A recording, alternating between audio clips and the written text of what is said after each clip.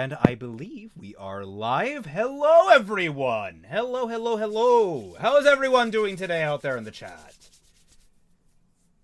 I can't hear you. Speak up. All right. Well, no, you guys can talk now a little bit. It's fine. You don't have to completely mute. We're in the opening segment. We can all kind of chat and relax. So if you guys here in the Sketchy Huntsmen want to chat around. Also, I gotta make sure the scroll is proper. There we go. Perfect. How to make sure people can or people will talk. Just say that they're allowed to talk. We're just gonna leave you talking to yourself the entire time. Well, let me go into the artistic process behind all of your arts. Aiden, get out of here. You're not in this one. You actually got artists for this. Voices inside your head vibes. Just love it. People not listening. Oh yeah, it's only these people in this stream. Can I be in there? Soup. Are you in this stream? No? Then no. Oh god. We are currently still missing 3 people, but I have faith they'll appear. That's right, because Saria is gonna be late. Saria is gonna wind up like an hour in. But yes, hello everyone. I hope you're all having a good day. Your ears? Yuri voice so loud? Oh god, why is Yuri's voice so loud? Did I even... My voice? I'm sorry. No. Oh no. Because you love him, you turned him up. Loud noises. That's turn him probably up. why I added a new audio capture device to try and capture everyone's audio, and it was turned all the way up. I didn't have that relegated at all. Should I turn? I can turn my mic down a little bit. It's not really you. It's my sound balancing. My fault. I have the option though. It's just like a knob on the It's microphone. me. Here, I'll like let out a drone and then say when I should stop.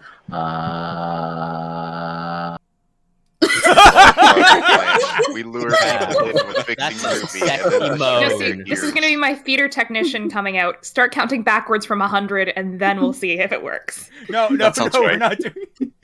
We're good. I think we're good. The voice is in my head. All right. So, for those of you who don't know, we do this. We kind of get in the habit of this regular little stream, or at least series of streams now, because of how many artists there are, of covering all the art that went into fixing RWBY. And so I've accumulated here 14 of the 50 Huntsmen. We're trying to kind of give it at least sectional themes to some degree. Right now it's just illustrations. Though we definitely have a few animators in here, a few little animations to touch on. It's gonna be fun. So yes, I believe we're the order we're going in is from the people that did. The order's a little mixed up, but generally speaking, we're going from the people that have done the only a few scenes to the people that have done the most scenes. Say it. I don't. It's okay. You can say we did the least work. It's okay. It feels demeaning. It feels demeaning. I don't want to undervalue you guys. You all did awesome work. I did. Jack. Okay. Well, at least you're excited about it, Noah. So It's okay. We're only in the basement, doing nothing. Ironically, we'll be starting. Basement. It's very cold down in the basement. We'll be starting with Noah's work. Because of course, as he insists, he did the least. If I can't be the best, I can sure as hell be the worst. That is an attitude right there. Katie, you sound a Put little another bit like coin Joe in the Swanson. self-deprecating bin. It's how I roll, man.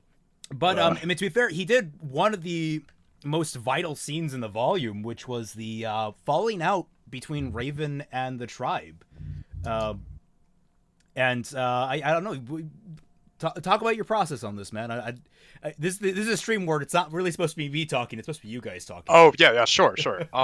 So this first one was actually inspired by like a graphic design from Danganronpa of all things. I was watching the Grumps playthrough, and you know that was kind of it was what it was. But there's this cool image of like these two characters. They're kind of like separated by like their hair. So like I wanted to emulate that in this, and it was pretty fun. I didn't want to do reverse shot, like shot reverse shot, like type of thing where like they're back to back. Shio looks at her and he looks at him, and So, just smush the two images together, and this is what we get. I got to make a unique brush for this for the feathers in the background and in Shiloh's hair, so that was fun. Never did that before. Yeah. I think it turned out well. I think it turned out great. Yeah. No, pushing me along. Oh, sorry. I didn't know you kind of trailed off. I was like, are we moving on? Sorry. And there's no real clear system to this, so there's going to be a lot of that. Yeah, it's all good. I don't know. Wasn't much more to say, actually. I remember. got insulted. I think I made Shiloh really handsome, and I'm proud of that. I feel like a lot of people. He looks good. Yeah. Mika commented on it. She was like, "That's very close to an expression." She wondered if you based it off of an expression she did for one of the comics. No, actually. I think I would just I don't know, let my hand do the talking for this one. Yeah, you nailed it. Did a rough sketch and then was really happy with how it turned out. So yeah. I feel like everyone made him a little more handsome than he actually is. He looks kind of like a salamander or something. It just reminds me. I was just watching the Dead Meat for Tremors last night, and now it hit me. He looks like Kevin Bacon from Tremors. Oh my god. No, Celtic, no! And he's about as intelligent as him from Tremors too. So he's just the main character he's Valentine from Tremors. Oh man. Now that's never gonna leave my head. Thing. I mean, that's not terrible. It actually lines up really well. Could be worse. Oh man. But yeah, we can go to the next one. Okay. This one I hate. It was the bane of my existence for 6 to 8 months. I spent way too long deciding the final layout. I wanted to show both their expressions and their posing and stuff, but I didn't want to do a split screen. So they're kind of doing this Mexican standoff, and I'm fairly okay with how it turned out. I like to play around like colored line art in my stuff, so the background uses a blue to help it fade into the background a bit.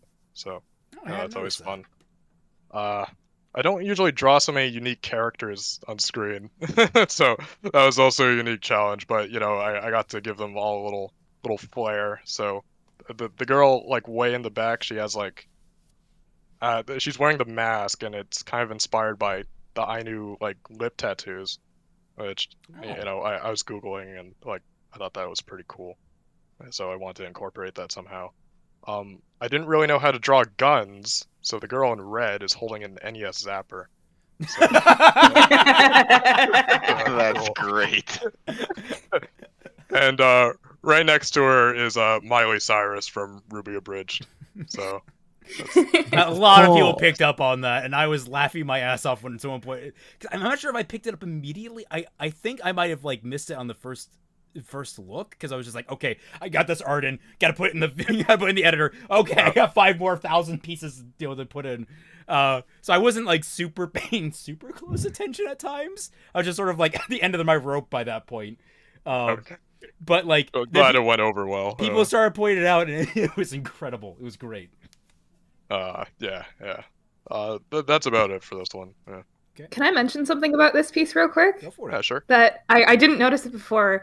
But I really, really like how you framed Raven's sheath with the campfire in the background. It just makes it so that it doesn't disappear into the background there. Oh, I don't know if that was on purpose or not, but I was purely now. Well, I can promise you that it was very thoughtful and intelligent of me. Dang, I didn't know we were doing open critique. Let's go. I'll take anything. Don't worry, Yuri. Yeah. Your time is coming. Messed me up. I'm stronger than I was last year. We had a training arc. We all did. Yeah, literally, this entire volume has been a massive training arc. It's great. All right, and the last one. I think this is... I really like the dynamic of your first shot, where you have that blending together. It's really nice and smooth.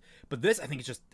This conveys everything I wanted for Raven. Just she really fucking hates that thing, and she's just miserable right now. I really love the expression. Everything. And it's just yeah. I really like how the relic turned out. Yeah, found a good reference. Got the angle going with all the math and geometry and whatnot. I don't know about everyone else, but I could not find a reference of Raven like anywhere. Like the character sheets that they have in the credits. They just put out her turnaround the other day. Oh my god. Yeah. Like literally a week or so ago. And not only that, but the turnaround uses. Wait, okay, does just overall it just uses the Volume 2 model, not the Volume 5 No, model? it's Maya in there, but like the image, like the full body that it's posed out is from Poser. It's from the photograph that Croak has. That's right, because they have if you look closely, you can see where they haven't erased the jagged white lines around it. Yeah. I think there's some yellow on there from Taeyang's hair or his outfit. Oh god, they couldn't get someone to come in and redraw Raven, or even pose the Maya model again. Yeah. Oh god, are we talking about the character concept sheet? Yeah. Recently. Yeah. Oh man, that thing infuriates me. There's always RWBY Wiki. It would have been great to know what her bandana looked like. Yeah, the details on I was it. just playing by ear on that one. Mm-hmm. Or how the heck those belts are supposed to work. Oh man. So many belts. Look, I stopped asking how belts work after Lulu's design in Final Fantasy X, okay? I just stopped asking. That's fair. Oh man. I gotta keep the pants up now. But yeah. That was not keeping the pants up. Those were the pants. They were just straight up a skirt of belts. They're very, very dress. She weaved the belts like one of those croquet things. Whatever they're called. You know what? Crochet? I forgot who you were talking about. I just remember. Yeah, I see it in my head now. Okay, yeah, that was excessive. But but yeah. Back on track. I guess the large lack of background objects was to show how alone in this moment she is. So I kind of liked how I did that. I don't know. Yeah, that's about it. Alrighty. I think it came out great. Yeah. Very briefly, thanks for having me on, guys. This was actually the last that last art stream inspired me to join the Sketchy Huntsmen in the first place. So you're all my heroes. Oh, yeah. Thank you. It's Yo. kind of a great irony coming on. Oh, the last art stream inspired me. I am now starting the first art stream of this year. Yeah. You are here forever. God? God. Oh God, if Yuri's God, then you know what? We're all dead. Yeah, Satan. We're destined to perish. Oh man. Perish. Okay, 1 minute. Chat is not coming up on screen. Why is chat not coming up on screen? It's supposed to be on screen. Oh, it's that's why. Okay. I'm an idiot. It was behind the black bar I have. Oh yeah. This lovely frame that covers up the part I need. Oh wow. Oh well. Well, apologies for that, chat. You were supposed to be on screen with us. No rights, no rights, no rights. No, you deserve nothing. Nothing. You deserve nothing. To talk. Let's make it Imagine having rights. 80. Real quick though, I really like the streaky clouds you got going on here. Thank you. Yeah, that was a Google image with very low. Love it. Love it. Work opacity. Smarter, not harder. Yeah. Clouds are hard. Indeed. Clouds are very hard. I don't know if it was Be smart. intentional, but the clouds are pointing towards Raven. Sort of. You Yeah, can just they're imagine also the shot they are moving a little bit, just the sad quietness of being alone. Don't mention that. Floof will be okay, I can do that, and He can animate. He's yes. He will my vanish. God, He will vanish for 2 hours and come back. All right, just put this in the background and move it a little bit. I'm like, Floof, that's going to tax the render time. Just do it. I'm like, okay, Floof, okay. You have no idea. All right, so the render time. We'll get to it when we get to Quill's thing. Whenever we get to Quill on stream to talk about his scenes. But when we do that background shot where the clouds are moving just ever so slightly in the background for this prolonged period of time with that much detail going on, it increased the render time and it slowed down my editor. And But it burn. looked you should do nice. this It all the looked time. goddamn actually. beautiful, but But at what cost? And we brought that around for the Steam later. I was like, what if movement? yeah. By the way, that's going to be hell when we're sorting through your stuff because like those are individual images I just kind of threw in there. Oh my. So The we're going to be PowerPoint scrolling presentation. through those bits of Steam. Jackie, Not a giant. Yes. your time. Oh boy. You had one scene, right? I made sure I tried to double check on everyone. Did I miss anything from you aside from this one scene? Was there another scene? I did. I had the one scene in chapter 3, I think. Okay, just making sure. God, I can't even remember now. Yeah, it was episode 3. Man, Noah, if you thought you did nothing, oh boy. I assure you, I did nothing. To be fair, hold that title. To be fair, like you had a different scene assigned, but then there were like technical issues that came up. Was that? Yeah. So, fun times being in your hopefully second to last semester of university and trying to get Sketchy Huntsmen stuff done at the same time as deadlines. So, a whole bunch of technical stuff came up for me where my program wasn't working. I lost files, all this, but I'm pretty happy with the shots that I did manage. The first 2 here were tricky because I don't do perspective work a lot. So like trying to get Neo and Yang to look half decent next to the bike, next to the wall, was a challenge. But yeah, I mean, oh god, I don't even know what to say about these because like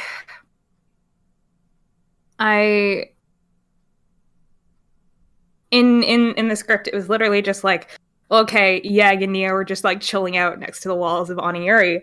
Like, oh, okay, so I know where they are, which is great.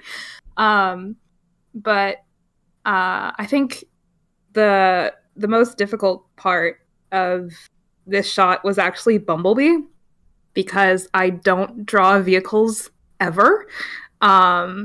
And so trying to get the bike to look half decent was, I think it took up the majority of the time for this shot.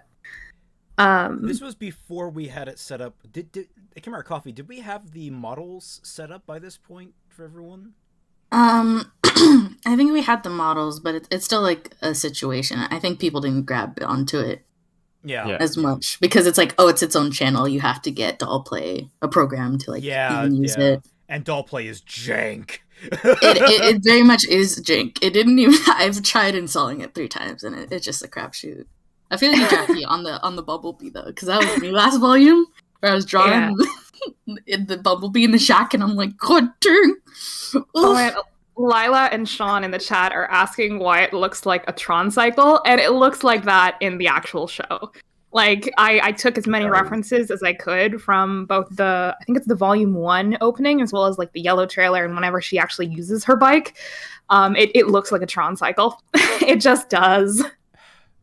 Bumblebee, bike, Ruby, bike! There we go! Yeah, it does just look like a Tron cycle. But I honestly, I do like the design. What is this? What? It's beautiful. Wait. The more I look at it, the more it's. It put a skirt. Wait, it's got eyes on it. Yo, it's got a skirt and below bows. that.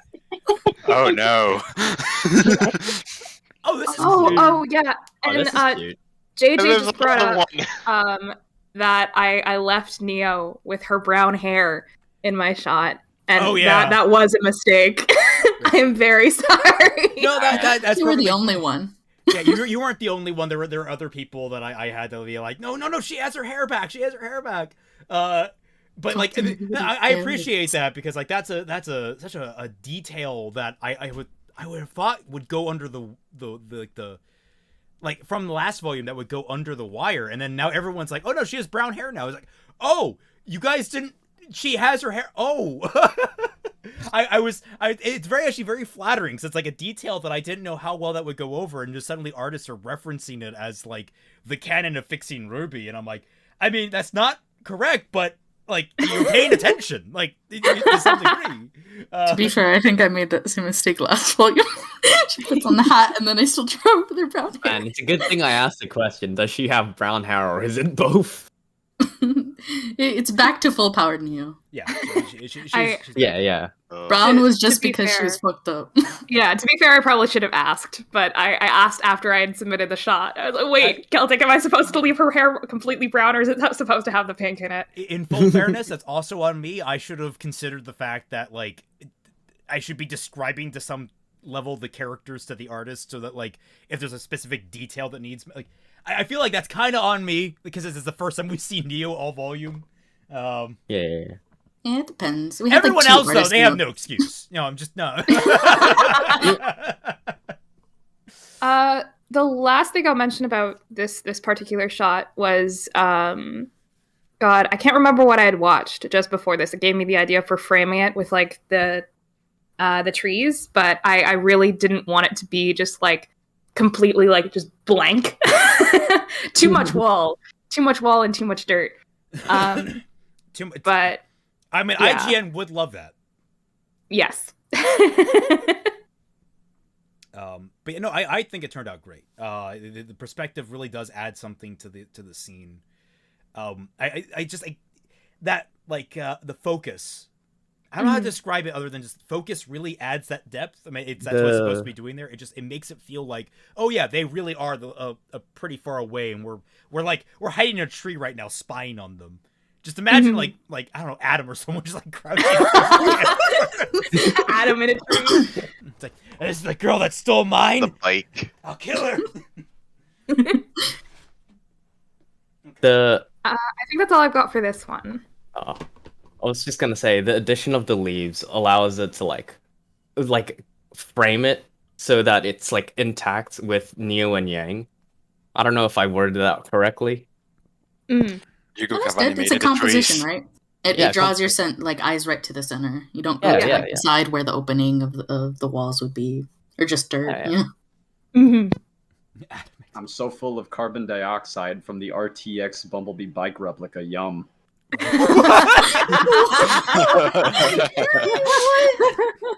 Okay, chat, for the record, Yuri will sometimes just say the most random shit in chat, and we just have to live with it.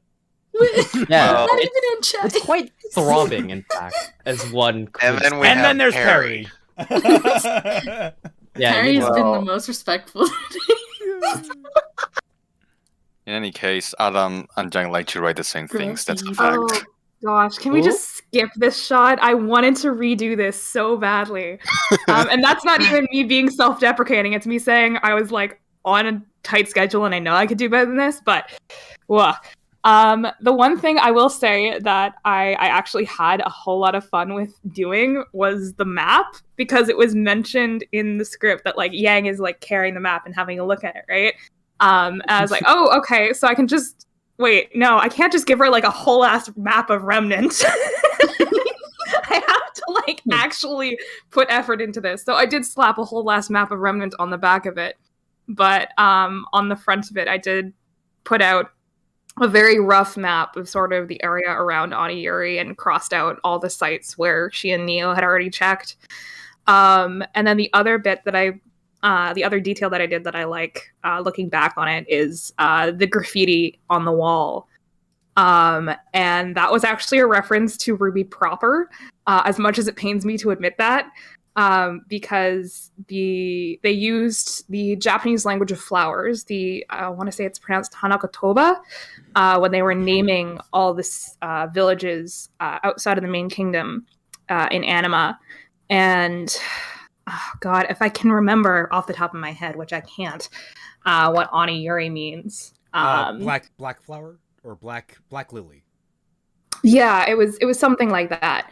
No, it's so Kuroyuri. I'm thinking Kuroyuri. Yeah, it means demon. It means demon lily. Oni lily, yeah. Lesbian. Oni lesbian. Yes. That was one of my favorite jokes from Fat Man's thing. Is like when they go from Kuro Yuri, black lesbians, to Oni Yuri, demon lesbians. Anyway, so Oni Yuri is a tiger lily. So I put that on the wall and crossed it out, and I can't, for the life of me, unfortunately, remember what the word above it is supposed to be. But I wanted to give the sense that that people knew about this place, like other people had walked by and were like, "Yeah, this isn't a place where you guys should be." So yeah, I on the whole, I just this shot makes me so upset, but I do like those two little details that I put in. I really have to wonder, the map with the red circles and X's, was that something Celtic had as like a map reference, or did you actually make the map? I actually went in and made a small map. That is about half of it. I made a full-size map just going off of references from Anima, where the kids had been and where Ani Yuri was in respect to all those other places, like Shion, I think, and just cut out part of it and put it on. So yeah, there exists. Yes. Oh yeah. My dad is a military cartographer, so I have a thing for maps. So I was like, oh, I get to draw a map. Great, I'm gonna have fun with this. There was so much map making this volume. We're all making but that's a spoiler question. A spoiler question, yeah. Yes. I mean, even just like in personal things, like I've been making a lot of maps for my short story collection. So I just a lot of maps that have been happening. Don't use Asgard's map generator, chat. Don't do it. If you do use it for very basic outlining and then do actual map making. Like just it's a tool to get you started. It's not a tool for finishing things. Or do it just to piss off Yuri. That also could be a good thing. Yeah, do it to piss off Yuri. That's always fun. I was gonna say map making was really important for this volume in general, but we'll get to that later. Yeah. All right. Later. Here we go. This was a progression of 3 shots, which I believe we did this trick because you were going to finish this, weren't you? Yeah, I was, and then I lost all of the files for this one. So I had to go back and remake them. I managed to save Yang, and that's why she's colored, but I had to go back in and redo the background, and by the time I got around to coloring it, it was like the deadline was the next day. But I still do think it works, especially the second and the third one. Yeah, I thought that was actually, it really kind of... It ends up being, I think, better than even if you had finished it. I don't know how to describe it. I think it creates this nice kind of ethereal feel to how Yang is, wigging out effectively in these brief little moments. Yeah, looking back on it, I do like that it did end up being just like the static background without any of the color in Ani Yuri, because it does make it feel like Yang is having this moment where she's just completely lost and alone in her trauma, and I really love how that came out. Embers is also Chef Kiss. It's just like, yeah. I love adding embers and effects to these things, so I'm so happy to hear that. It's just like here, it's like, oh, beacon burning. This is great. That last one of beacon burning, I took reference from her nightmare in volume 4 and just blocked it out very, very roughly with a brush, and then went in and did some lighting where it had fallen when she was in her nightmare in the cafeteria, and it came out pretty okay, I think. I also love the subtle upping of saturation for Yang. Mm-hmm. Oh, I didn't know. Well, I did want to give the sense that the lighting source had shifted, that there were flames around her, even if I didn't paint those in, to make her feel more part of that specific moment. Sino, you were going to say something? Yeah, I was just gonna say, remember, if anyone asks, the art is finished. It's just an aesthetic. True. I should go with that from here on out. Yeah. I mean, RWBY used it. Black people in the first volume. Oh, It's an artistic choice. The silhouette. Silhouette not people. technical. Silhouette people. Phrasing. Phrasing. Shadow people is correct. Switch back in the chat. There everyone wasn't say hi, black people in Switchback. Volume 1 anyway. Oh, Switchback's in the chat? Hey, Yeah. Sino, how's it going? Hey. Hey, Sino. Yeah. Funny seeing you here. Oh no, I should mention if anybody here doesn't know, I'm also working on Saito's Remnants project. So, hey, boss. Second boss. Yeah, It's a great project. I have 3 now, actually. So you know. Damn. I highly recommend if anyone hasn't seen it, go look out for Switchback's RWBY Remnants project. It is incredible. I'm really excited to see where he takes it. All right. Is there anything more to add? I think that's about it for me. Other than God, if I work on Volume 6 with you guys, those last 3 shots are going to be like my standard. I need to get like at least half of my work up to there. But yeah, I'm super happy that I got to be brought on this volume. It was so much fun to work on. Even with like limited scheduling and all the technical mishaps, like I'm just so grateful for the opportunity. Thank you guys so much for having me. We can touch on that actually, just a little bit, the technical mishaps, because I at least, because I know you worked on it. We just didn't have the in progress shots to work from, but it was the dinner. You had the dinner scene, right? Yeah, I did, and I didn't end up being able to finish those ones either. Oh. I can't remember the circumstances around it. I got it like half finished, and then something happened, and by the time I got back around to it again, the deadline was like right there. It was. But no, I remember because we talked about this. It was your what do you use for art? Fire alpaca. It didn't Fire open. alpaca. Like, the files were corrupted. Yeah, the files got. It was corrupted. real bad. Ooh, yeah, it was. Yeah, and I was just like, I felt so bad. I was like, I have fire alpaca, can I help? But it didn't even open apparently. Yeah, so. no, it was the weird. files themselves that got corrupted, so they wouldn't open no matter what. And oh man, but as has been said in the chat, technical limitations can make some pretty cool stuff. So I'm glad that I was able to get in the stuff that I did get in. Scottish Nora doesn't fit. No, what are you talking about? Scottish Nora is awesome. Good start. See, Marathon, go to the timeout. When I'm not gonna time me up. Oh no, It's throbbing. Parallel Dimensions is our Scottish Nora for Remnants, and she is fantastic. So I will just leave that there. Mic drop. All right. Well, let us go on. And Shoom's not here. Oh, Shoom! Well. All right. Kitty's not here. Kitty! Wow! Clon's not here. Oh my god. People, when I say 4 p.m., I mean 4 p.m. If you're going to be late, please tell me. Fun! All right. Iliac, are you still here? Iliac's here. They're just deafened for some reason. Iliac, they thought they had more time. I'll add Iliac. Oh my god, that's a big jump. Oh, wait. Is that Clon? Clon! Clon! Clon! Clon, hello! My boy just joined in. Claude, would you like to talk about your art pieces? Clon? The silence. Clon? Clon? Clon? Hey. Oh. Ah, there you are. Hey! Can you hear me? Yes. Yay! Give me just a sec, please. Yep.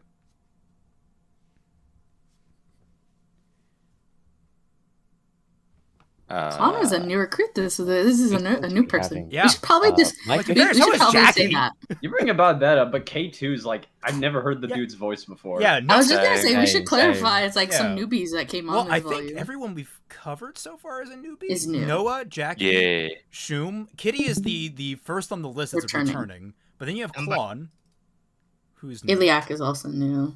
Yeah. Is Iliac? No, it was Iliac was here volume last before. I don't know. You can like click on their names and check. Oh yeah, yeah.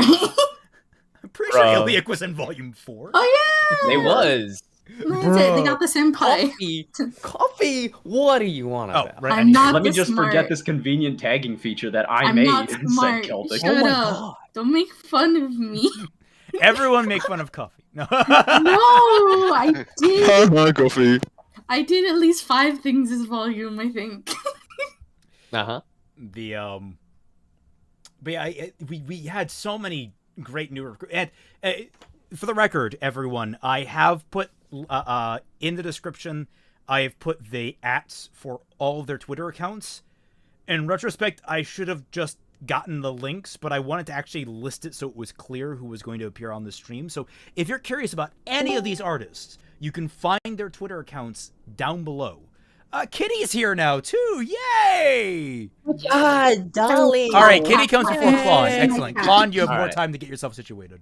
Yep. I literally just sat down at my computer. What's going on? Bro. You said that your work ended 30 minutes before the stream. Did you mean you were going to be 30 minutes late? Yes. Okay. I usually have to take care of stuff before I go home. All right, that's the information I needed to know. It's like, oh, Damn. I hadn't considered time you need to travel and all that stuff. Okay, well, you're here just in time. Yes, I'm here. To be fair, And so is my cat. you would have had a little more time had Shoom not, had he appeared. I was aware it's gonna be a close call. Literally, you guys they're like, "Where's Kitty?" And I'm like, "I'm just sitting down on my computer. I just got here, bro." Jimmy's like, children, calm down. I'm right here. Mommy's home. We are just a big family. That's Yeah. good. Yes. We like each other. But Hopefully. Kitty is the first person on this list that's returning from a previous volume. I believe you were in volume 4. I don't think you were in volume 3. I think I was on volume 3. I drew a Neo and Roman piece, I think, and then That's right. Yeah. You were in volume 3. Okay. Bro, there's tags. My apologies. So you're not only a veteran. You're a deep veteran. You're from the very beginning. Yes. She's a 3rd year. I'm old. She's graduating senpai. No, wait. We don't do graduation here. Don't worry. There's no graduating. We're not an idol There's group. only retirement. We're not an idol group yet. One of us knows I have been getting matching costumes together. Yay. I'll get t-shirts. I want the purple. Oh, dude, we should do team t-shirts. There's enough of us, Oh Yeah. man, we could. Somebody get on that. I'll do the bulk order. I offer up my services, but somebody needs to design it. All right. Whoa. Let's cast and crew. Let's get into this. So Kitty, you had quite a few scenes. You'd seen. Oh, that's a shit. Well, that's a. You lot. mostly had one really impactful a scene you did a lot of work for. Yes, I just blame everyone. I'm just kidding. The person that was also Redlock, I think, that was also on the same episode. They also did an insane amount of work, and so I just kind of like, let me try to keep up. Yeah. So, is there anything in particular you want to talk about with your art, or are we just gonna scroll through and see if anything catches your eye? Because you have a lot. Yeah, I do have quite a few. The first one, really simple, just jail cell, whatever. I low-key made one of the guards look like one of my OCs because I'm like, I need a fluffy boy, and I'm just like, I got a fluffy boy. Let me just, even though he would never join, help the police. No, but I'm just like, I'm throwing you in there. Yeah. What? Preview file. Oh, there we go. What? Google Drive, you crazy. Google's tripping. Oh no. Yes. Iliac so pretty. Google my Boogle. Yay! I love. Can we story of the jumpsuit? I just wanted a nice, cool, like short sleeve jumpsuit that looked. I don't know. I felt like that would look nice on her, and I like made the top a little short. I don't know, a little too fashionable for Jill. But I was just like, yes, bitch, work it. Crop top and high waisted. What I really like, and you'll notice this with all the Ilia stuff, I never really specified that she was in an orange jumpsuit getup. Every artist that drew Ilia put her in the orange jumpsuit getup without me asking, and it was relatively consistent across the board. It was like, did you guys coordinate? No, it was just... No, we are hive mind. Everyone also did like a different style. I think one had like a collar and whatever, and that was just like short sleeves because, you know, it's hot. She wakes up in the morning in her cell. She just has a closet that has like different variations. No, they started looks in Mistral. I mean, it's like a different snap. You just pop off. Menagerie. I'm tired. Work it hard. What are you talking about? Ilia will never have drip. Oh! There it is. We're just a hive mind. Yeah. We all knew. Made her very fashionable.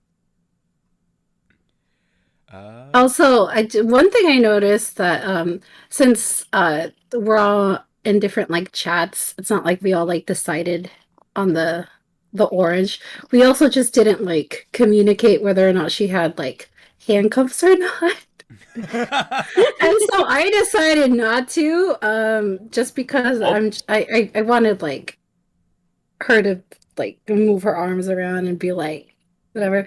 I felt like because this scene was just people in a room talking about important things, that I really wanted to focus on like the faces, like Kali hella smug. I really enjoyed drawing her with like this smug kind of like very put together. She's just in her like element. regal, like boss ass bitch, and then I very much memed Blake. Just to kind of like show the difference in maturity and like, you know, like Blake is new to this stuff. Kali's been there, she's done it. So a lot of Blake's faces were a little goofier compared to Kali's. Like that one that's on screen right now, where Kali's just like, I got this, and Blake's like, I'm not even looking at Ilia, I'm just kind of, Mom, what are we doing? Damn, my mom has a nice rack. She does. No. She's not a rack. Damn.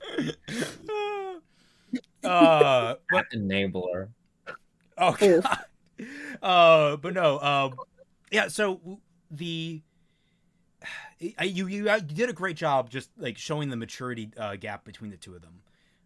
Yeah. So that was a really fun. And Blake's faces throughout this entire scene are great. Yeah, y'all can hear my cat. Oh my god, he loud. Oh, the purring? Is that what Yeah. Oh, I was wondering what that was. I was like, is that like some kind of weird like popping? That's just a bonus. It's just a cat. That's just a purring. bonus. Cat ASMR.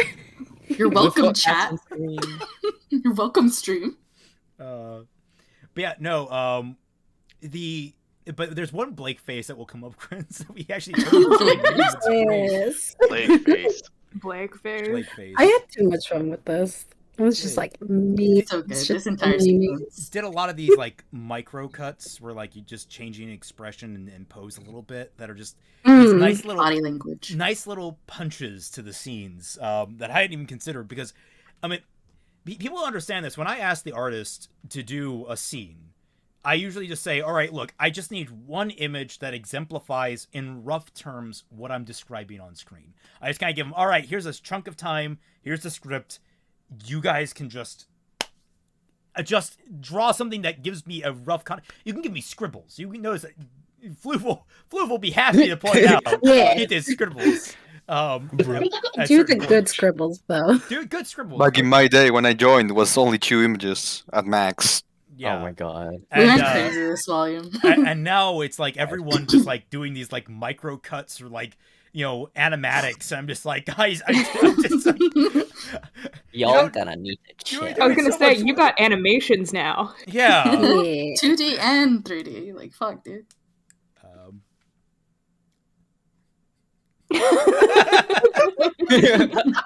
I think for me, it's because I started like messing around with making GIFs that year, so I was like, let me mess around and do like these little, not really animations, but I'm just like expressions. I should have saved those and thrown them in. Those would have been fun. Oh my god. Yeah. Like it's just like I made one of Blake's face.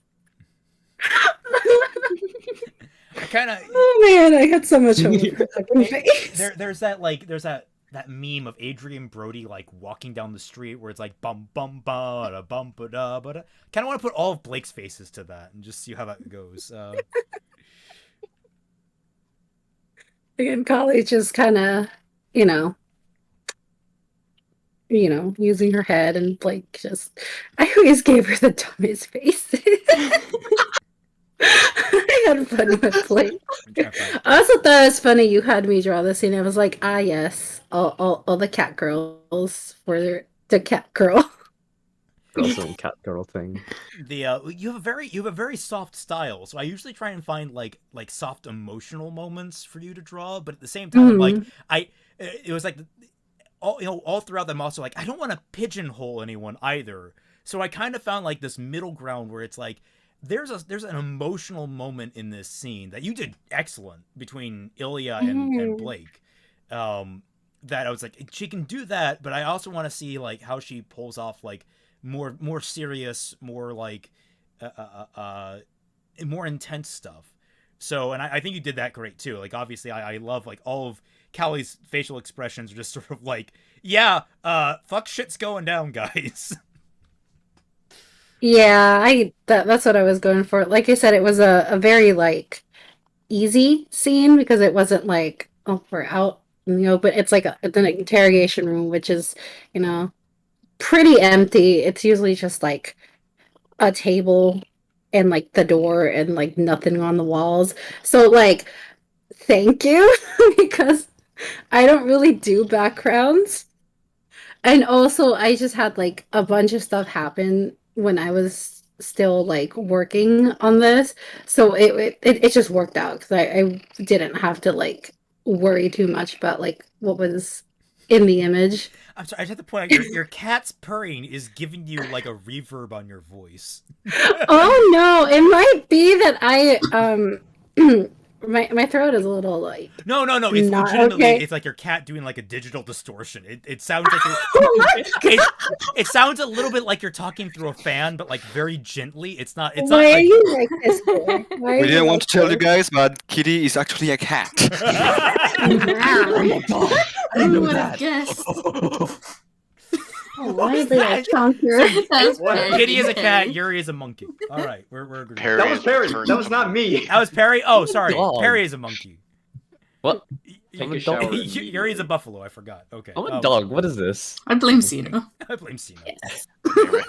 I blame Peri. I blame myself. You should.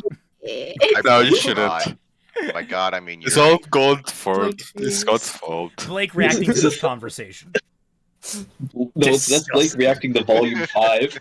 That's Blake reacting to me straight up. They're like, Mistral is just 6 PNGs. What? Yes. Easy. God, the fact that we managed to do Mistral in more than 5 PNGs. Oh my god. Yeah. Hell yeah. Hey, you know what'll work great here? Static matte images. I'm trying to get through these a little bit quicker because there's just so many and we're already. Yeah, it's all right. So if you that one, there's not much to say. Yeah, if there's anything you want to like point out in specific, like just stop me and I'll go back to it. There is that. Animation. One where sound of one hand clapping. There's that one where it's Blake holding Ilya's hand after like crying. Oh yeah, Sad Cat Blake. That's Sad Cat one of my favorites. Why do I have? Is there? Was that a fade? Yeah, was that a fade? That might have been a fade. Yeah, it was just like the She was never there. Because that line isn't it? She's supposedly like cowering. That's probably why. Mm-hmm. Ilia, take your schizo pills. There we go. It is. Let's go. This is a sticker on the Sketchy Huntsmen server. So sad. She is so sad. Like, I mean, like, I think this may be overplaying the emotion a little bit. Like, it's not that. But that's like, why I made 2 versions. I'm like, he knows what he wants. Ilia, stop saying dumb things. You're not making sense. And then Ilia being like, you're holding my hand. My gaze coming out. Oh no. Mm-hmm. Oh, with the hand holding. This is my favorite bit. Metal bar there. Sad cat Blake. Like, just because I didn't put her in handcuffs, but I was just like, I know that interrogation tables have like a bar where you can link it to the handcuffs, so it's like, you know, can't get up. And I was like, symbolism. You're not handcuffed, but you're handcuffed by the gay. Damn, she's good. I love this bit. Ew, don't touch me. In the script where she's like, you don't get to pull that stuff anymore.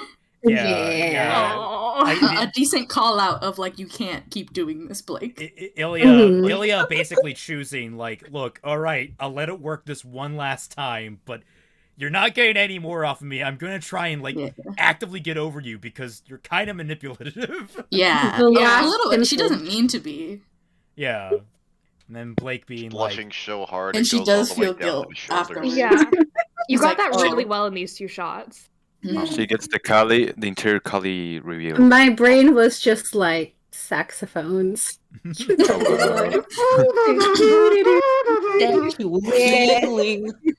Careless whisper in the background. Would it be like, like the idea is like nothing sexy's going on here? That's the problem. No. Like so it's like what you need is like careless whisper but off key. Like you need it in minor, in double minor. You need careless whisper being played on a kazoo. Like that's what you need. Intense hand holding intensifies. Yeah. Oh, and oh yes. Yes. The bonsai. Onsen. Yeah. That was the only one I did this time around that was not on my phone. Yeah, because you were switching over this one. Yeah. So that was fun. I like how it's just the colors are completely different because it's a different screen. I was like, It's one thing that I'm starting to like learn a bit more when it comes to like drawing digitally the proper way with like a tablet and stuff, is that it's just so much going on. I remember when I was like, welcome to the pain. I don't know how I was like with my phone. I it's so weird because it's like, for me, I feel like it's finger painting because I'm holding the phone and then I'm just using my like pointer finger or my cat. That's my keyboard. and like sometimes just the first 2 fingers and I'm just like swiping and tapping at the phone, and that's how I do art. And then with just the regular way that you do digital art, you have like your tablet on the table, but you're staring straight ahead at a screen. And it's like, I don't have the hand-eye coordination yet, so I'm just like, It takes a bit. What I'm doing, but like it was pretty fun to try it. I had fun with like Yang's hair. Hair is kind of one of my favorite things to render, just because the highlights and gradients, and it's just fun. I had fun with this. I got to draw something cute. Because I remember when I was assigning scenes and I was gonna throw you an onsen scene. You were the one that like you didn't want to do anything in the actual onsen. I don't think I said anything against it, but you're probably like, this is Katie. Yeah, I don't think she wants. You were like, she too cute. I was you pigeonholed. Part of it was like I was kind of struggling. I was trying to find someone to do and we'll get to this when we get whenever we get the Tyne on here. Trying to do the the Neo as John scene. Oh, I was considering throwing it that way to you, but I'm also like, I don't know. I don't know if she'd want to do that scene. For context, it's probably because I'm ace, right? I Yeah. draw the suggestive art of stuff all the time too. I don't really care. It's just like the thing with the onsen. People are like, "Oh no, nudity!" It's like boobies exist. Get over it. Yeah, Hey, me too, Kitty. Ace represents. Yeah, like we're not all prudes. It's just like, yeah. Well, I just wanted to try and avoid like anything uncomfortable. I try to make everyone as comfortable as possible. So it's just like I don't know that, and I also think Bonsai just wound up fitting you really well. He's very cute. And I said this when it came out, but I love you drawing Yang without her arm. I was just like, give respect to her stuff. I mean, in the scene, she's not supposed to have her arm, but I definitely wanted the little stub to stick out. I thought like that was a detail I had to include instead of having the sleeve cover it. I'm like, nah, show the stub. Was this you remembered Weiss's scar, correct? Or were you one of the people that forgot Weiss's scar? No, I remembered it. It's like I also have like facial scars, so it's just like I get why people are like very protective of like don't forget the scars. Plus, I have a lot of OCs that just have scars, so it's like a detail I'm very like keen to remember. Well, the only reason I bring it up is that for those of you who don't know, there's a lot of scenes in this volume where people were just like, "Oh shit, I forgot her scar." It became a running joke that it happened to so many people so many times because just in regular RWBY, her scar is so like it's literally just okay, bye, cat. It's so faint. It's so faint, and it's just It's a very it's barely there. Pardon the pun, but it's a very facial. A very facial detail of her character. It's like, oh, she has this scar, this imperfection. Does that mean anything to her? No. Do you mean superficial? Thank you, superficial. Yes. Superficial. There we go. Middle ground. All puns. Save the pun. Ow! No, bro. Is your cat trying to kill you? How did y'all decide on the robes? What was it with the robes? How do y'all decide on robes? Was that also a jump? I believe that was Shum. I think it was Shum that solidified what the robes were going to look like. I'm trying to remember. Yeah, I came in last minute, so I just did whatever everyone else did. Yeah, and we would be covering that if Shum were here! Just yell into the void until he shows up. And this is where I'd keep my trophies if I had one. This is where I keep my Shum if I had one. It's very cute. I love the entirety of the spa episode. Yeah. It's just a neat setting. Yeah. It was very sweet and emotional and funny. It was great. I ended up loving it. I was actually.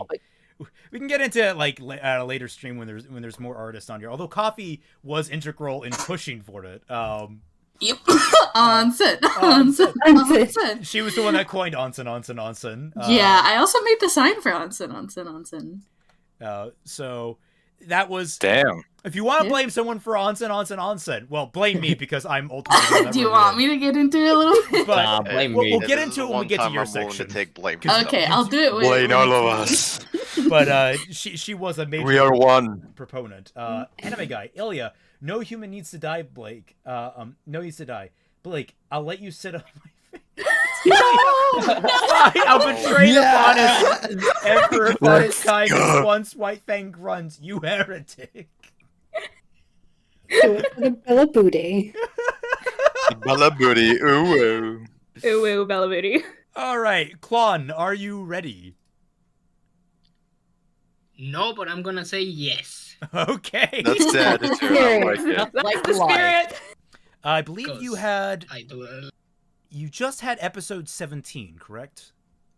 Yay. Yeah. Okay, I need to make sure because like I have my list of things and I double checked it against like the files that I had, which I have categorized by artists as well. but like I just gotta make sure nothing fell through the cracks. Sometimes that happens. So if I miss something of your guys, please tell me, and I will go immediately searching for it. But yes, episode 17, which was the I almost said Blake. I almost said Yang.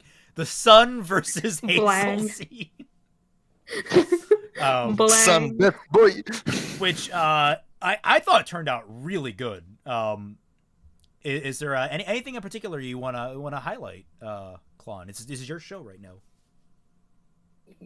Well, honestly, like I said on my submission to join you guys, I wanted to like, I don't know, practice, learn more on how to draw like more dynamic and action poses and guys in general. Like, I have a really hard time drawing men because I'm fucking dumb on that. Like, when I draw guys, and I do have men characters of my own, but I rarely draw them because when I do, they just look weird. And having this opportunity to do this kind of forced me to like relearn how I do things. And well, I made one drawing of each to see how I make them, to see how I make them. And sorry, I'm getting a little nervous. It's fine, man. Oh, good. Relax. We're all just chilling out here. You're just kind of explaining your process. It's completely fine.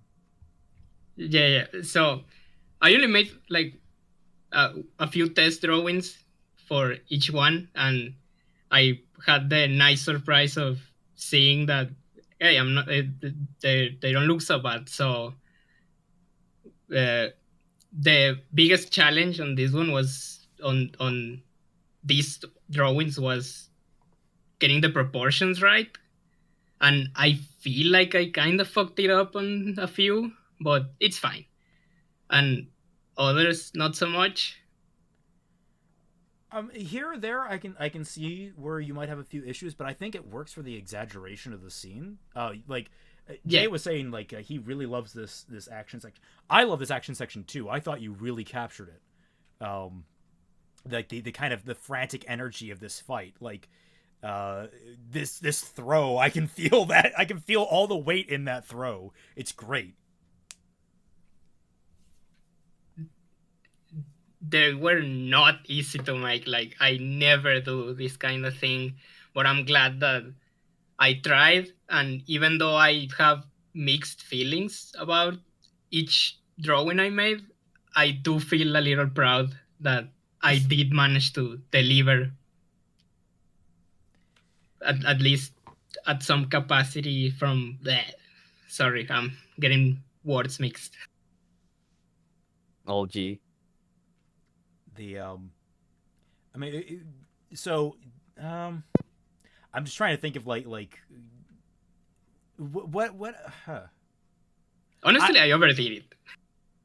I feel like I kind of overdid it. Like, oh no, I think you did more than you did awesome. I mean, to be fair, I overdid it was like the slogan of the Sketchy Huntsmen this volume.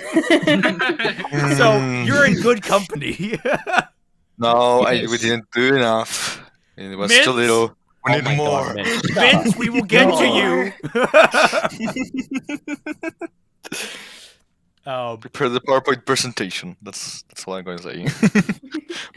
Clone, I like a lot how you did all the things, especially because I was able to also see the process. So I really like how you did everything in the end. Everything looks dynamic as you wanted. The proportions are actually very good, and you can feel every like punch and everything. So good job there.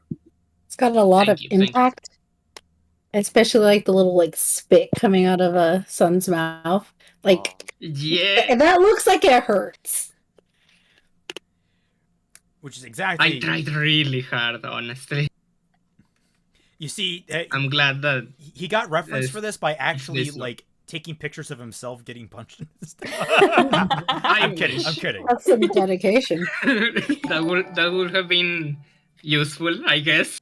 Son really. No, what I did was for the C4. set up some basic ass 3D models on my phone. I don't remember the app, but yeah, I did that, and kinda didn't follow it as much. Like, I don't know, it's weird. Like, specifically for this one drawing, like the 3D models I set up and screenshotted looked a lot different, so I kind of just improvised roughly based on that.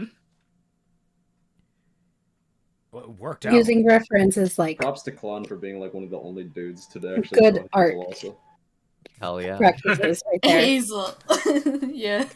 Yeah, that was another thing. It was really a struggle to get anyone to draw Hazel. And then of course, you get Aiden at the very end for the final version animating a model of Hazel that he made himself. Like, Oh my where was God. that the entire time? No, thank you so much, Aiden. Yeah. Thank you so much, Aiden. That was. I Big can't boys wait to need get love Aiden too. on here. Yeah, this was all excellent work. There is one image that I do want to point out because I noticed it and couldn't unsee it. This one right here. Yes. It's Andros. Zoom in Son on is that. Son is just straight up Andros. I love his arm dipping through the waterfall. Oh, I didn't even pick up on that detail. You did Oh, it's no, I parting the didn't. water and everything. Well, I was paying mostly attention to Yeah. how his face is Andros. Let it be. It's a little distracting for someone who played like Star Fox 64 like religiously as a kid. So There's a whole ass like explosion happening, but he's like, this son's face though. Oh my god, this face. explosions, Hazel being subdued, him jumping through the waterfall. No, Andros. The explosion could be better, but I'm gonna be easy on myself because it's the very first explosion I ever draw. Explosions are hard. Oh, that's yeah. your first. Oh, wow. They're yeah. so hard. It came out really well because like the thing that like benefits it also is it's in the background. It's not like a focal detail. It's just like this is happening behind Hazel and it's kind of backlighting him. So it's not super important. But even with that, it's still a pretty decent explosion. You did a good job on that. The hardest thing was the clones, his semblance things. Like, at first I was gonna make them like solid yellow and like just slightly brighter yellow on the lines or something. Oh yeah. But then I thought, no, they should be like transparent. So I kind of redrew Hazel again. And I shouldn't have, but I did, and I love how it looks. Oh, so You can see through That's it. how they are in like the first few volumes. It's like Mhm. completely like transparent with highlights on it. Yeah, yeah. It's really good. It came out really good. So I swear I was gonna fix his face on Sun, but then I thought, nah, it looks funny. Yeah, no, I love it. I'm not. I was running out of time. Me when I draw Blake. Yeah. So what, you redrew Hazel for the transparency? Is that what I'm getting, or did you just like? I would think that like part of the trick would be like drawing the figures fully and then like lowering some transparency sliders. I know it's not that simple, but like you redrew Hazel to try and create the effect, or sorry, what I mean is that Hazel had like a different pose. And he was closer to the camera, so I kinda just shrinked it, but then it looked ugly, and his arm was in the other way, in some other place, and then I redrew him, and then I added the shadow clone things, and they were solid, so they were covering him up, so I didn't draw like the arm or the neck and part of his face because they were covering him. But then I thought, no, they should be transparent, so I kind of erased all of that and redrew him once more. And now you can see through the clones. but yeah, the clones are just like I painted them. I went to the layer where they're colored in yellow, and just set it on transparent. Like I moved the slider. Okay. My English is so broken right It's now. okay, man. It's okay. fine. All right. You're All doing good. It's all good, excellent. homie. You're It's all doing good. excellent, all things considered. Like, Yeah, don't be hard on yourself. We got lots of multilinguals here. Oh, and this is actually. I don't know why this is ordered differently. Is it? Why is? Oh, this is Y? Oh, I see. I accidentally hit Y instead of T for this labeling. Okay, so that came before. That makes sense. Is there anything else you in particular you wanted to point out about any of these images or anything about your style, the way you worked on it? Is it other cheeks greater? Well, I do remember that I almost forgot to draw his tail on almost every drawing I made. That was another thing. Everyone forgot Sun's tail. That was another thing that kept happening. Oh my god. Sun became didn't. for one volume of fixing RWBY. The gang on that episode didn't. Ooh. I got to get a sticky note that says, well, translate. It's in Spanish, but it translated pretty much says the tail, dumbass. So I don't forget. I put it right next to my computer, so I don't forget every time I use it and draw. And I'm glad it worked. I didn't forget. Oh, that's so good. Alrighty. Moving right along. Iliac, we're finally back around to you, buddy. Is he still deafened? No, nothing. Okay. There. Hey there. Yo. All right, you. Okay, we actually you start out near the beginning. I forgot the. I think you sent me like a zip file with these files, and that's why they're not labeled as normally I label them. So, gotta scroll down to the middle here to get to your first ones. So you had scenes in episode 2, 3, 18, and the finale. And starting off, you have the hallway scene in Haven Academy. Now you have a lot of art that you've done. You did excellent art, but we're gonna try and more broad scope things, honestly. But if you have like specific notes about things you wanted to point out, go free head. Thoughts? Go ahead. Take the reins.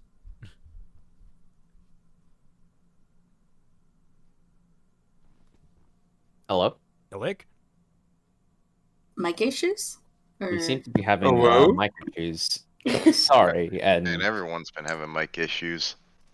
everyone. The mics are weak. Oh shit. The mics are weak. And he's dead. You're beautiful. Rip. Oh no, he's back. Yay! Oh no. Oh yay! Is my mic working now? There we go. Yay! All right, take it over, man. All right, thank you. There it is. Okay. Yeah. So last year I did 8 images. So initially I thought, you know what, I'll just do twice as many this year. Sounds good. And by the end, I ended up doing like 7 times as much. This volume, basically. Let me see if I can get. I kept trying. I kept trying to, to stop, but it's like that one scene from like Lord of the Rings. Bilbo's got the ring, and he's like, "Why shouldn't I? Why shouldn't I keep going?" Besides, why shouldn't I keep it? Let's see. 1, 2, 3, 4, 5, 6 by 1, 2, 3, 4, 5, 6, 7. Oh, or 8. none of my. I could have sworn I did some for episode 7 as well, or is that? Oh, did you? Let me double check. Go into the art. Someone quickly do the math on 6 by 8 and plus 2. Briefly. 6 by 8. That equals to about 3/8. Oh, what? Isn't that 50? 50. Hold on. It's 50. Yep. Yeah. 50. Ah, you did. Okay, that's why it was in a deeper folder and it wasn't properly labeled. Okay, there we go. Uploading those as well. We're just sure gonna... these aren't in here. Okay, good. Based for drawing all of that haven, like background. That makes it 58. Yeah. Okay. So, yes, starting here. Take it away. What do you want to talk about in particular? Oh man, there's a lot to talk about. All right. So, when I first got the scene, I was scared because there were like 7 characters, I think, in this scene. So naturally, I decided, you know what, let me also add Sun and Neptune in just to make things fun.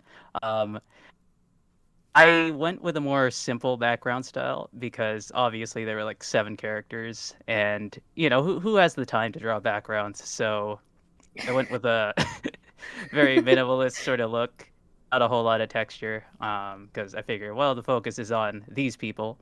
And yeah, I think I definitely had the most fun drawing like Nora.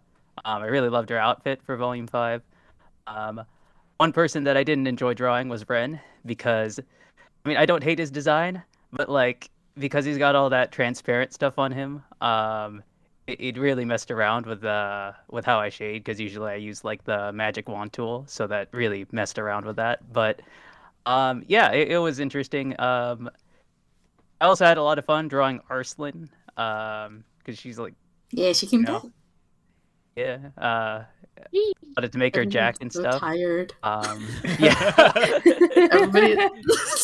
Scarlet is so bent over. That's what's funny. You actually really did nail the exhaustion pretty well, pretty on point. Thanks. Dude, you like Sage? That Sage is just sort of like, yeah, I'm a little tired, but you know, I could go, and meanwhile the other two are like, I need a nap. I need a bath. Oh, bye, Moopa. She's leaving. Bye, Moopa. Yeah. One person I didn't enjoy drawing was Sage, actually, because one, I had no clue what he would be doing in the scene, so I thought, well, okay, well, we'll have Arslan waving, we'll have Scarlet like hunched over, but like, what the heck is Sage gonna do? Like, so I had him drag his sword on the ground, but that meant I had to draw in the sword, and I hate drawing objects. So, also I realized that I had to draw his bars every time he showed up on screen, and I'm like, I don't know what the heck his weird arm bars are, but whatever, I guess. But yeah, that was weird. I don't know what else to really say. I will admit, I did end up reusing certain poses, because usually what I do is I draw stuff and then I trace it over as like a vector, so I can just like reuse different elements and stuff, because like who has the time to redraw the same thing over and over again, right? Like that's no one has time for that. So animated in the chat. Welcome to Sketchy Huntsmen, where we give you all the good art tips. But yeah, I did want to. If you could go to the one with Sun and Neptune, had a lot of fun doing that one, because I figured, you know what, let's draw them in, because why not? You know, Neptune's stuck over in wherever the heck Patch is. Originally, I had him in the daytime, but then I was like, man, the sky is just going to be like light blue the entire time, and that's just going to be confusing and boring. So. Yeah, I thought it would be more interesting to have a bit of contrast. I am genuinely surprised I managed to make the tree look like a tree. I don't usually draw trees, so yeah, I don't know what else to really say about that. Someone commented, it looks like that one meme with Twilight Sparkle. It was like during the live premiere, or like in the comments of the episode, they were like, oh my god, boarded Twi. Vixie and Ruby, for the record, does not ship sea monkeys, but if you want to, you can if you want. We don't judge.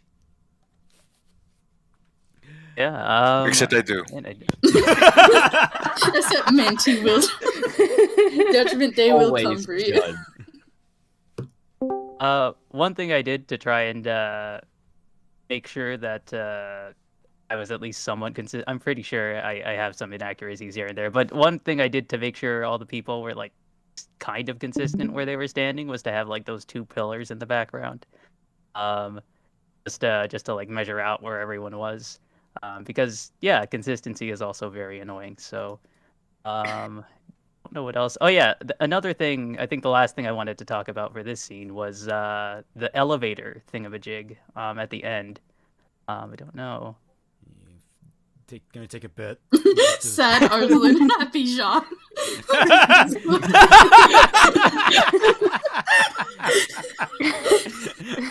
Yeah, it does juxtapose a little bit there. That comment on consistency. I love the shot. I just love Sage. It's like I love how heavy his sword is. He has to drag it everywhere. He's tired. Let him drag his sword across the floorboards. Oh my god! I imagine like the conversation. Sage, this is why we gave you a sheath, but it rides up on my jacket. Dude, you're literally leaving gashes in the floors. This is why you don't make weapons out of tungsten. Oh my god. God, the Sage is so cute here. Every single month that Team Sun is at the academy, Leo's just dishing out repair money. This is why they get a smaller allowance. They have to dock for Sun and also gouging at the floor. Scarlet's just like, I hate my team.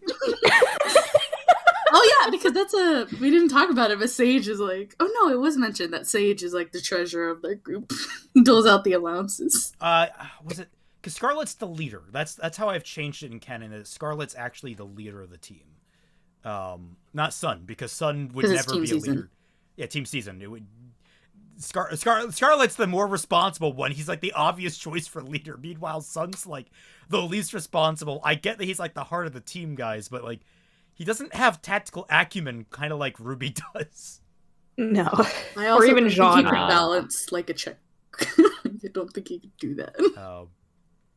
The elevator. Here's the elevator. Here we go. Yeah, before I talk about the elevator, one final side note. I know they're not technically a team, but if you put all their names together, Arslan, Scarlet, and Sage, they form Team... Team Sass! Team Sass, because they are sassy. So moist. They're Team Dog. It's absolutely throbbing as the cook of the day. Peri, why? We can't keep getting away with this. And the response to that is watch me. You're booted off the stream at this rate. No, trust me. YouTube is preparing to kill us. Yeah. Okay, but you wanted to talk about the elevator. Oh, yeah, the elevator. Yeah, so I had... talk about the elevator. I had no clue what the elevator really looked like. There was like one, like Floof had a reference for it, but it was on the outside, so I kind of had to just figure out what it looked like. Yeah, I had a bunch of window panes. I don't usually draw windows, and then I added a nice little carpet as well. And yeah, that's Is that the logo for the academy on the carpet? Yeah. Nice. It's a good touch. Nice. That's cool. Okay. Good job, dude. Then we're moving on into the interrogation scene from episode 3. I took some inspiration from Mint, because he always draws his characters like super jacked. So I was like, you know what? Let's make Truth jacked. Why not? You know? Oh yeah, why not? I do need to ask this because whenever I put like the watermark in the bottom, I always notice this watermark that's always there. Just as the thing that you like your system renders out. Like what is that? Oh, it's just my logo. Okay. I just didn't know. I thought it was like something that like you put in like that was like from a program or something. No. It's... Just got a message from Modded. I have to check it on my phone, but he might be able to join us. Let me see. The one and only Modded. He's like, you will let me in. Modded. He's like, I am only available today. You will let me in. I'm sorry, I took the final spot in the work. Saria. No. Celtic has the power as Semigod to put people in here, even though the chat is full. He kicked Jay before it started too. Well, to be fair, Jay's going to be part of like the animation Other stream. / 3D modeling stream. Same with Aiden, like, and same with RWBY to some extent. So I mean, like, that's going to be. And moi, And I'm you, double and booked. You're double booked because I just didn't want to deal with you arguing with me. I just thought the Mufa was right. I was like, it wouldn't be that different. It's not that big of a deal, but I was just like, why are you this way? I have my system. Let me have it. Okay, chat. All of you to assume that Celtic is in control. We are in control.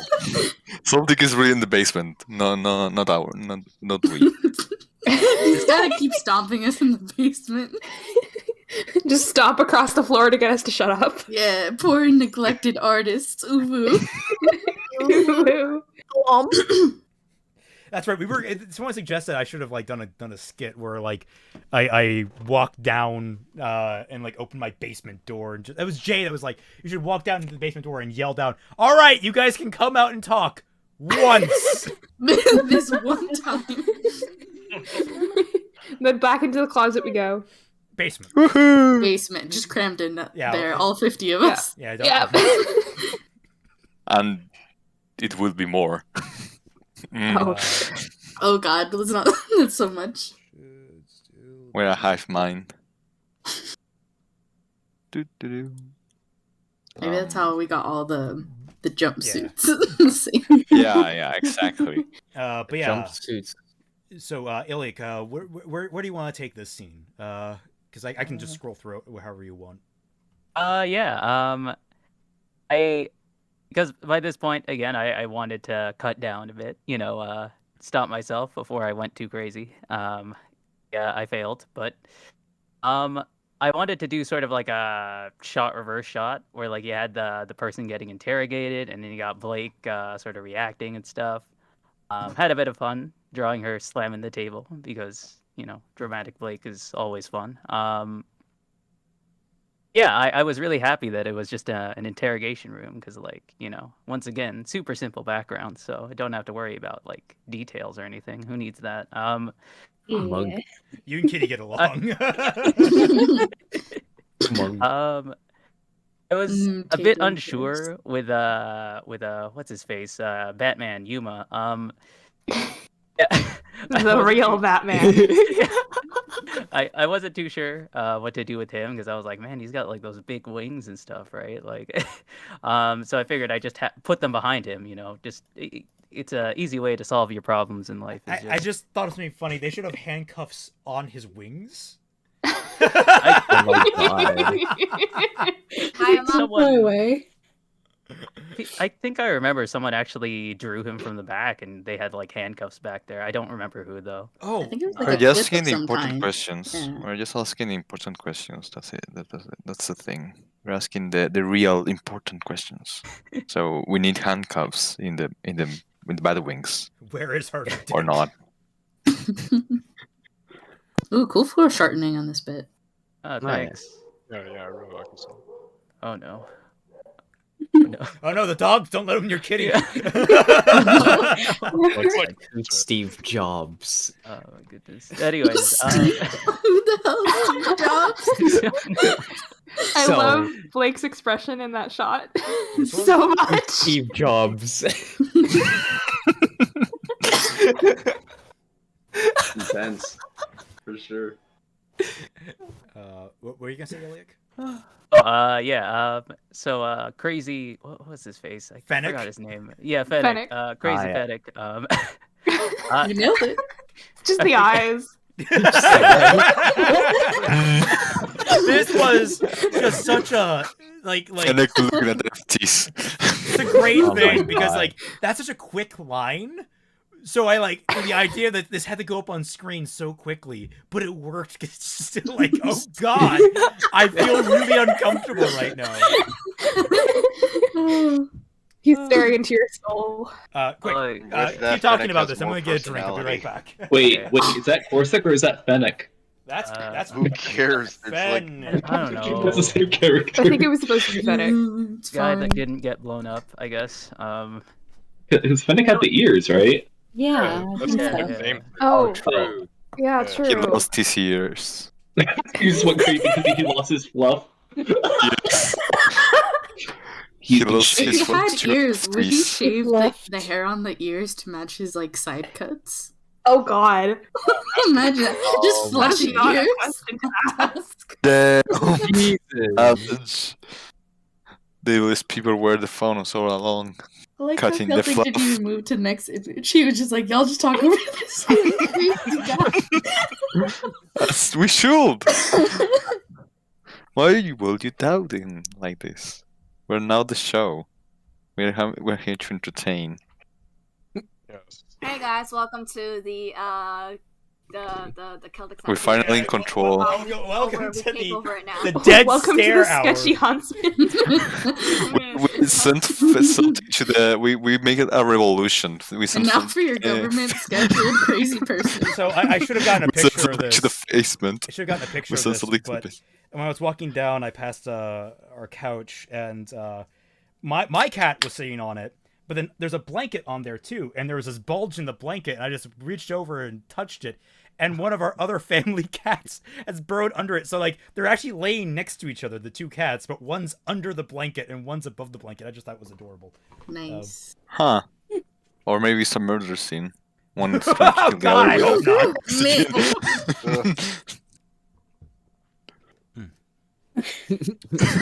All right, so Blake just like, yeah, no, we ain't having that. The outermost foul. What did Jay tag me in? Fennec took 40 Modded. 40 Benadryls for a bozo. You just wrote down modded. That's it. Let me in. Wait, is All right. What? wait, is someone in here that's not supposed to be? No. Oh, that's right. The room is like 14. I need to add room for one more person. Room? I was the last one I was the one who took the last spot. I'm sorry. No, it's fine because like there are 14 artists, 14 artists, but I forgot to count myself. What are you doing here? You can't do math. Look, I get paid to write, not count. Okay. So yeah, Blake's having a bit of a tough time. And yeah. I like your depiction of White Fang Blake here. It's very simple, but it really does convey that like what she. I love that what if stuff. And were you the one that's doing the what if stuff right now? Yeah. I think some of that stuff is really cool. They've done a bunch of what if stuff. Yeah, if you go over to Iliac, it's on your Twitter, right? Yeah. On his Twitter, he's doing a lot of what if stuff. Like, what if was it Neo went to Beacon was one of them? What if Blake stayed in the White Fang? That sort of thing. Yeah. I had a lot of fun coming up with Blake's sort of alternate outfit because I thought, it'd be kind of cool to design that, right? Basically took that Volume 2 outfit that she had and I added like more black and red onto it. The one that I posted on Twitter, I put a lot more detail into it, but yeah, it was a bit fun to come up with that. It's always nice to speculate about what ifs. Something that I'm decent at coming up with like weird ideas, but I'm very I'm super lazy and I don't like delving into them, which is why for that what if thing I've been doing, it's just what if this person did this and then I just move on. It's just yeah. It was also a lot of fun. I think the next image is the Belladonna mansion. Thought it'd be kind of funny to just draw the house on fire. Until I realized that I'd have to draw a house on fire. Oh my god. But yeah. And since I was going for like a simpler style at this point for the background, obviously that was like a nightmare to try and translate into. Yeah. I had a lot of fun drawing Blake's expression and all that. And I think the final image is just was it? Yeah, it was the interrogation room mirror or whatever. I sort of referenced the Blake Volume 5 character short. I know. talking about Volume 5 is a very sensitive topic, but Well, you know, I call thought it it'd what be it kind of really fun. is. It's the Iliac character short. Yeah, the Iliac character short. Thought it'd be fun to have these parallels. You know, back then they were friends, and now you know, look at them, right? So that's about it for episode 3. One of the things I want to know about that character short: where is the wall that Blake's leaning on? I Like, don't wait, is there just know. a wall? Like, are they at a It's skate just park a wall somewhere? there. I don't know. I imagine it's like the stairwell thing, like you come out on top. I don't, but whatever. I know. That's I the think only they thing show. it could be. I think they show it's like just a weird, like like freestanding wall. Okay, now I have to go look this up. Yeah, please look that up. I vaguely remember it just being a weird, like, freestanding wall, but I could be wrong. So here you have episode 7 with RWBY and Roman's bogus adventures. Yeah. Yeah, I had a bit of fun having RWBY nag Roman a bit. Kind of nice to see their dynamic and all that stuff. This is when I started switching to a more detailed background because obviously the simple look just wouldn't work. Because I had to show the, what was it called, the chop shop or whatever. Yeah, the chop shop. You made it look ominous. I had a bit of trouble coming up with ideas for it because, like, you know, some of the earlier designs, like, I think Floof sent me like references and it was like super gray and stuff. And I was like, oh, that's cool. Also, I'm getting a lot of shop, but not enough chop, you know. And like, if it's not enough chop, it's not a chop shop. So, I ended up adding on these like bolted strips of metal and whatnot, you know, just to make it feel a bit more industrial. Originally, I was gonna give it like a red lighting, but I think it was Soon who suggested giving it more of a yellow look. Yeah.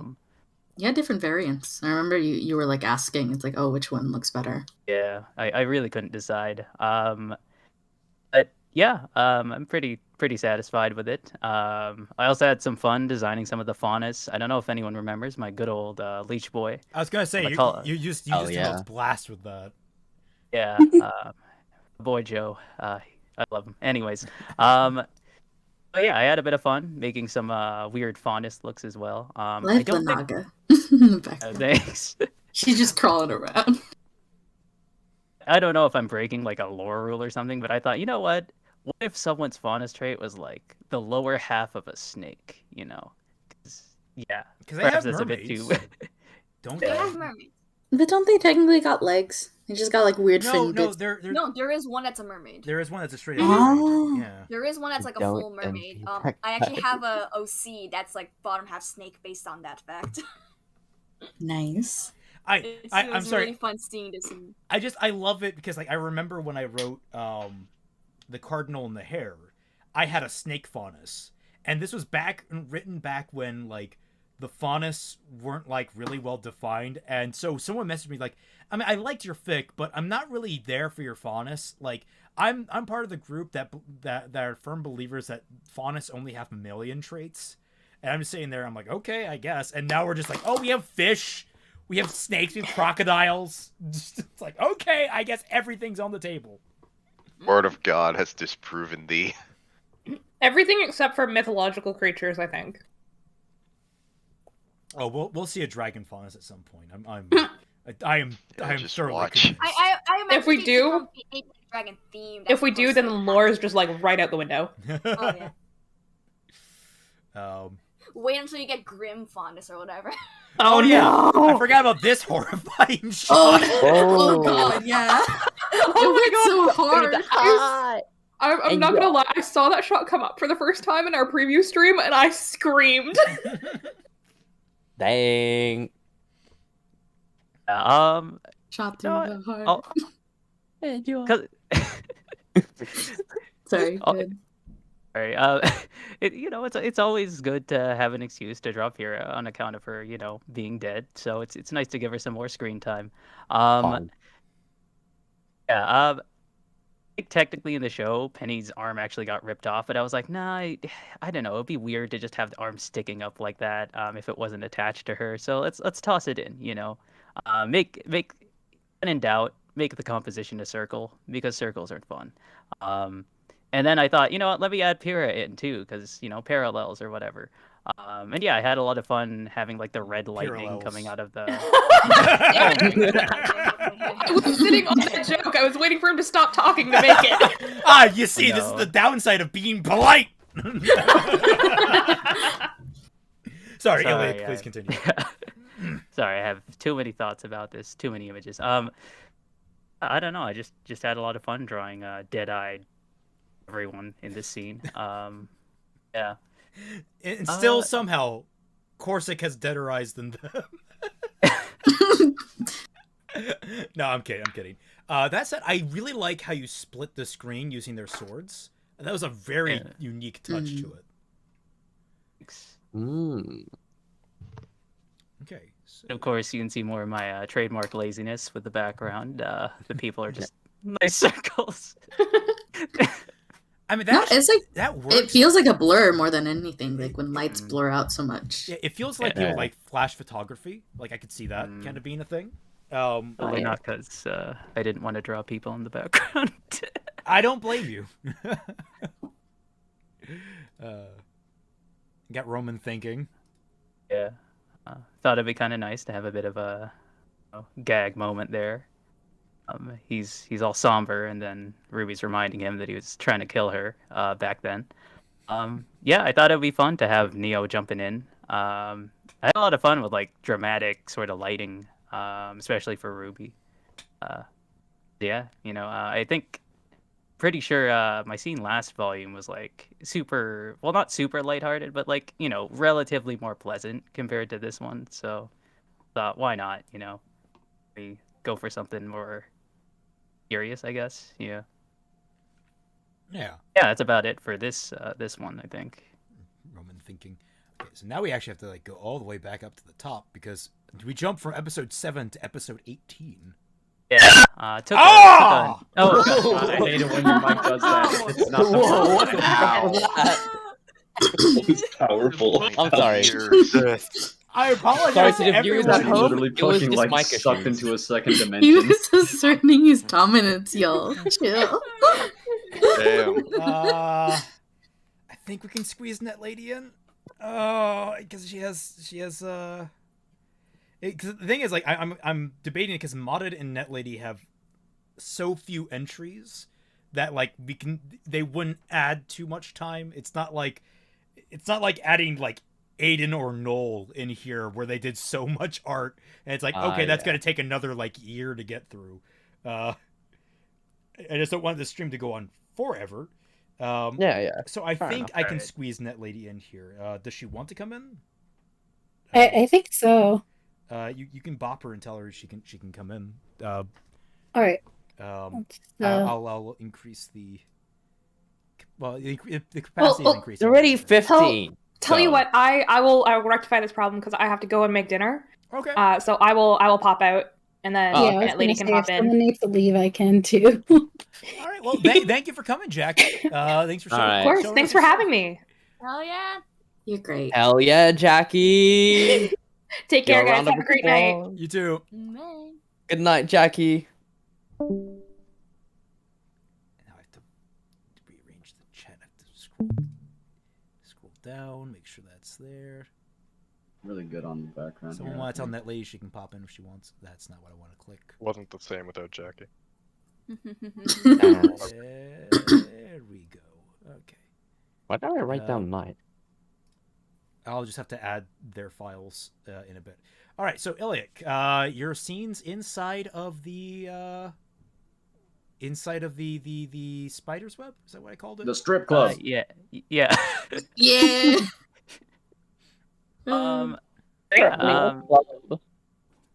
what's up, Net? NetLady, hello. Hello. Hey.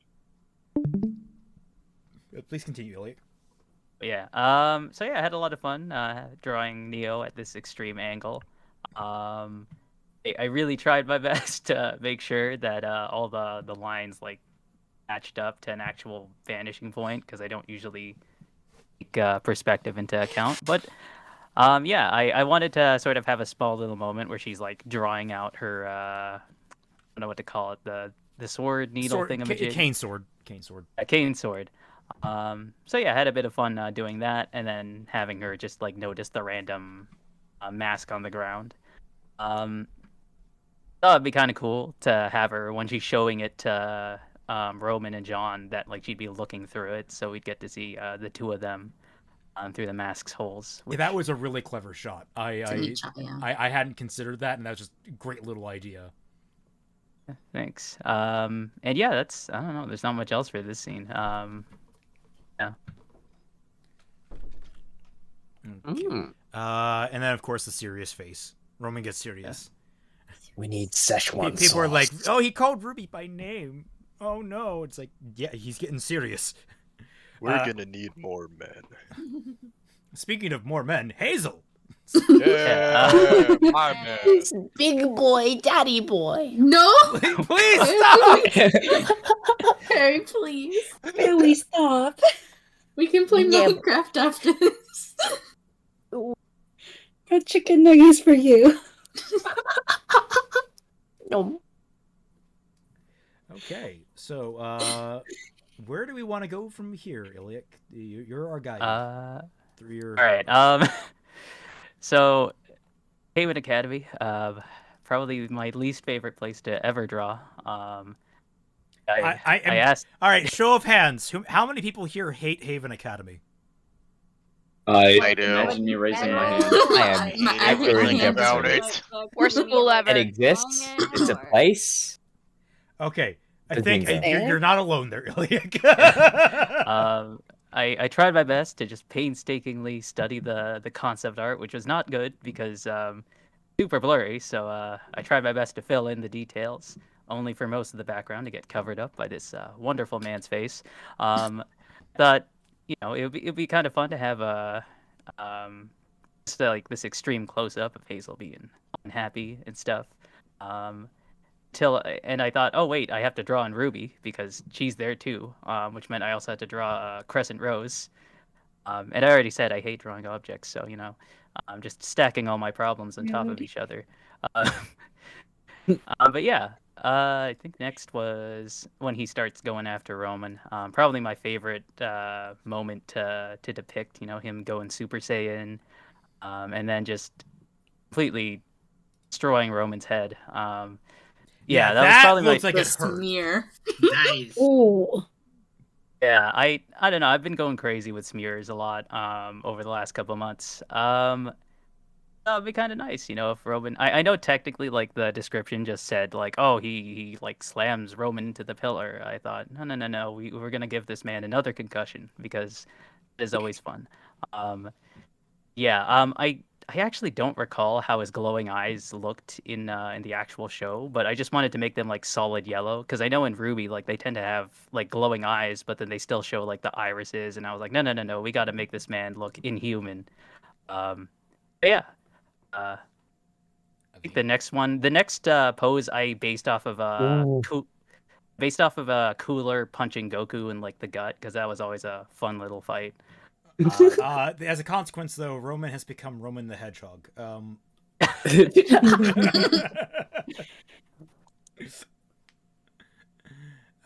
Yeah.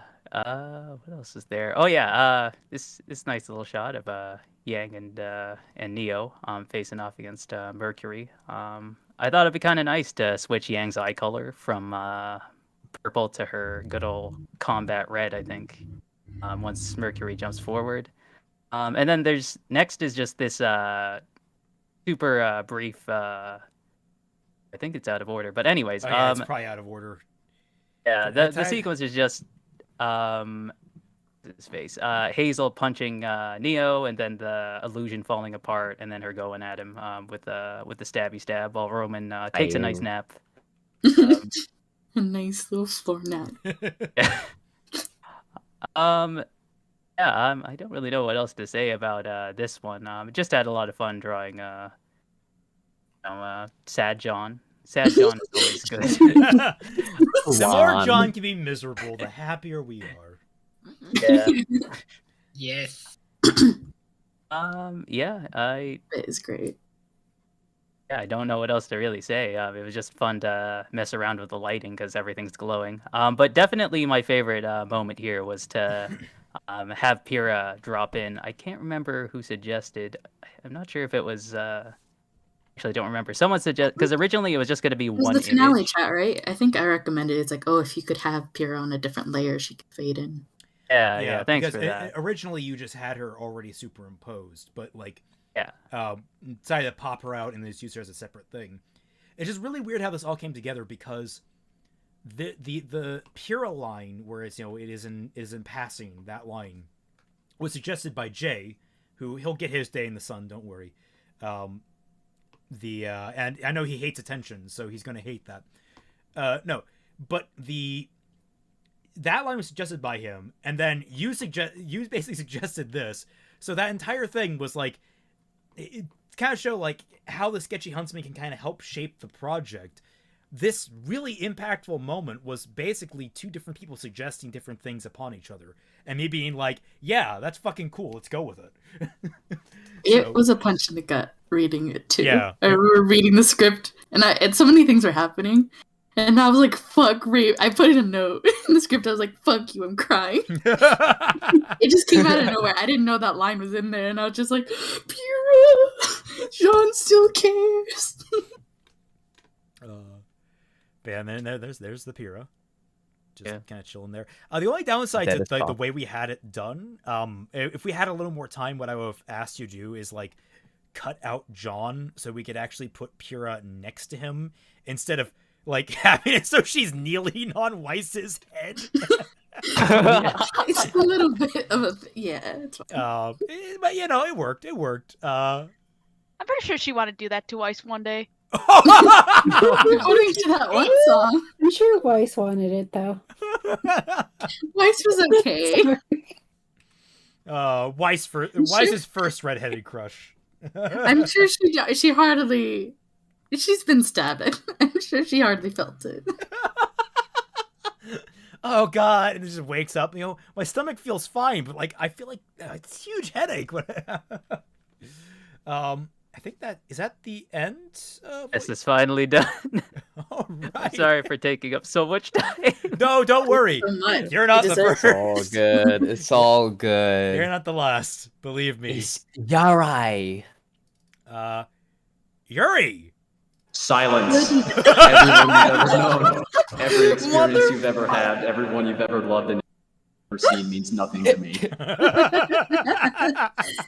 Hi God, what's up? So this was the Manta Sea crash. I like the imagery that's associated with like machine. Shut up. That's associated with machinery like sticking out of bodies of water is something that I find really intriguing. Like if you look at the album art for the Armored Core Frequency Sunrise album, it's got like that kind of vibe. So what else we got here? The dude's on the container. It's got if you look under the tail section of the Manta Sea here, you'll see the little J Yuri, which is a thing that Jay and I came up with. It was like, it's in all the intros. There's a bunch of little J Yuri logos, but no one ever mentioned it, so sad face. I know, one person did in chat. I remember like everyone's like, what is J? This one person was like, what is J Yuri? And I left them hanging because I wanted you guys to say it here on the screen. Maybe we'll answer it eventually. I'm not sure if like I want to like go in straight in, which is like slight lore developments that we're kind of like doing just for fun. And the Manta Sea itself, as you probably know, was mainly designed by JJ. So shout out to JJ. Hi JJ. Everyone say hi JJ. Hi JJ. Hi JJ. Hi JJ. He'll talk Peri, why? He'll talk enough about the Manta Sea when we get to the future streams, but like designing stuff in like the cockpit instead of like the original cockpit, because the original cockpit is. I have a soundboard. Yuri has a soundboard. Everyone, can you tell Yuri has a soundboard? Because Yuri has a soundboard. Oh no, I was talking about the ship because remember the ship. The inside was just the thing was just like a sound mixer board thing. Yeah, it's like a DJ. I'm sure Jay will get on this, so let's go. Let's yeah, that's definitely gonna get brought up.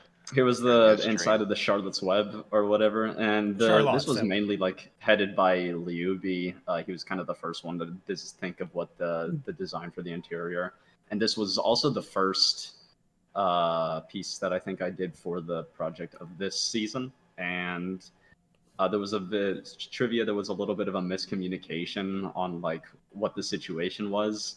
So there was a fight here between the Charlotte's Web and the White Fang, but I had assumed that the Charlotte's Web had to clear out because somehow like the police or the authorities or someone caught on to like what they were doing. So they had to like clear out really, really fast, and they had to take everything valuable with them. So that's like in like the beta phases, there was a big sign on like the second floor there that you could say that was just a big sign that said "For lease, call this bullshit number." I forgot about that. Oh. I mean, that would maybe we should have just kept that in there and just like they even took the lease. Yeah. They even took the for lease sign. They took the lease out. Yeah. You could see like an outline of it in like the dust on the wall. Just yeah. So RWBY basically thought of the colors, the interior design. I came up with in the middle of the spider board, and that's about what it do. Let's move on. We'll skip this one. You brought RWBY here? He looks so messed up about it. Okay. Or was this one the first one? I don't know. It was either this one or the other one. No, I believe the other one was right, and this was probably the second one. We got Metal Gear Blake here. This was pretty nice. I was experimenting a lot with like underlighting and like fun lighting, and I still didn't quite have like skin tones figured out. So that's why Blake looks a little bit green. Cat in the rafters. Light coming through the top was kind of fun, just a finishing detail. That's about it for this one. This one you had was a fun time with. This one had a lot of interesting. I liked doing it because if only so I could make a cool Ace Combat Zero map. If you haven't played that game, go ahead and do that, and I could use like NATO symbology, so any excuse there. And there's also a second J Yuri in the bottom right. Fun little Easter egg is that that Watts here is using the heat coming out of the projector to heat up his coffee. If you look there, I should have like put it on top to keep like communicate that better, but whatever. I do love that you just left the freaking menu options in. Yeah, I did not bother to change the menu options. Oh my god, did we figure out Watts' semblance? Watts just has freaking like save files. That's his semblance. That's his semblance. He's not all that great a hacker. He just keeps failing and then loading the old save. I like the torn up wall detail. Oh yeah, it's kind of like a little the inside the chop shop or the apartment, crushed like can adjacent to it. or bag. Yeah. I'm thankful for this background. All right, let's keep going. Let's go. This one I was really satisfied with, and I like sketchy style just to see what it would kind of look like. Yeah. I haven't really done like a facial angle like this one before that I did with Blake, so that came out really good.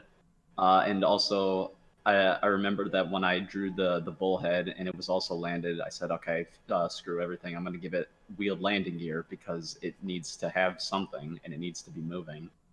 Whereas like Clon, if you saw earlier, he had the leg landing gear because we've never seen what the bullhead's landing gear really looks like in the show. So I some found one image, but it's very blurry and you cannot tell if they're wheels or feet.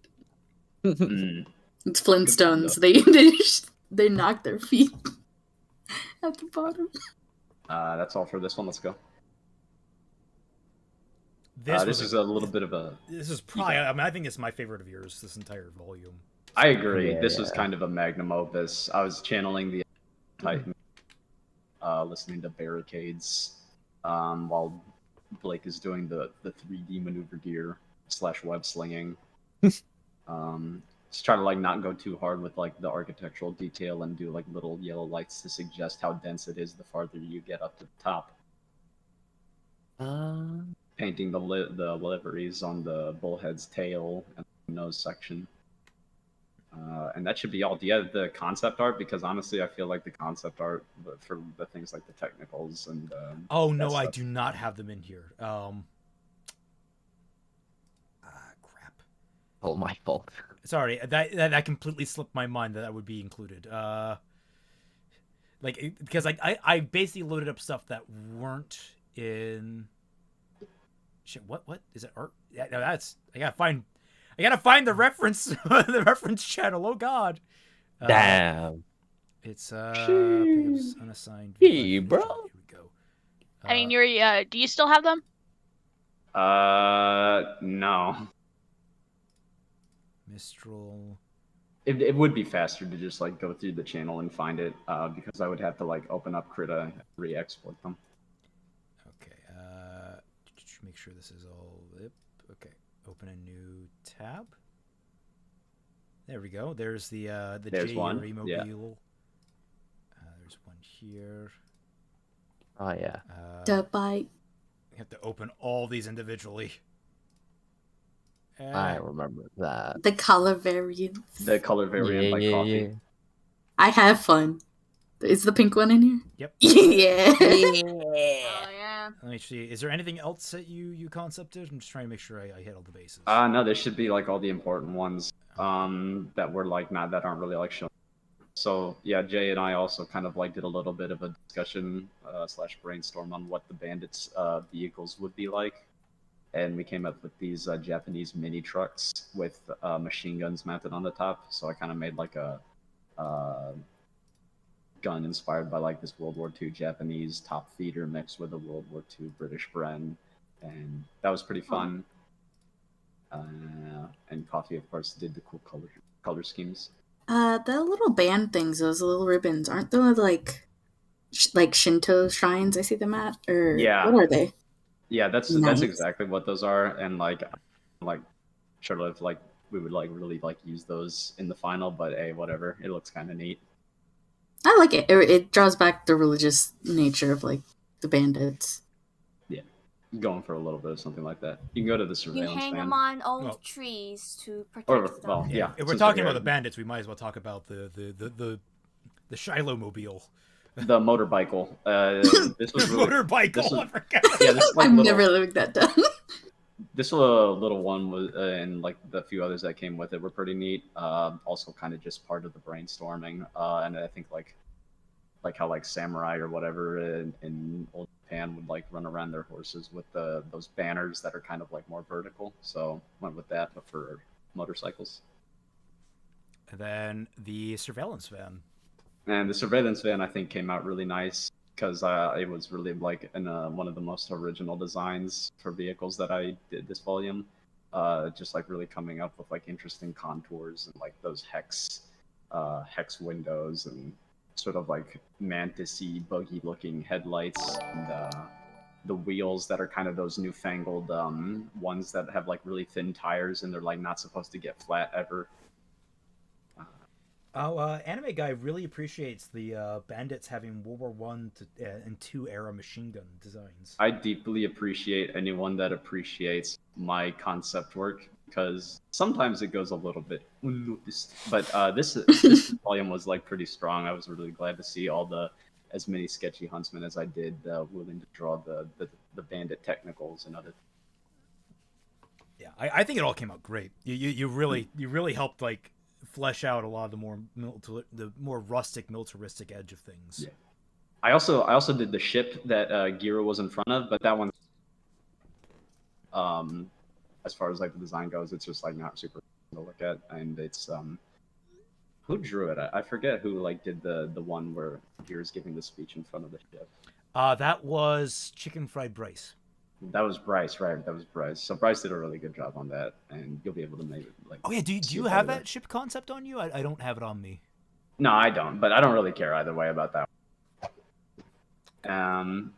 Last thing I guess is I want to ask frickin' Leela Doodle why like several minutes ago you just typed in the Kolomensky Locomotive Works northwest of Kazan and northeast of Moscow.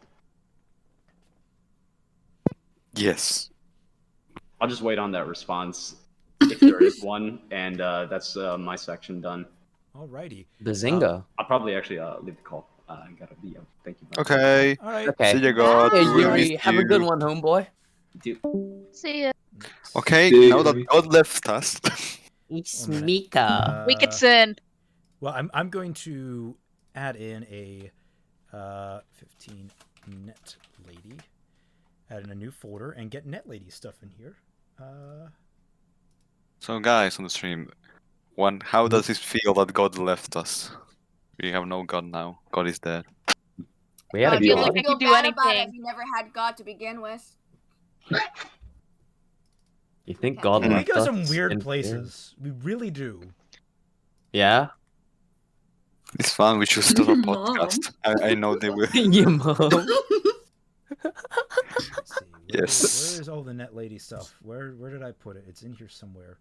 Okay, here's It's an one. NFT now. Definitely the last few files. Well, you say that, but like the folders that I have are ridiculously full. So it's like, so there's one. What was the other one you did? I'm trying to remember. There's 2, and there's 3. You and then did there's 2 images, right, NetLady? Yeah, What was the this? one with Hazel, Adam, and Cinder. Right. That was episode 19, I think. Yeah. Okay, there it is. Color 2. Is this right? NetLady draws Hazel. I have too many of these. Yes. Well, maybe. Is it colored? You know, I'll just throw them all in Would you and guys at least hope add the that one of room them is the reference correct next one. time? Because you have like 3 different colored ones. I think you added like extra shading on. Oh, Oh yeah, this is the part where you tell people watch the watch the long version. Okay, this one's it. This one's it. Okay, let me double check. Let me see what the difference is. Yeah, okay, this one had a little more a little more detail on this one. So the original one, it was just like line art, right? Correct. Jesus, you can grind meat on that. Yep, it'll just a quick sketch because apparently nobody likes to draw Hazel, and when Celtic mentioned he needed someone to draw Hazel, I was like, it is my time. You're like, I will do the muffin tins. There was a conglomerate of female artists that were just like, they got together, they bonded over this musculature. Over bonds. Buff. Buff Yes, Hazel. the buff. Embrace the muscle. There's a lot of muscle. Which is great. I mean, I love these expressions, and I think Hazel just being like, both of you calm the fuck down, we have a job to do. I think that's great. Cinder looks wonderful here. Does she normally Yeah, I was have gonna say lipstick? Cinder's gonna be a problem. Like, I just decided to add that, make her look older. I like it. Why don't they give her lipstick in the show? Write that She down, looks write that beautiful. down. Papa, Butterfly, remember keep they that had in a- mind. This is anime. She had to No blend way. into the academy as a student. Well, We should next volume. next volume or volume. I guess 6. technically, yeah, volume 6 will have the updated look, I guess. But like, gotta add. I like the idea for with lipstick, kind of just embracing that older persona. Anything in particular that you want to note other than muffin top?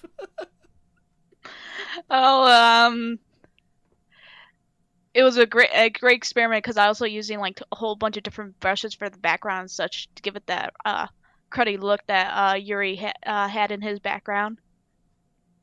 It does look suitably cruddy. I would not want to work there. I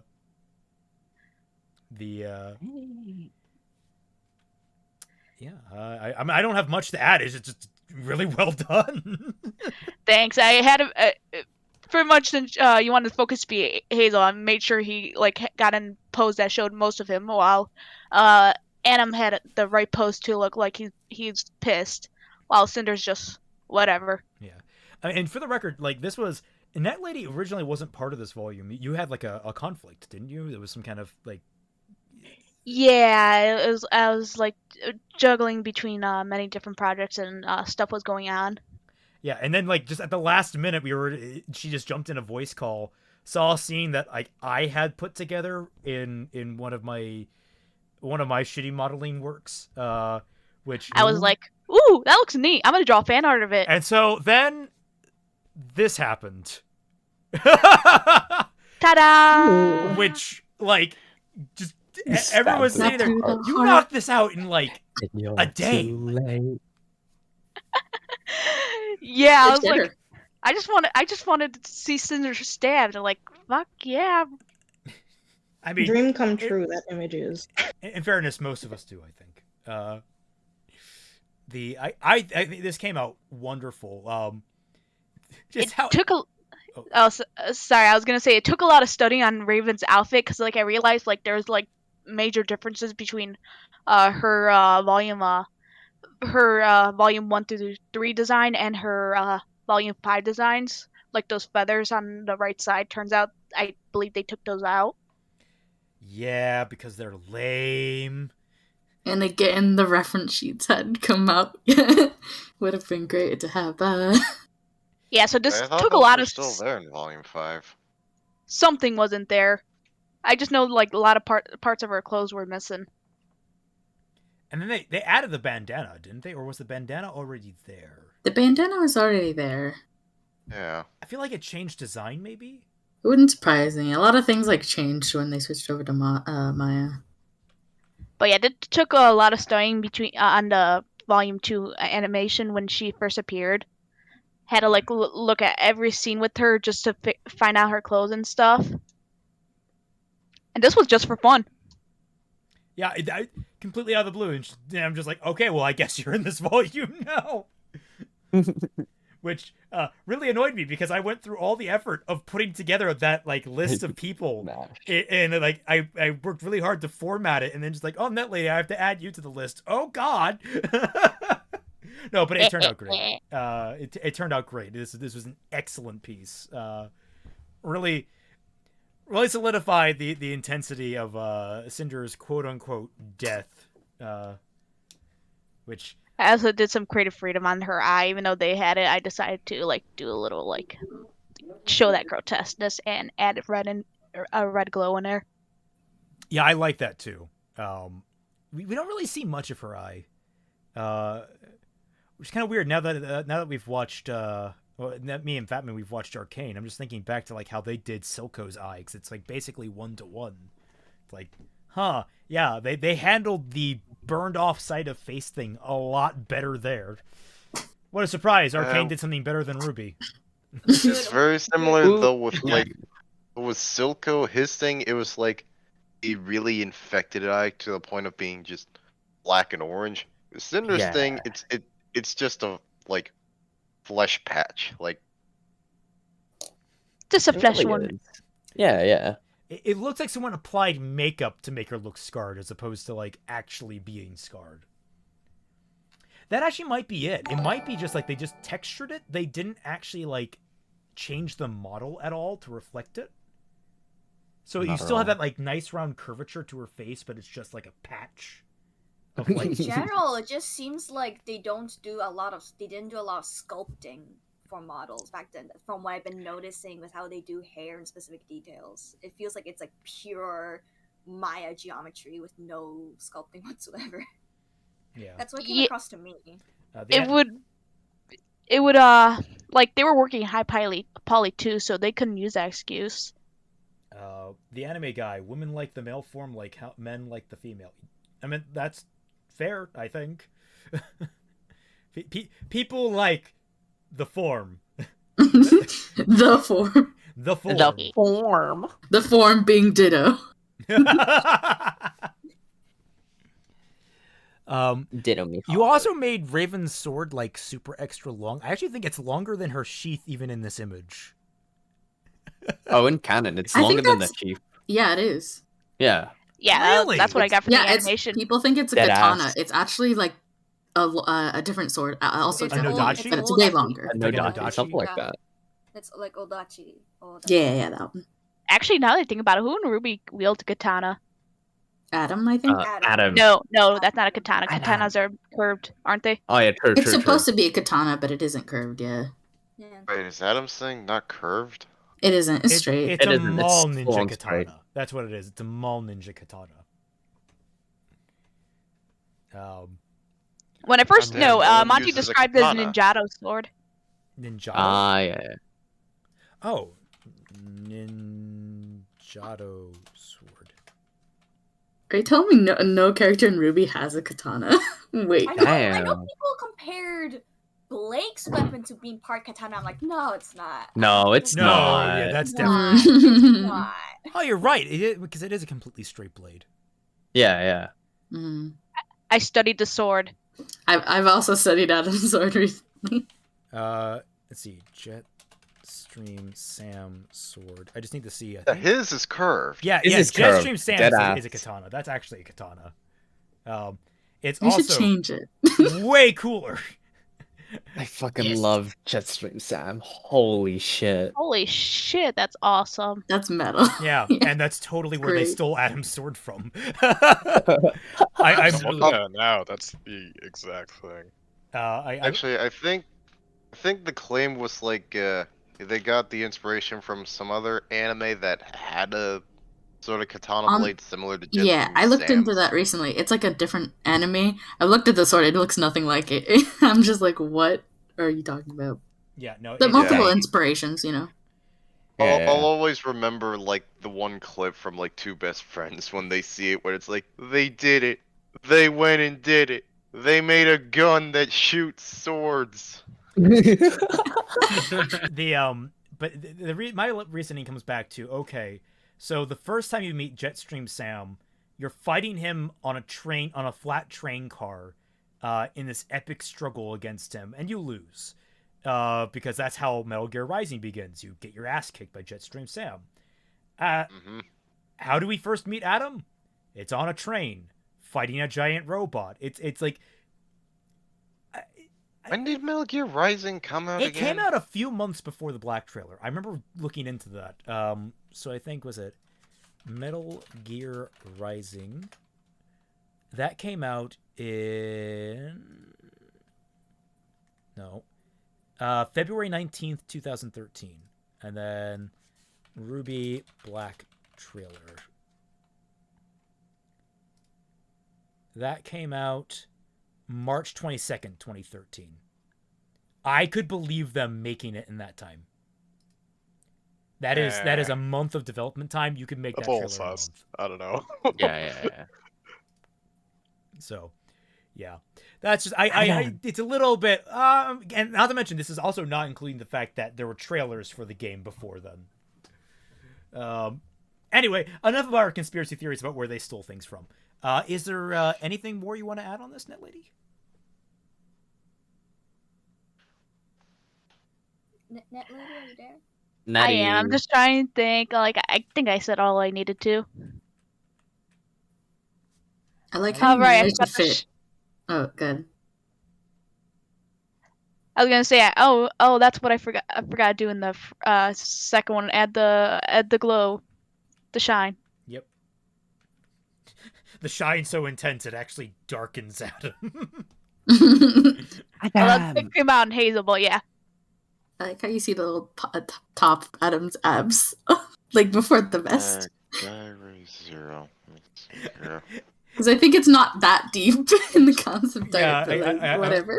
I know, it actually is creative freedom. It is. It's pretty deep, but it's like a different angle. Because remember the note. I remember rides on the nip. Yeah, it rides on the nip. I was like, does it go below or above the nip? No, it's on the nip. Oops. Okay. Well, let's see. Where were we? We're on Mika wins. Mika. Yes, I'm here. Hello. Okay. Yeah, someone brought up the chat.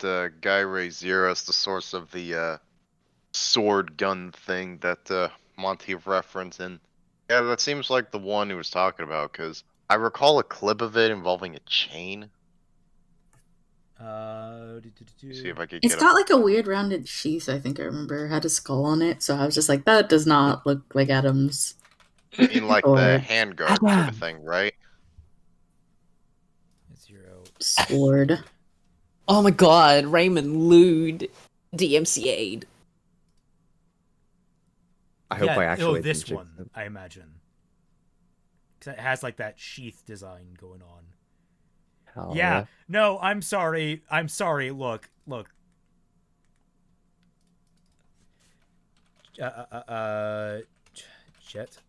Jetstream Sam sword, and then this sword. Yeah. Duplicate. With Sam's, he Wilt actually has and the magazine on it. Yeah, like Sam's has the magazine. Magazine. Where is a better image of it? Okay, so Could be multi-reference. comparing, this is that's a game for it. This is the version of it. So It also has like these part that has the bullet shells come out. yeah, the feed. It's like it just everything about this screams Jetstream Sam. It's like just 1-to-1. I will give them benefit of the doubt, but boy, ooh, they strain in doubt there. Okay, so Mika, you had episodes 11 and 18. Is that correct? Did I miss anything? Right, yeah. No, just those two. Oh. And Look at the little float. so the backgrounds here were done by Kraus in these. Yes, that's right, yeah. I did not touch the backgrounds. That is not my forte. Okay, take it away. Yeah, this one was actually, I think it took me the longest out of everything else. Specifically because I also don't draw vehicles a lot, not my forte. And I was only able to find 2 really good images on Google of Bumblebee to replicate because for some reason there's not a lot of good images of it from like this angle. So I did my best with what I could find. I think it turned out pretty good. I could have done a little bit better maybe with the underside of it, but that's just my whole thing with trying to perfectly replicate something. Neo was also fun to draw, kind of just fluttering down. And same with Yang's expression of just, after the whole chase, she's just like, oh man, wow, that was crazy, right?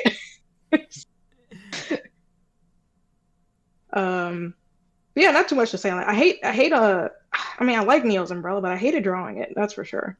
It was worse than the bike. Yeah, we actually have with our models, there's a fun story about that umbrella and the headache that it caused. Well, that's for a different stream. Right, yeah. But that umbrella has caused issues because it's a lovely umbrella, but it's also terrible umbrella. Yeah, very bad. The split screen. Yeah, this one was also pretty fun, just in the sense of the whole trying to get their expressions of not exactly shock and just extreme surprise or anything. I figured they would be, of course, but more so in awe that it's like, whoa, hey, what are you doing here? So Yang's expression was definitely, I love it, just the most here. Nice. It is great. Yang's Weiss was fun too. There's a fire. There's Weiss. Wait, what? Yeah, just wait, what? Just the sort of nonchalant hand gesture and realizing, oh, that's Weiss. I didn't know exactly what to do with Neo's expression here. So I kind of just sitting there, kind of bugs me. I would like to veto it, but she was fun to draw too with her colors and everything. And I actually kind of had the same issue with Neo's hair at first with the colors, but it was kind of the opposite. I felt like I grasped from everything that she had her colors back, but then I saw everyone else uploading with her having brown hair, and so I was like, oh, am I doing it wrong? Let me change it. No, it is I that is wrong. Good. I hope you were The all children wrong. are correct. And then Celtic had to correct everyone. I was like, okay, let me change it back. So that was kind of funny hearing that being brought up. I was like, oh yeah, I guess I'll share my story with that, because I thought she had her colors back. I guess I was right, but then I got confused and it was funny. I'm going to make a list of things to keep track of like that, and for volume 6. I just need to make more artist notes, yeah. continuity or whatever. Small details, yeah. Okay. So yeah, that's pretty much it for this one. This one, I know Jay was really excited for. This was one of his suggestions, and I really liked it. Yeah, I really liked it too, especially when I was trying to picture the scene. At first, I was going to go for something more of an overhead view of everyone and, you know, the surrounding bandits and whatnot. But then I remembered that I'm very not good at controlling myself when it comes to detailing characters. So I had to cut down on the amount of characters just so I can make sure I don't, you know, force myself to, oh no, these need to be specific colors here, specific colors there. I need to add some detailing here, buttons there, chains here, and all that. And so I was, you know, let me just cut down the characters and make myself not do that. So I went with more of a close-up shot with Yang and Neo in the middle, and the bandits sort of implying they're surrounding them instead of doing a whole overhead circle of characters from various views. All you've had to done for and I like how this one actually turned out. You just gotta zoom all the way out, and so they're all just like dots. That's all you have to do. Yeah, it's like there you go. There's the surrounding. Yeah, and when I sketched that one out, it looked terrible overhead as well. So I was just like, let me just move in. I mean, I think this came out great. This is actually it's a nice little splash scene. Oh yeah, thanks. Yeah, I like it too. Surprisingly. And then next up, we have Weiss and Yang catching up over old times. Wait, first plane crash or second plane crash? One plane crash. Yeah, this one was... So I found it funny, and I felt like I should... Because my brain thinks in comic book. So at first, I was thinking of doing, like, sort of the whole back and forth kind of paneling, but reading, I guess, you know, going down. But then I felt like that would probably be a little too repetitive and unnecessary for the back and forth, especially because I could easily do that with just 2 images that you could edit in between. And I also felt like it would just be too much to just look at for no reason. So I decided to just settle on the 2 of them standing there talking, with their sort of, you know, we're just, hey, what's up? What's going on? Kind of just chatting. This thing called Updog. I mean, it kind of matches exactly what I was kind of going for, which is what's nice about it, is that, like, for a moment, these 2 just kind of snap back to, like, their familiarity with each other. Like, it's like a moment of just, oh, hey, Weiss, Yang, it's been a while, buddy, and, like, they kind of, like, get caught up.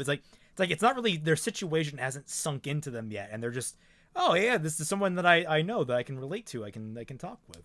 So I think that, like, this matches that kind of casual feel they have very briefly before reality of, like, everything, including Raven, sinks in.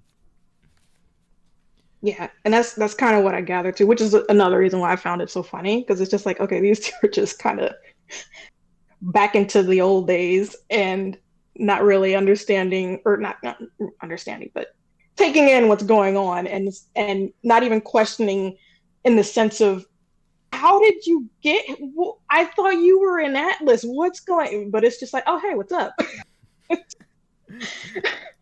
Have you guys watched the Twins Inc. Team RWBY redesign video? The new one. I have not. I like Twins Inc.'s content generally, but I just don't watch it as much. I surprisingly don't watch too much RWBY content. Yeah. Mostly watch a lot of other stuff. I liked it. It's interesting to hear other people's philosophies or, like, Same. thought processes behind designs. It's like, whoa, I'd never thought about that. I have heard people complain that, like, Twins Inc. stuck a little too close to the Volume 1 designs, but I don't. Yeah. I mean, I don't really have any... Their art is, like, good but simple. I can see that. Yeah. I didn't see it yet. I plan on watching it, but I also plan on doing my own redesign videos. So I kind of want, like, a bit of a clean, you know... Clean slate. Palette of just their original designs and working off of every volume and sort of putting together my own looks. So I haven't seen it yet, but I'm excited to. pay me $5 in Ko-Fi and I'll redesign RWBY. And then we get we get episode 18, which is one of the more important scenes in the volume. We're got Yang and Vernal having this very brief kind of heart-to-heart scene. So talk about your process here. Go ahead. Yeah, so from what I gathered with reading the scripts of the episodes, and even just sort of, putting in my own sort of ideas of what exactly could be going on between these two, given, the whole mommy issues, I figured they would be kind of closed off to each other and sort of reserved when talking to one another, unless it is something very important. And of course, when you described Vernal's body language, I really wanted to pinpoint that. I kind of wanted to make it the focus, but I also felt I was probably drawing Vernal a little too much because I really like her design. My daughter.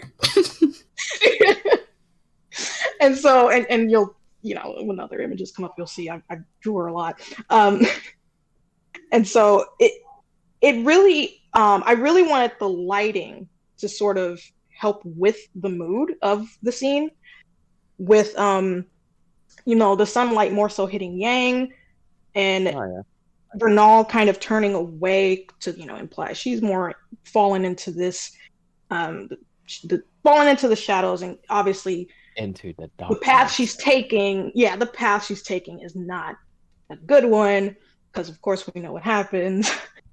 And so I really thought that would help, the moment, especially because when it comes to their body language toward each other, Yang becomes more closed off as it goes on. And then of course Vernal's like turning away from her and turning her back to her, and speaking very, sternly and direct, like, hey, stay away, keep Weiss away, just don't come near me, don't come near us, don't do anything stupid. And then, Yang is just kind of like telling me what to do. So, Exarch's just like, oh my god, it must take hours to dry that hair. Okay, Aura. I'll just use the RWBY excuse. It's Aura. There, probably. Yeah, it's Aura. Her hair definitely would have taken me a lot longer to do, and I know this because I tried to do it with far more depth and detail because I love floofy hair. But as I was drawing her, I realized, oh no, I can't do this, especially with how many times I've drawn her with these images. So I'm definitely going to have to, unfortunately, make it a little more simple, and then just kind of go a little bit more in detail with everything else about her to kind of make up for that, because I'm just weird like that. Nice. And I definitely wanted different colored petals in her hair, because I saw that note on her reference that different colors were cool to add. So I was like, yeah, let's do that. It's very and interesting. of course, that, Mupa and Butterfly, like Mupa uses very consistently white in her design. Meanwhile, Butterfly liked adding the sprinkles of color. So it's interesting to see different artists kind of gravitate towards one or the other. True. Yeah. Butterfly's art also came out like a little later because she does those polished like PNGs, yeah. Yeah, versus the character sheets, which come out first because everybody needs to know how to draw them. Yeah, so Vernal was very fun. I also really like her mask. Gave me some trouble, especially at this angle right here. I nearly just murdered my computer because I just couldn't get it at this angle for some weird reason. This was the best I could do with the left panel. And I still want to veto that. But I like everything else, so it makes me love it, but then also just hate it. The whole love-hate with the mask at that angle. Because I also feel like I butchered it. It's like, taking a piece of art and then just making them look bad. And then here you can see Yang being a little bit more, like Excuse me? Excuse me, bish.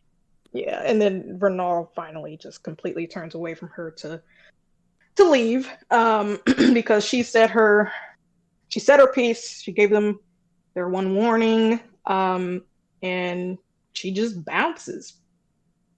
Probably in an alley to cry and smoke or something. I don't know. Check the Sketchy Huntsmen Twitter for bonus content.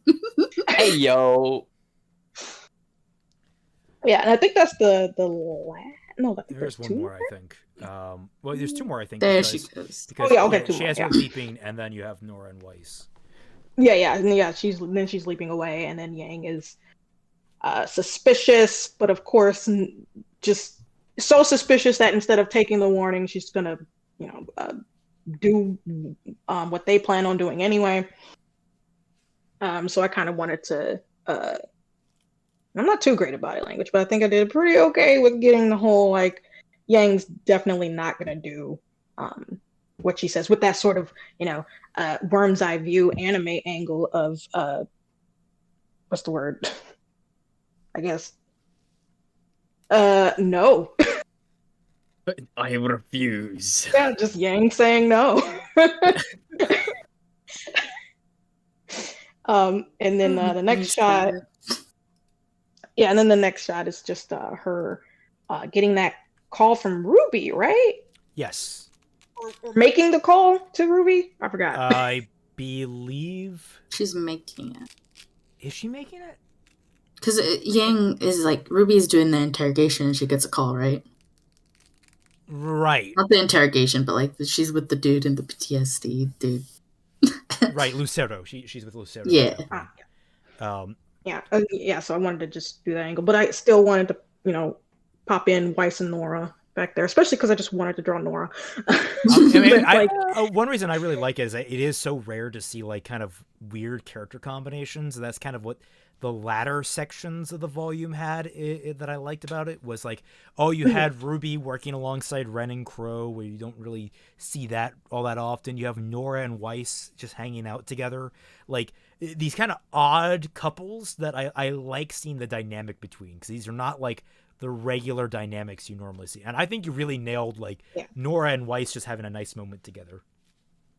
Yeah, it was really enjoyable to just draw them just hanging out, because I really wish they would do it more in the show, but I guess we're not allowed to see that because freaking relationship rules, I guess. But so it was they were very cute. The only thing about this shot that was difficult was the damn table and chair, and I just could not let it go. Well, it came out as a really nice table and chair. I'll say that. Thank you. Yeah, at first the legs were gonna be more of a rounded table with the legs sort of, coming from like some, I don't know, spire in the middle and like stretched out like branches or whatever. I don't know what terms for tables. But then as I realized, struggling with that, I thought, just put two damn legs on the table. Why are you making this complicated? So that's how that came out. Okay. And yeah, that's it. Alrighty. Well, we're in the middle of the list. I'm going to take a brief break to use the restroom. So I would recommend people go out and do that and come back. If you want, anyone left can entertain the chat. Have fun with that. Water break. Get some water. Stay hydrated. Stay hydrated or dihydrate. Hydrated, it's for Hydrate or dihydrate. That's what it is. Oh, the other chat. It's certainly for the weak because they're not drinking water and therefore become weak. Yeah, I'm hydrated with coffee. Go. Yeah. Or Monster energy drink. Under the plug. God. My body is like, it's not even 70% water. It's just 70% coffee, Damn, I didn't know that coffee was part of Peri. God. I have a Monster Energy drink, but I think it's expired, and I'm mad about it. Damn. Do it. Drink it anyways. No balls. We found in our house. It turns out the peanut butter we have is 2 years expired. Oh, this means that it's fresh. Perfect to eat. Okay. Is it still sealed? No, we've been using it for those 2 years. Alright. Then it's safe to eat. Eat it all up. Fresh. For the record, my dad can like digest it just fine. My sister has problems with it. So it's just dad's peanut butter right now. How about we play some cool math games or Jackbox? You know with what? Chad? Why don't we change the stream to Minecraft, eh? It's a Minecraft stream now. Sketchy Huntsmen SMP. Fuck what I have to say. Fucking Minecraft stream now. Alright, I've Indeed. returned. Oh no! You didn't read the fun. I was gonna say, your peanut butter. How have you made a 2-year-old jar of peanut butter last 2 years? I can't get a jar of peanut butter to last a month sometimes. Because I think the only people who eat the peanut butter is my dad. Because I don't like peanuts. And my sister only uses the peanut butter like very occasionally. I mean, still, like even for one person, how frequently does he eat out of it? None. Like. Okay, that makes sense. I guess. Once a month, twice a month. Like he doesn't have. Here's the thing, you know how like COVID happened. So because of that, my mom usually makes food for my dad as opposed to him making things for himself. When he does that, that's when like the peanut butter is used on toast a lot more often. But like now that's not like unnecessary. Okay. COVID did happen for about 2 years. That makes sense. Exactly. So, Peri, that is my name. You covered episode 10, 19. You see, the reason why I have you, Saria, and Sino in here, and I was really happy I could get all three of you. Yeah, we'll get to that. We'll get to that when we get to Saria's bit. So right now it's bringing the collabs as well. Yeah, that's interesting. I think I want to leave Chicken Fried Bryce's until he's on. If that makes sense. Yeah. He did all the line art. So Are you having me on with Chicken Fried or not?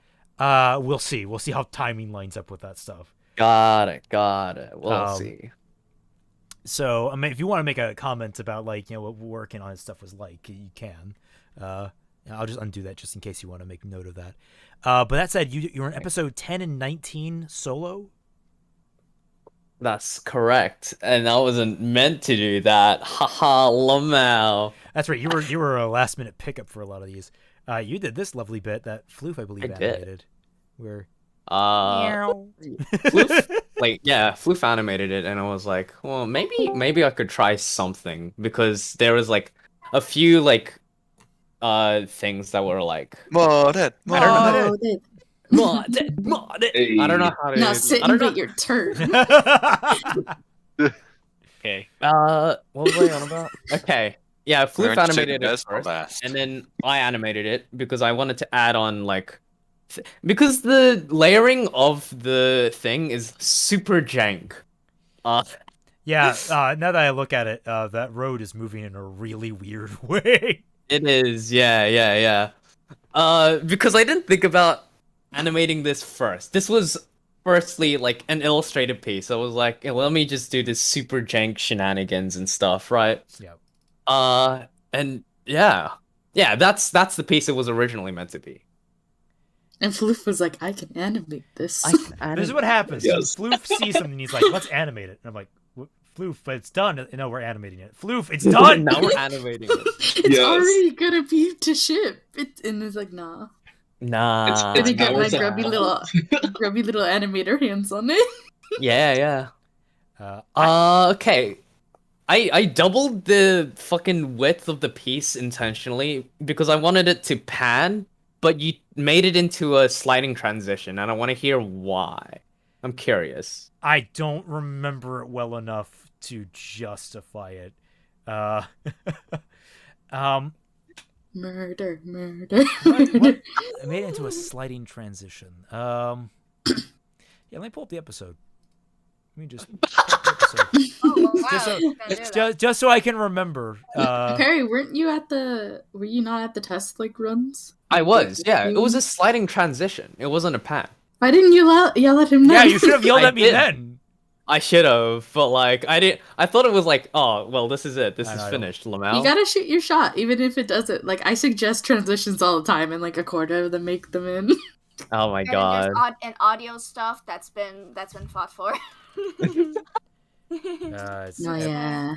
If y'all don't know, the audio mixing is sometimes real jank, and I have to be like, can you lower the music because it's hard to process all these words. It's like really dense, the script, and I'm always like, you gotta be. I have audio processing issues and stuff, so I'm just like, this has to be at least like fine for me to go through. So what no. references? The one that's not showing up is the one we need. Just go to your channel. Just go to your channel. Just go through it. 9. Just There make a we go. playlist. Oh wait, you did. Where's the playlist actually? So it's episode 10. Yeah, somewhere there. What was the first? Yeah, that's what it Love was. this little tangent. Oh, justify yourself. Yeah. Okay. yeah. All right. I kind of like. I was thinking. I think in mind of. Remember Volume 2's fight in whatchamacallit, Mountain Glen, where they were doing all those like split screens and such. My brain Yes. was thinking on that level at that time, where, and I think part of that was in this episode. This is the episode. Well, in this video is the chase sequence with in Hit and Run, where we're doing all the split screens because of Legion. So like where you get like Neo dropping down and then doing this. So like my brain was in that mode when I was probably putting that transition in. Okay. So that's That makes probably sense. why I did that. That rings true to me.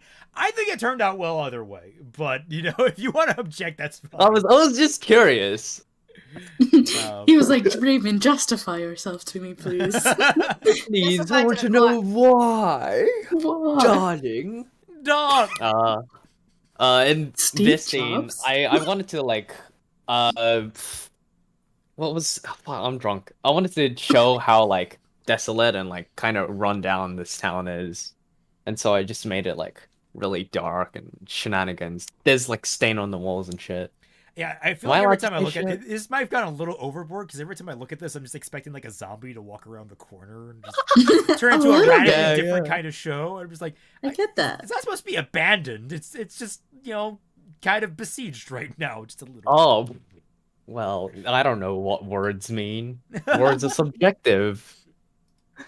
Oh, yeah. I love that. Oh my god. These are You have great. some of the best expressions, including the best emoji to come out of this. Thumbs up. Oh, that's an emote. Everyone Yo, loves everyone- thumbs up Neo. Everyone It's so loves good. it. It's There's a few great. I'm images that glad. stick in my mind, and it's thumbs up Neo and like sad Blake. Sad- Yeah, the kitty, sad face. Oh my god. You may have also noticed that Bumblebee like looks the same. Like nearly every shot, every time it appears. Did you just copy and paste it? More or less. I did it like okay, I copied and pasted and was like the line quality is gonna look like shit. So I'm just gonna trace over it again. Oh, that's just smart. Yeah. Amusing. Neo does look a little small on it though. She looks particularly small. Like it looks like a monster I was motorcycle. so unsure how the scaling goes. Where's I'm the trying to small like sassy Phrasing if child? it's your own work. True. That's just reusing Lamau. it, honestly. Recycling. Recycling, you know. Ooh. Thumbs up. Thumbs up. And then what we got? What's the next one? I remember this. This is where you snuck your OC. I swear I snuck my OC. Oh whoa. I wanted Okay. it as like a cute, fun little Easter egg. Well, she's clearly a faunus, but what kind of faunus? What kind of fauna? She's a corgi. Don't worry about the ears being in the wrong place. That's subjective, all right? No, underneath her hair, there's actually a second ears right in front of it. Like Oh god. oh Oh Don't worry no. about Also, Yuri's vehicle again. Nice. It is Yuri's vehicle, but I was like, damn, I don't know how vehicle work. Me unga bunga. And that's how that happened. This was a fun fact about this as well. It was purely just I didn't do any sketches. I just purely did line art and just called it a day. And what do you think? You think it came out alright? I think it works out. I liked it. Yeah. Sometimes I'll do that. I'll just do a very clean sketch and that'll just be my line art. I just love the fucking fast zoo. It's great. It's the same. Now that I see it's the same Neo and Yang 2 is great. That one was legitimately copied and pasted. You could But tell the my art motion style. blur. I know, right? It sells. The dirt. It does. You could also tell that I changed art styles because of my line art color changing. Yeah, and it's a lot more smaller. Yeah, it's a lot thinner. Meanwhile, we got like super thick Yang, Bumblebee, and Neo. Oh, is it because it was PS2? Were they doing like maroon line art in that? PS2? I don't think so. I don't know if I can mention this name here. The Robots. I'll just say Robots if you know the artist. Essentially, that's where the inspiration came from.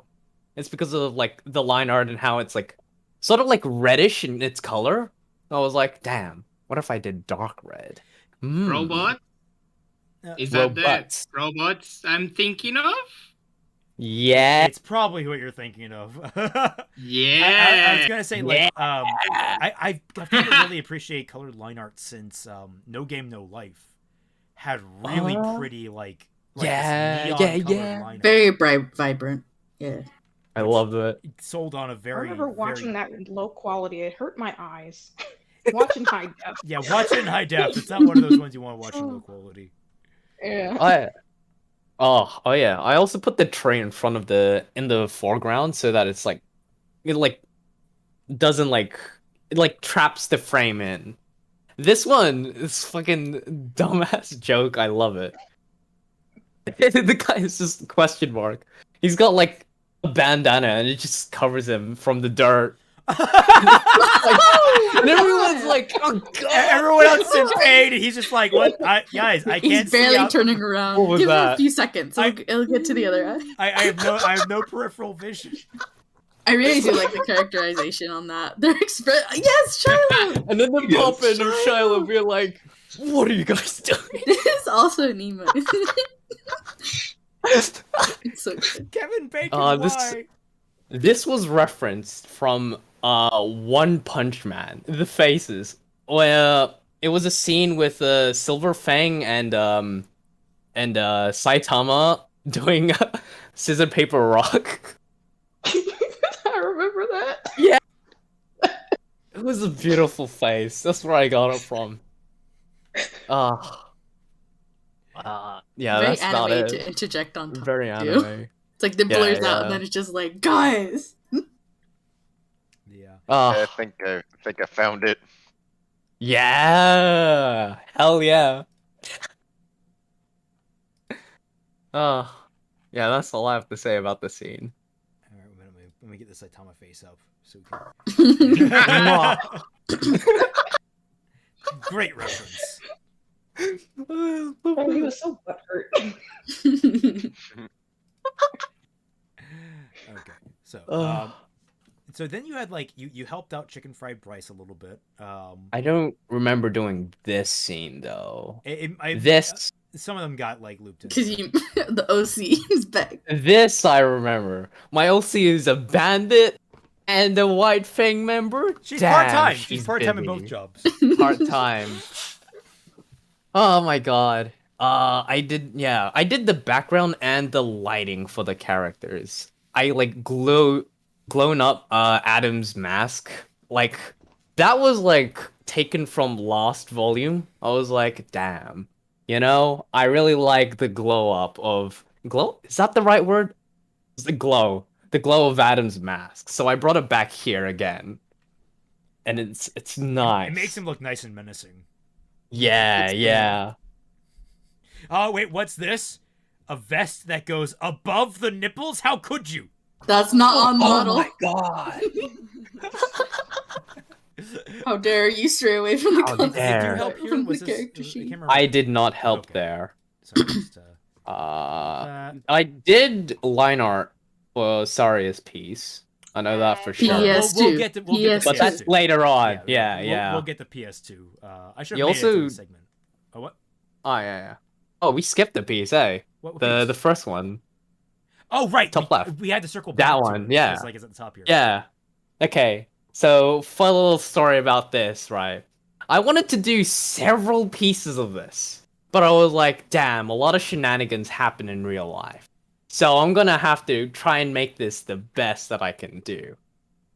This I played around with. Notice how there's two colors of lighting. There's like a yellow and there's like a cyan.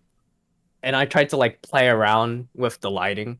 I also didn't like. I made Ilia's arm like really stretched out because I wanted to imply that the cuffing. I could not be bothered just like cuffing her arm at all. Well, from the angle you chose, I couldn't imagine the cuffing would work otherwise. Yeah, so this, I think you did a great job with like the idea of her struggling against her own arm. It's good stuff. Yeah. You also notice that in several pieces, I do not do shading on the eyes. I think I want it like, I don't know how to explain it, but like, the eyes pop out a lot more because the eyes are the souls to the emotions, if that makes sense. So it Eyes sounds are like window to the soul. that's the No, quote. souls to You the nailed emotions. it. I like Souls, emotion, eye. Nailed it. Eye Success. Sharingan, emotion, silver eyes, soul. Oh, I remember in this sketch I gave Sun like thick thighs. He's got a dump truck look. To be fair, he's kind of got. Oh my that gosh, he whole- does. He has the Yeah, anime. look.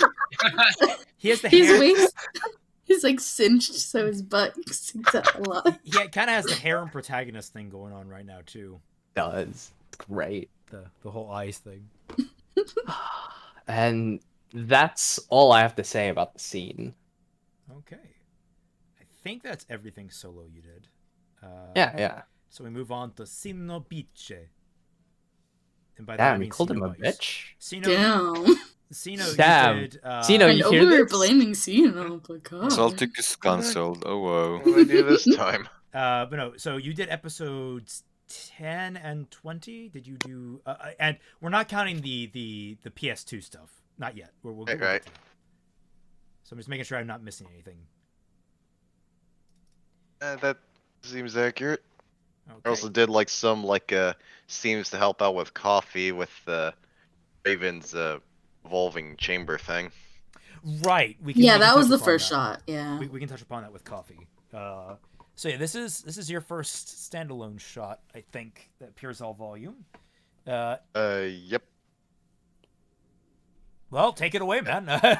you're the artist. Oh yeah, it's like I wanted to try and do like more images for this volume rather than just do like the one where it's like everything's happening in it. Try and like break it down like point by point. And it's like tried playing around with like more of the lighting and like more smooth shading rather than the cell shading I did back in volume 4. You also have like the picture frame of like and her family from like the comics, so I figured that'd probably be like a nice touch.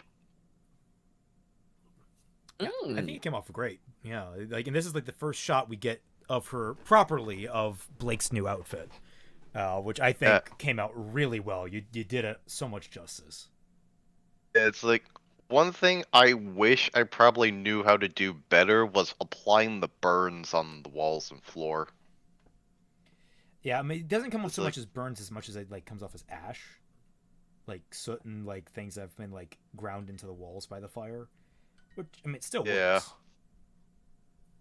Yeah, it's like I had like a. If it probably isn't obvious here, it probably will later on. But I had a lot of fun drawing Kelly. Them thighs. Yeah, you drew the kind of. Oh, that's right. I forgot. You're the one that accidentally drew her skirt a little farther down. I was going based off the concept sheet and the shots. They made it seem like it was so thin. To a little too on model. Not even the 3D models are on model with the concept art. Sun's just having a good time over there. Yeah, some was pretty fun, like doing the posing for, where it's like, I really wanted to get like the real like expressive down with him, with like he's just squatting on the bed like thinking because he's like sort of that acrobatic. And then like one of the later scenes where he's like doing the mock fighting.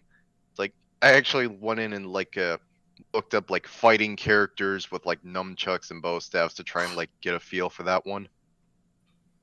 Yeah, and what I like is like you kind of nailed the seriousness on his face, if that makes any sense.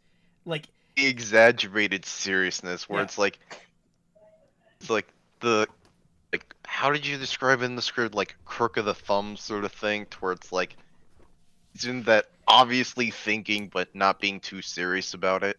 Yeah, well, the thing that I like about it is like it completely conveys that he's like not thinking. At least I wasn't intending he wouldn't be thinking anything like really dirty. He's literally like giving a fair appraisal of the outfit, but like he doesn't use language that makes it sound that way. Mm-hmm. He sounds like a pervert, and that's great. Like he's one of those guys. He's just being very earnest, and like that lands him in a lot of trouble. There's not much processing between brain and like mouth. Maybe that's it. There's maybe the occasional banana between. There's no naughty thought. It was just like, that's a good outfit. I'm gonna say it's a good outfit. Really hugs the hips. No. Also, I think I got like the shading on the muscles right with using the color on them. Yeah, it looks pretty Because good. normally I do like muscles and that sort of stuff with the standard black line art sort of thing, but I tried. No, I'm gonna try colored line art and like smooth shading with it. I think it like turned out well with it. Yeah, I think it came out great. Moist. Someone looks great. Yeah. Oh sure. Oh, another perfect Blake face. Yeah. Yeah, Blake face. Yeah. Surprise cat face. What sense did he say? It looked like a Nekomata or something? I don't know. No. Yeah, it's like it's similar to Nagatoro. Yeah, that was it. Nagatoro. Whole cat eye thing. Very fun. Works so well on her. Also, Son looks just like a little peppy dude. He's like, yo. He's just happy, like he's having a good time. Yeah, I was trying to like go for that balls sort of like Goku wide smile sort of thing. Yeah. Yeah, I feel Monkey D. that. Luffy over here. I get that feeling. One thing I really have to wonder like how to properly do, like in terms of like outfit design, is how Sun's tail comes out the pants. I just assumed it was like a hole sort of thing, you know, like a pant leg thing with just moving in through, but it's like I'd have to wonder if there's like a better way of doing that. There is. I can yeah, there's people make like Definitely different situations. I could send you those. Or someone else, I don't know. There's I mean, with his tail, I could see like a little like hole being in the back of his pants working perfectly. Yeah, but the way RWBY does tails is weird. Everybody jokes about like 2 sets of ears, 2 sets of spines, but like I was looking at Neon Cat's model, and her tail is not coming out where a tail should. So it's just like, why do your spine keeps going, but it branches off to tail? What? Oh, It's very clearly they wanted the tail to be above where the waist of the pants would be, and they designed it like that. And I'm like, no, just have it be like a little strap thing. Just make clothes make sense for them. Don't do this. Or like just have it like poking up out, like make it like look uncomfortable. Maybe show that the Faunus don't like. How's that for like subtle hints at racism in the setting? They don't make Faunus pants where she lives, so she has to make do with like sticking her tail kind of like up and out of the.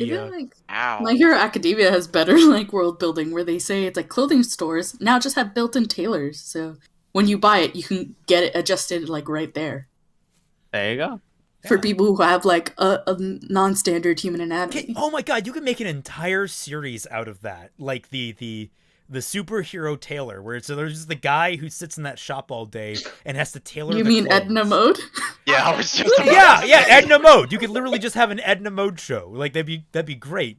Only I think My Hero Academia is more interesting because you have like the weird deformities that everyone has. Like, it's not even deformities. It's taken so like matter of fact. It's like, yeah, the dude's got a bird for a head. I'm saying deformities by like our human standards in reality.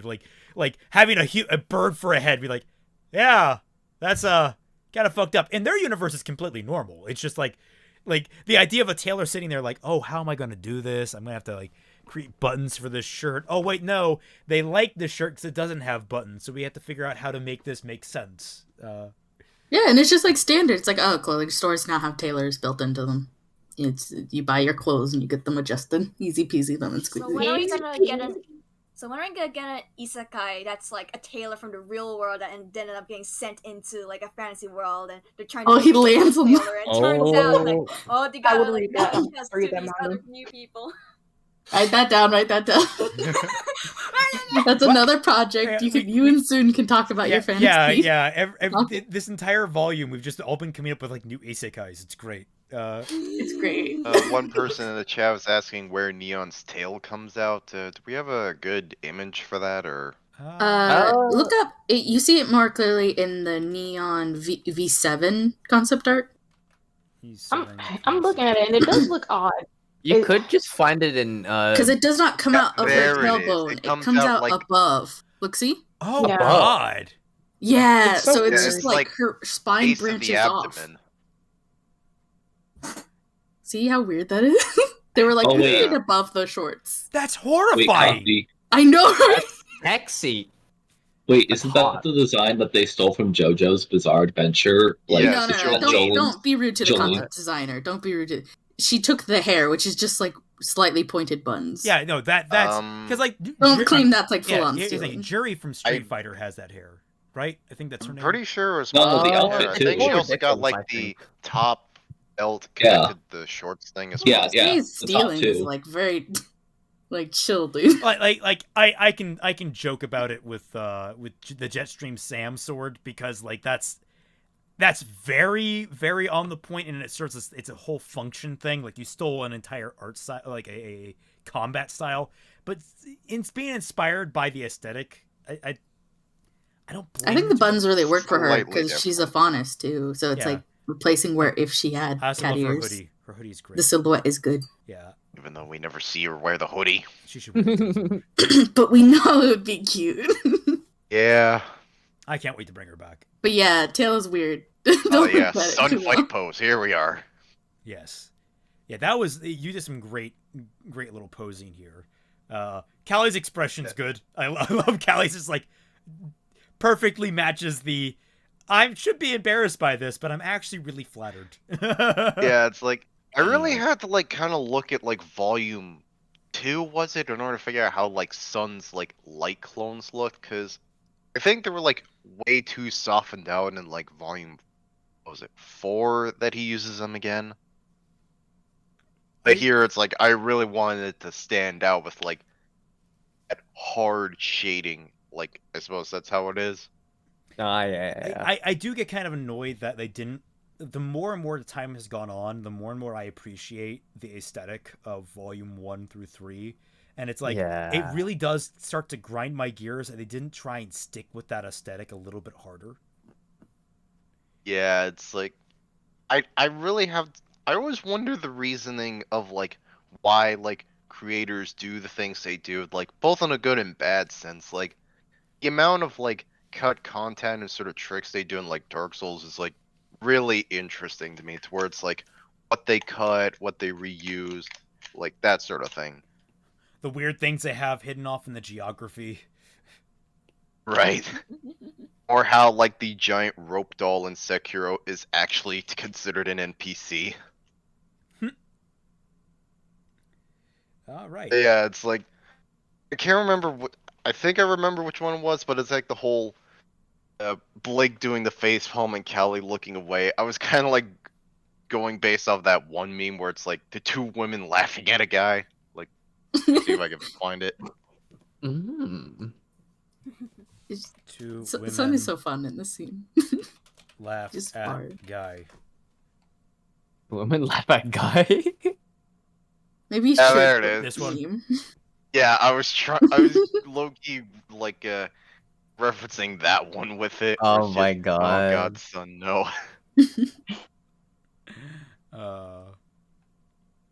It's great. It came out great. Yeah. I do like how the bed vanished though.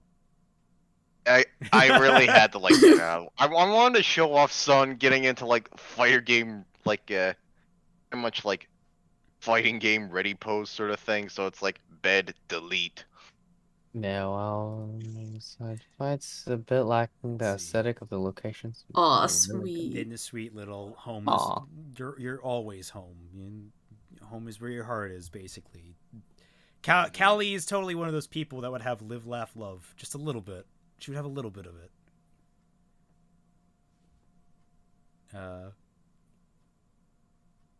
Okay. Anything about this, you know? Not that I can immediately think of. I still probably want to like play around with like smooth shading, like mainly on the skin. I think I have it done well on like the metal parts. It's just cloth and that sort of thing I still need to figure out. I can get that. I think it all looks good. Let's move on to later scenes. 20. Oh yeah, this was like I can't remember how late into the production it was I did this. It was pretty late, I think. This was after PS2, I think, wasn't it? Yep. I think so. Actually, it might have been before, but yeah, it's like, god dang, Leo's office is like, the thing I've noticed I'm having trouble with is like perspective of circles that are like on a flat plane. It's like, do they narrow at the end? Are they even? It's like, I really had to like figure that out, and like doubly so with the bookshelves, which I just did one color because I did not want to have to do multiple colors for those books. They almost look like holographic books. You know what? It fits. Almost Now- either holographic. Now I'm just thinking about Plankton from freaking SpongeBob eating holographic meat. And then like the deeper joke on that making sense because he's Plankton. He eats light. They photosynthesize. Oh so, my God. so it like Oh my God. it's a joke that goes, oh, he's poor, but then it circles back to around. Oh no, it makes complete sense. God damn. Amusing on two levels. Yeah, it's like, this was like going back to that style I did back in Volume 4 where it's like everything's going on in like the one frame sort of thing. It's like everything is so dead. I was trying to also give that ominous feeling with like Cinder and Merc in the shadows just coming out of it, and then the Leo doing sort of the Gendo pose, but you see it from behind. I call this style. I kind of in my head I call it the Renaissance style painting because like you're conveying an entire story in a single image. Like that's why. That sounds a lot better than what I thought it was. Yeah, like I'm doing Renaissance style. It's not actually Renaissance. I mean, there's probably like actual Renaissance style like terminology, but that's what I call it. So. I need the ego boost. I'm calling it Renaissance style. I can't believe Sino invented the Renaissance. Oh my god. The I'm gonna intensity. crave. I just love Raven here, just sort of like I am fucking killing people today. Oh yeah, yeah. Today. This shot I really had fun with, where it's like the lighting, figuring out the hallway perspective, and just I was trying to go for the idea of like how the heroes are running off to the distance, like sort of off center from the camera. Where it's like heroes going off and like doing their thing, but instead it's like villains going in and they're gonna wreck some shit. Night, Aaron. Okay. Oh. I was just saying, did someone's going tonight? Going to bed. Oh, okay. Yeah, it's like Oh, and then it's just like the I, ominous like power out like a hallway lighting, just making it even more ominous. Yeah, I like that. It's such a nice touch. I remember because you had a full light version of this, and then you asked or I reminded you that the lights are out because it's like closing time. They only have like Yeah, because like I was wondering about that, And so it's like I wanted to first get like the hallway like done with its normal colors and roughly, and then apply like the filters and lights sort of thing to give it that ominous feeling. It came off really well. Cinder and Emerald. Emerald legitimately looking like, I'm not gonna mention Salem. All right, let's talk about Salem. Is that her like first reference? Like Salem? by name? No. Salem's was mentioned in Volume 4 by name. Oh, okay. Yeah, by Raven and or Crow. Also, I know this wasn't intentional, but I remember remarking, it's like, dang, I know that's Leo's cape, but then again, it just looks like he's got a big. God. Yeah, I remember that. It's like thick Leo. Funny enough, like the part of like Leo here, I pretty much just ripped it from like the next scene because I don't want to have to redraw Leo because like I'm just gonna reuse it. Huh. Yeah, it's like this is the one I reused it from. It's like I really played a lot more around with like the shading, where it's like several layers of it mixed with like both smooth and cells. It's like I think it really turned out well here.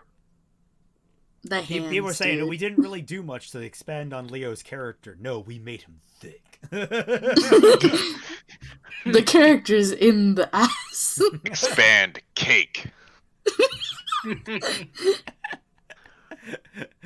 Also, God. he has like the wrinkly man hands. Yeah, the hands are way too good. Let's see. Yes. I remember this scene because you went, fuck it, I'm not drawing all of them. Yeah, it's like my thing was it's like I wanted to like mirror like the first shot where it's like Leo essentially exchanges one threat for another, where instead of being threatened by like Cinder and Salem, now he's gonna get threatened by like RWBY and the rest of the party. It's like I really wanted to try and get like the rough feel for like how accurate the hall is, like square pillars around, and then it's like the stairs. It's like, oh god, how am I gonna get the perspective of this? It's so weird because it's like they're sharp, but at the same time the stairs are, like at a weird angle. Like thankfully the part where it's like the stairs bend was like hidden with this perspective, so it's like okay, I don't have to do it that way, but it's like it's such weird geometry.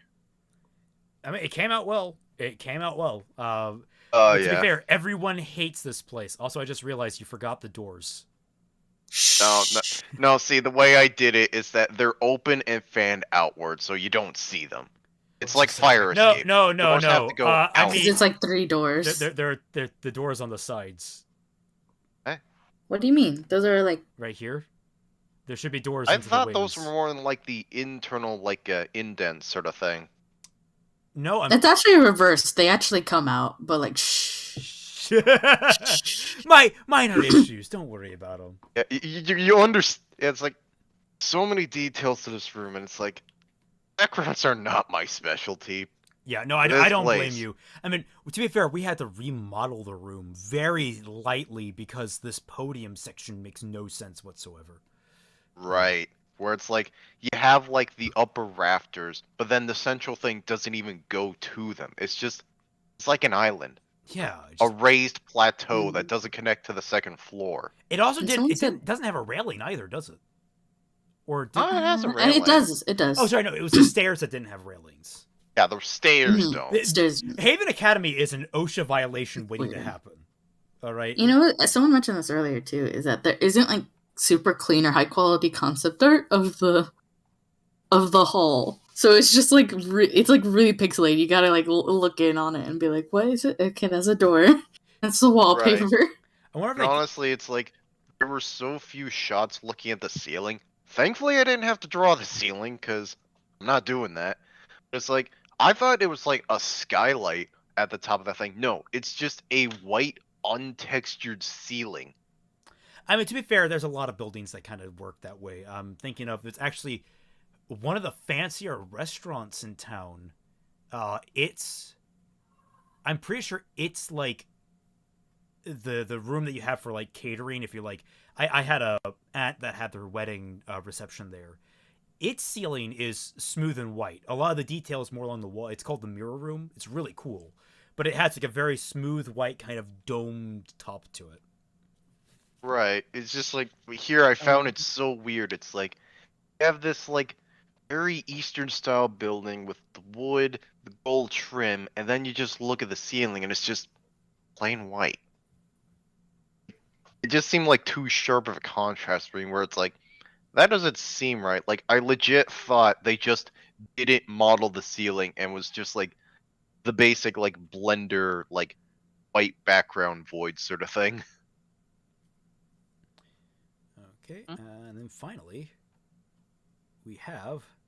Yes! This Raven gun! This was your suggestion when we were doing the writing, and you're like, oh, she should totally have a little minigun design for her sheath. And your ultimate plan was to have someone else draw this, as I understand it. And then it turned out, we don't have anyone else to draw it. You can draw it, though. I just pull on the gauntlets like, fine, I'll do it myself. Legit. It's like I pretty much like stretched the like proportions for like perspective, looked at Berserk in order to get like the rage face, and it's like I wanted this thing to look epic. You pulled it off. You pulled it off. Oh yeah. It's like when I was looking at Raven Sheath, at one point like my orc brain just like kicked in and it's like, this needs more DACA. Where is the DACA? And then it's just like, this looks fit for DACA. And then it's like, you can just rotate it and you can just fire like the blades out the other end. And it's like, that's what I did. And it lines up perfectly with how the blades are too. It does. It really does. Like I mean, actually, when you suggested that, I was like, okay, is it gonna fire out of the sheath like backwards? But no, the way you lined it up, it works perfectly. And it's like it feels very natural to how old RWBY would have designed this weapon. Yeah, it's a revolver with blades. Why wouldn't it shoot out? Only thing I wish I could figure out more was like how to properly implement like the sort of like the trigger handle sort of thing, because I'm always having this issue of like how does the space of like things line up, that sort of thing. Is like that's why I can never like figure out how to like design something like Purist thing towards like where's the metal stored. Yeah, like, the what's the term? Something that Resident Evil struggles with, which is conservation of mass, is kind of non-existent in a lot of the weapon designs. Like, I mean, obviously the big one that I'm thinking of is Coco's minigun. That thing makes zero sense whatsoever. Every other weapon has some kind of logic to it, but Coco's minigun is just...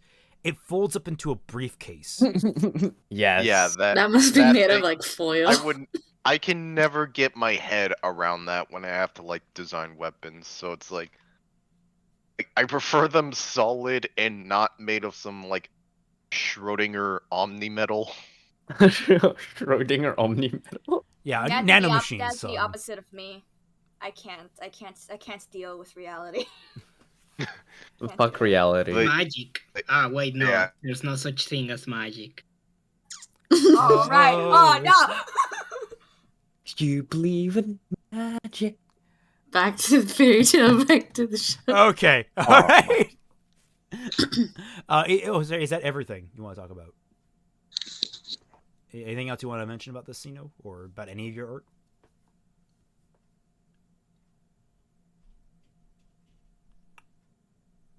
Sino, say something Well, that's really hot and really moist all at the same time. Okay, no.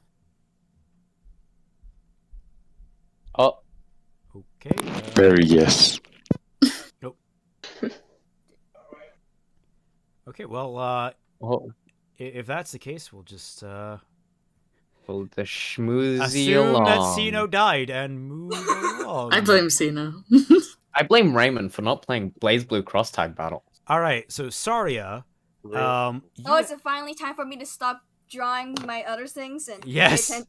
It's Saria minions. You have two standalone things. Is that correct? Internet cut out, but okay, well, I'm back. in total. Oh, you cut out. Huh? Sino left. He's back. Sino's Hello? back. Oh, Sino. My internet cut out for a bit. Yeah, I have 2 things that was completely mine.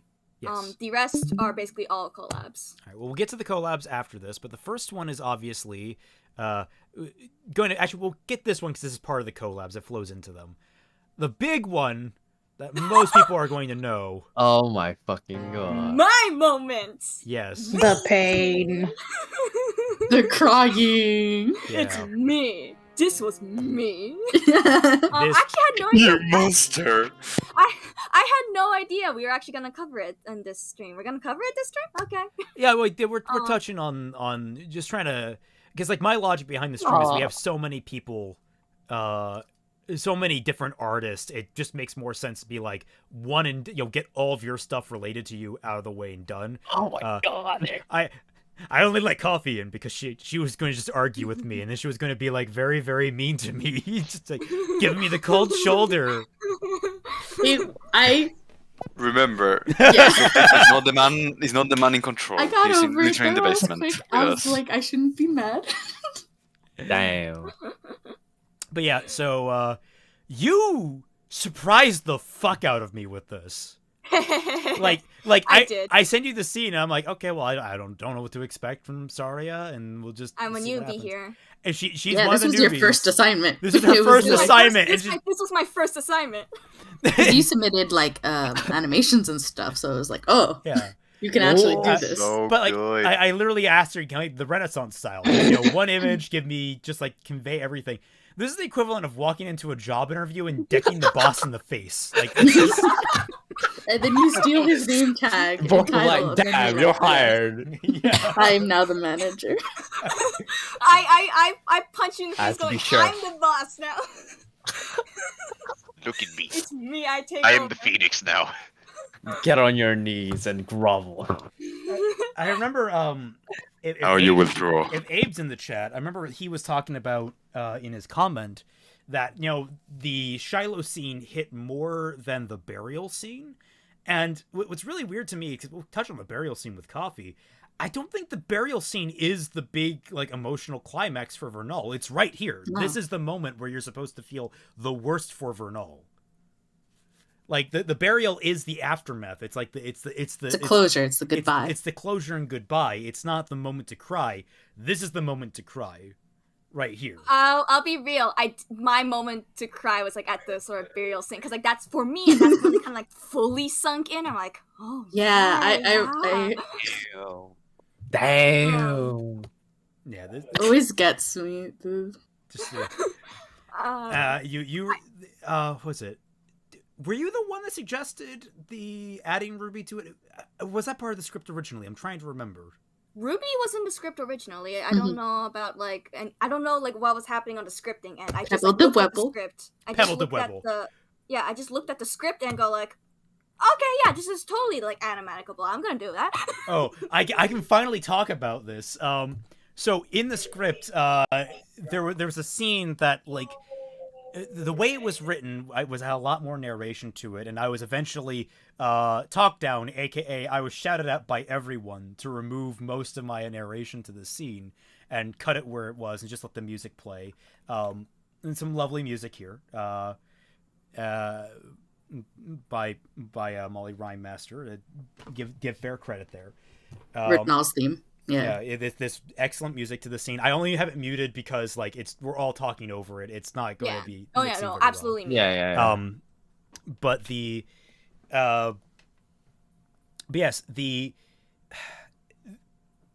where was I going with this? All right, so the way I had written it, there was a lot more detail to what was going on. We even had like lines in there. I think I actually removed those lines anyway because they just wouldn't fit otherwise. But when Vernal / RWBY being overlaid in Yang's mind was crying, she's saying, I've got pebble de webble, like in her scratch. Like she'd fallen over, gotten a scratch. It's like, oh, there's pebble de webble, like there's pebble debris. Like, she doesn't know how to say debris, she just says debwebble. Like she did little rocks and this stuff. And it was this very adorable little scene. And that just became like a little thing when we were writing it. It's like pebble de webble. We love the idea of little tiny Vernal saying pebble de webble. If I remember right, it was me. Mupa was like made a short comment where it's like actually Vernal having this flashback of like the sister she's could have had. And I was like, that's really cool. And I was like talking to you about it. I was like, and then you came up with the Yang.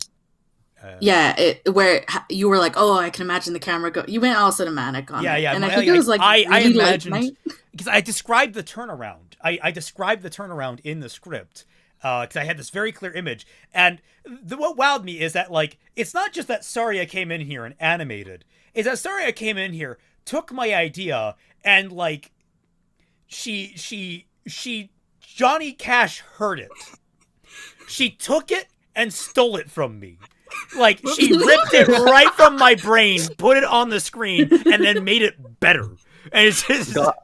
Went to a job interview, punched the boss, stole all his money and his wife, and became the boss. Exactly. Like, that's how this happened. So, like, that's why, like... This insulted me. This insulted me. This is so goddamn good. This was my very first assignment. You came to me just like, oh yeah, sorry. It's like the only new person here. She hasn't spoken much. Let's see what she can do. What? Wasn't the instruction make them cry? Yeah. In your note, this special thing in Celtic's make notes, them cry. That was my specific. You said he said you have to sing Saria, make it hurt. And I'm like, oh boy. Yeah. You know what gets me too? What have you said? Is you added not Winterfog, Weiss's reaction to it. Like it's very subtle. Yeah, you added Weiss's reaction. You had no context to that, I don't think. I basically had no because I only had like that episode, all of that. So I pretty much had like zero context besides the original volume 5. Oh shit. And yeah, but then like even then like Weiss's reaction was changed after like my first second pass basically, because like Celtic was like, oh yeah, like she should have like a strong reaction too because like she spent like some of the most time with Vernal, and I was like, okay, I'll do that, and then I did that.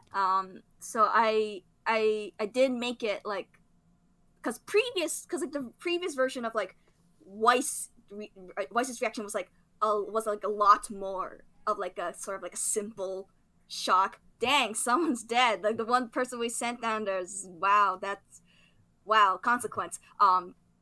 So it was a little bit standard. So like when Celtic was just like, oh yeah, she was like one of the ones like who spent like some of the most time. And I'm like, okay, push it. Yeah, that was push it a lot more. Yeah, that really like that was.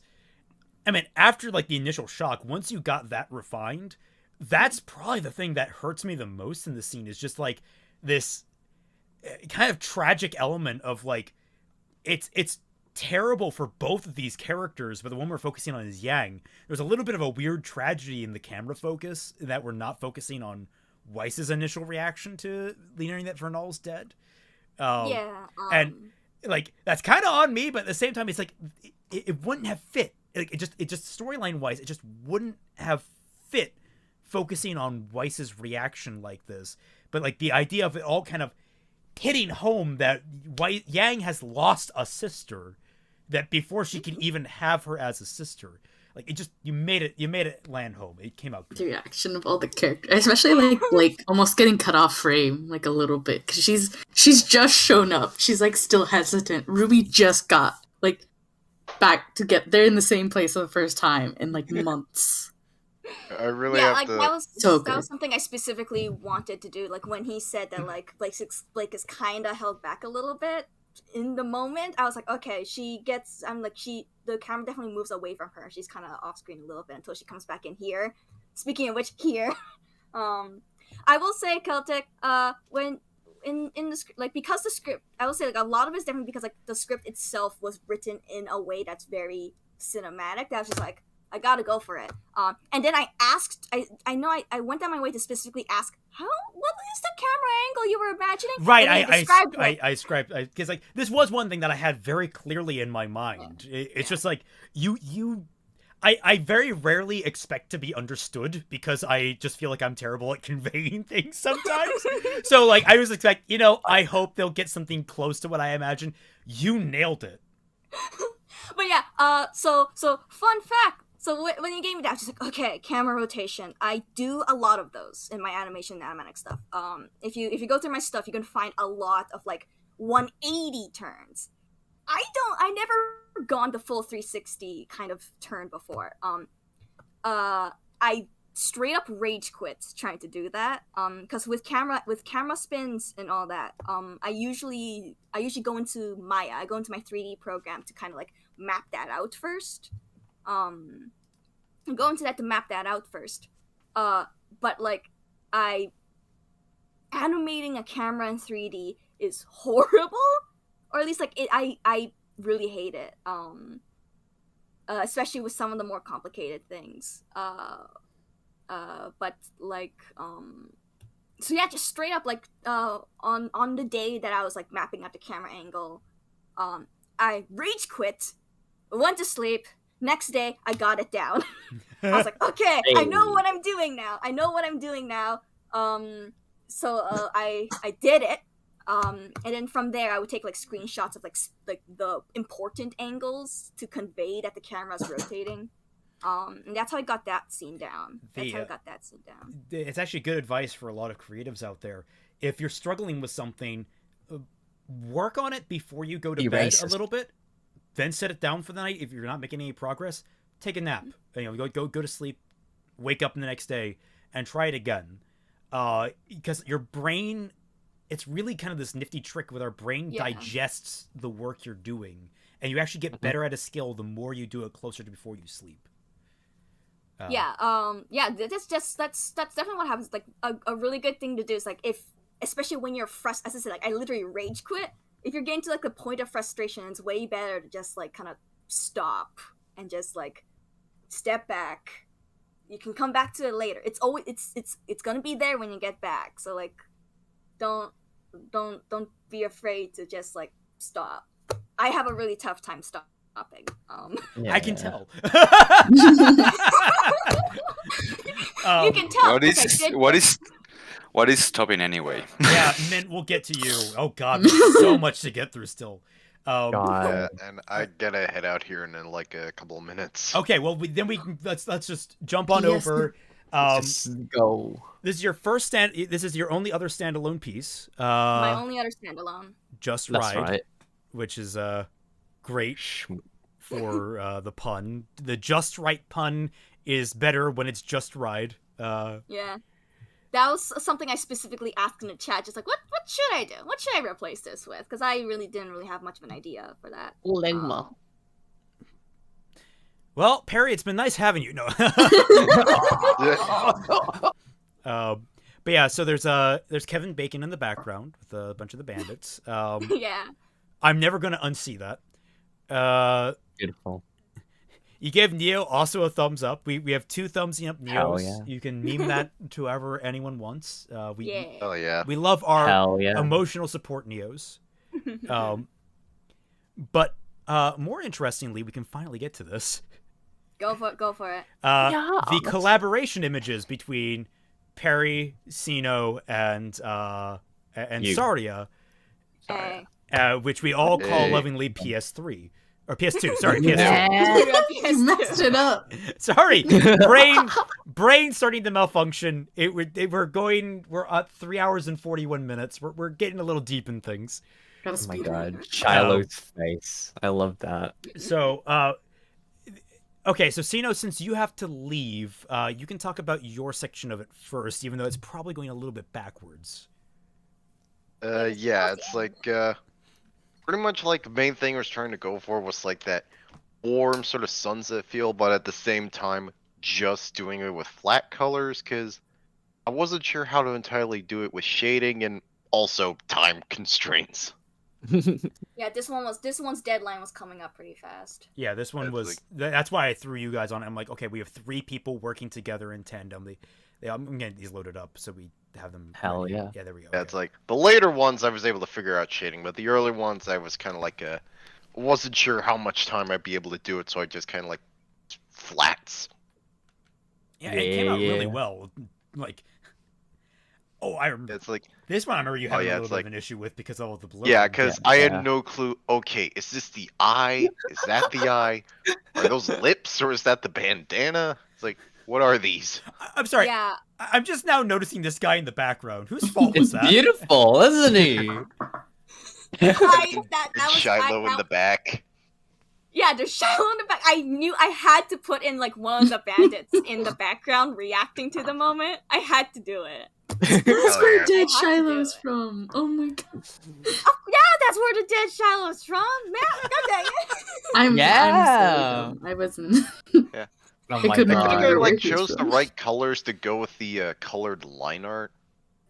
Like, we're just Yeah, really yeah, trying to go yeah. for that saturated, like bold sort of look, and I think it like matches well with it. I think it worked out. I think it worked out real nice. Yeah, I feel really bad for like these ones because like this was the batch when like I was going through it and I'm like, yeah, I know I'm not gonna be able to go for my full render like my first one. At least not as I could if I really pushed it, but I did not want to. I'm pretty sure I had like something else going on at the same time. If Shiloh is for Null's dad, this scene is even more creepy. Well, guess what? Shiloh isn't a good person. Also, everyone spells it Shiloh with a Y. It's Shiloh as in the location. I don't know why they complained so much about it when it was in canon. Miles and Carrie wrote that themselves. Shiloh. Shiloh. And Shiloh. And in fixing RWBY, it has some precedence because Shiloh did get along with Raven, and Yang looks just like a recolored Raven. Yeah, it's like he has a type, and like he just didn't connect the dots. And then when he connected the dots, he's like, "Oh shit! I hit on the boss's daughter. I effectively hit on what is effectively my niece." And he's just like, "Oh, God." Oh no, I did. But like these ones. So the way I was sketching for these ones was not my collab style of sketching, which is to say, zero detail, all mess, only built so that only I can understand them. Yeah, pretty much figured it out. Carrie did great line art though. So I understood what you were trying to go for. So to clarify, it was Saria doing the sketches, and then Peri doing the line art, and then Sino doing the coloring. That's Doing right. the color, yeah. So if that's where like I have that distinguished on the actual thing, but I thought good to go into the detail there. Yeah. So Shiloh's a bit of a creep. He's just a bit though. He's just not really. He's not really a family man. That's kind of the weirdest thing about it. Like people complain about that. It's like, oh, he's so creepy, and it's like, do you like? I can't believe he married Raven. He didn't. They're bandits. They don't have like marriage per se. Imagine Raven hearing that is, what the heck is marriage? Is that like the type of cart? Can you eat it? Go full Goku. Can you eat it? Can you eat marriage? I'll taste your marriage when I get back. Oops, I heard you. The Yeah, expressions. and there's the third one over here for like the gotta get this done soon batch. Wait, this one? Yeah, this was like the third of like the hey guys, can someone help me out batch. Yeah, this was the third panic one. Neo just like stealing the band-aids. I had to put that in the shot. When it was in the script, I had to put it in there. Yeah, I want Dino Chompers. I don't know what they are, but I want some. I don't know what boxes. 2 X's. Dude, I made that entire thing up. The B0. Yeah. I just sketched like items on the shelf and then like to like line iron color. I was like, go ahead, put whatever you want in there. I imagine below it there's some kind of pumpkin drink. Pumpkin just jugs of it. Huge jugs of pumpkin soda. Pumpkin juice, darling. You know, Pumpkin Pete's pumpkin soda. That probably exists in Japan. Pumpkin soda. I'm pretty sure. I'm sure it does. It sounds like a Pumpkin thing. Spice and everything. They have like radish juice. I mean, I don't put it past them.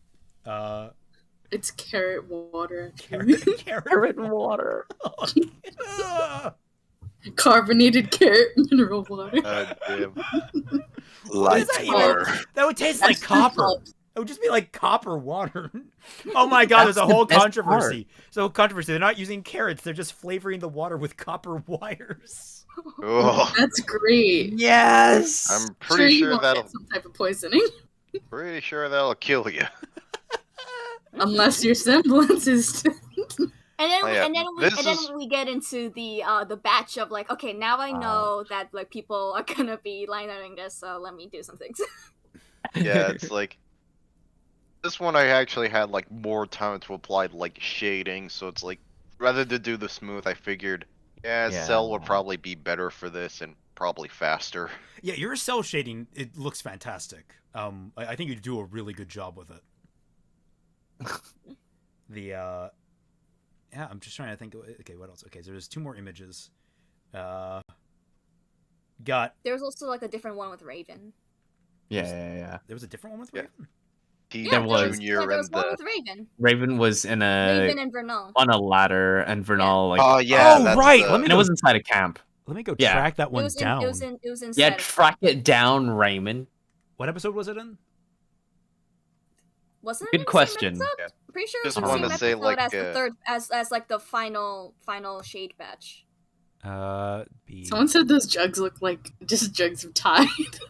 Kind of does. Jugs of what? I'm pretty sure. One thing I want to say while Raymond's trying to find the Raven Vernal image is that I almost forgot like a few details, like Weiss's. Actually, no, wait, it wasn't. It was in the line art phase where it's like we forgot like Weiss's neck. Yeah, it was roach water. thing. It was like Weiss's collar, I think. Oh, I didn't realize that. Damn. Yeah, I think I like added that in there. Yeah, it was added in. I think there was also like Yang's like shoulder chain that had to be added too. I think that was added. I know someone else added like the lace on RWBY's arm. Laces? Yeah, like the red string. That might have also been me. That was also added. Because personally I was like, judging from like the character, she didn't look like her hand at that angle would even have that, but people added it anyway. I'm like, okay, yeah. Yeah, fair enough. You know, a little more. And then there's the ladder. Yeah, there just it is. like, That one I was trying to go a little more like. You know, Vernal looks like Tatsumaki a little bit. I don't know why, but it's like this small little brat. Who's this small little brat here? Where's the small little? Who is this small annoying child? Yeah, that one. Yeah. Floof made that, didn't he? He made that image. But did we post it on Twitter? Wait, what? Made what? Who is this small annoying child like, with Vernal? Vernal. Yeah. That was me. Yes, I did make that. Who was that posted? Yeah, I'll get it. Give me a second. Sweet. Oh yeah, I love it. I really want to do. I went a little crazy with like trying to get like the fancier shading with like the weird lighting to make it more ominous and highlight, but I think it's like turned out well. I'm glad you did that, because like that was kind of like what was in my head image when I was sketching it. Yay. And haha. Yeah, you did that. There's no shadow on the Vernal, which bothers me slightly, but that's fine. Yeah, with the characters like further in the background, like with Roman Neo Jr. and like Vernal here, I figured I'd have them like not shaded for sake of simplicity. It's the ones more closer to the camera that'd be like. Roman had a shadow on the floor though. Right, though I meant like body shading. Oh yeah, I was talking about floor shading. Oh right, floor. I was thinking that as well. I was talking about floor a little bit. Shoot, I should have done that. Whoa, no, guys, it's foreshadowing that Vernal's going to die. She doesn't have a shadow. She's a ghost. Well, she's a vampire. Well, it's time for fixing movie. Okay. Vernal was a vampire and Cinder staked her at the heart. No, Sino, vampires have shadows. They don't have reflections. They don't have reflections. She's a ghost. She's transparent. She doesn't know she's dead yet. But those are all the collab ones. Yes. And I have to head out now. I'll talk to you guys later. Bye. All right. Bye, Sino. All right. See you, Bye. Sino. Well. I don't know why I said it that way. Sino invented the Renaissance. I could do an entire essay about my process for the storyboard, but I'll save that for another day. Yeah. I mean, you can talk about it a little bit now. I'm trying to load up Modded's image. Nah, build it up for the animation, I'd say. Episode 9, I think. We could, yeah, I could build up the animation, but I guess I'll just say I can't. Every shot is deliberate, and my choices in that. So I very much appreciate that. I can do an entire essay. Scott says, I'm not sure if my question was okay. Was it a challenge to add in the new locales under Raymond's guidance? What guidance? Yeah, that's a good point. And to be fair, I was there, but it was like everyone else was really into like reworking the all of Mistral. So it was like the artists were the ones that were like clamoring, "Oh, we need." I was just like, okay, we can add like more Asian elements to it. We can make it, but we don't need to like completely overhaul it necessarily. And then like everyone was like, no, we need to completely overhaul it. And I'm like, okay, you're the artist. You want to do that work? Let's do it. And so we got a bunch of inspirations together. We had a big fun time with that. So I imagine we'll have like a world design conversation at some point and get. Maybe we can talk about it in the opening because that's where like the location. Yeah, that's where a lot of it got solidified. Yeah. Modded, wake up. Modded, you're up. Modded. Modded. So, what am I supposed to say? Fucking my ears. What are you supposed to say? This is your art. Stand there. Well, do the artist thing. Following up all those drawings, behold the one that I did for the entire one. Yeah, like I said, essentially, like since I knew I was only gonna be able to get one thing done after I restarted, I wasn't gonna get anything else done. I kind of tried to do the best one I could, I guess. I don't know. If you kind of like zoom in on all the rocks on the Vernal, you can see a little Easter egg of my tears after the thing crashed, and I lost 7 hours. Wait. That's a joke. That's not there. I was gonna say, like, did you actually put that in? That'd be hilarious. Oh my You god! did see that he did render like all the grass and the brick stuff like that. Yeah. No, like I wish I would have been able to do more for the volume, but after not being satisfied with my initial draft and then restarting, and then once I got pretty close to being done, and then it crashed, I lost 7 hours of work. I just was not. I was not gonna. That's more than understandable. I also recall very distinctly coming into a chat one night and you're just like, fucking curls. Or something along those lines. I might be paraphrasing. That was along those lines. Yeah. You were not having. No, like I was particularly upset because the crash happened after I finished the curls and it sent me back to before I did them. Ooh. So that was very infuriating. How many layers do you end up having for one of these kinds of works? Like you ended up having like a ridiculous number of layers. I think this one had like close to 200. It's like 180 something. Jesus. Layers. Beautiful. Which is probably the reason why Clip Studio crashed. So. I know it crashed right as I finished it. Like I rendered it. I think you were in the chat too, Celtic. I finished rendering it out, saved the image, and then it crashed. In the middle of the save. Yeah, I think I vaguely remember that. Yeah. A lot of crazy that was mostly just my my iPad not being able to handle the amount of layers and me choosing to do the largest canvas size that you said was okay for us to do. Yes, I appreciate the bigger because it just makes it much clearer in the video. Essentially that I just tried my best for what I could do. Maybe I get to do more next volume. Hopefully. I remember not very distinctly, but I remember you mentioned like you didn't normally do action scenes. Like, I don't think any of my submissions were action scenes. Yeah. No. So like, of me throwing this at you, I remember you kind of like that was a bit of a curveball for you. I mean, I was prepared for really anything. What didn't really surprise me, I was like, oh, okay, cool. I get to try something new. It was fun. got to try something I don't typically do. So yeah, it came out insanely always looking for that. Yeah, this was such a great image. Is there anything else we want to talk about?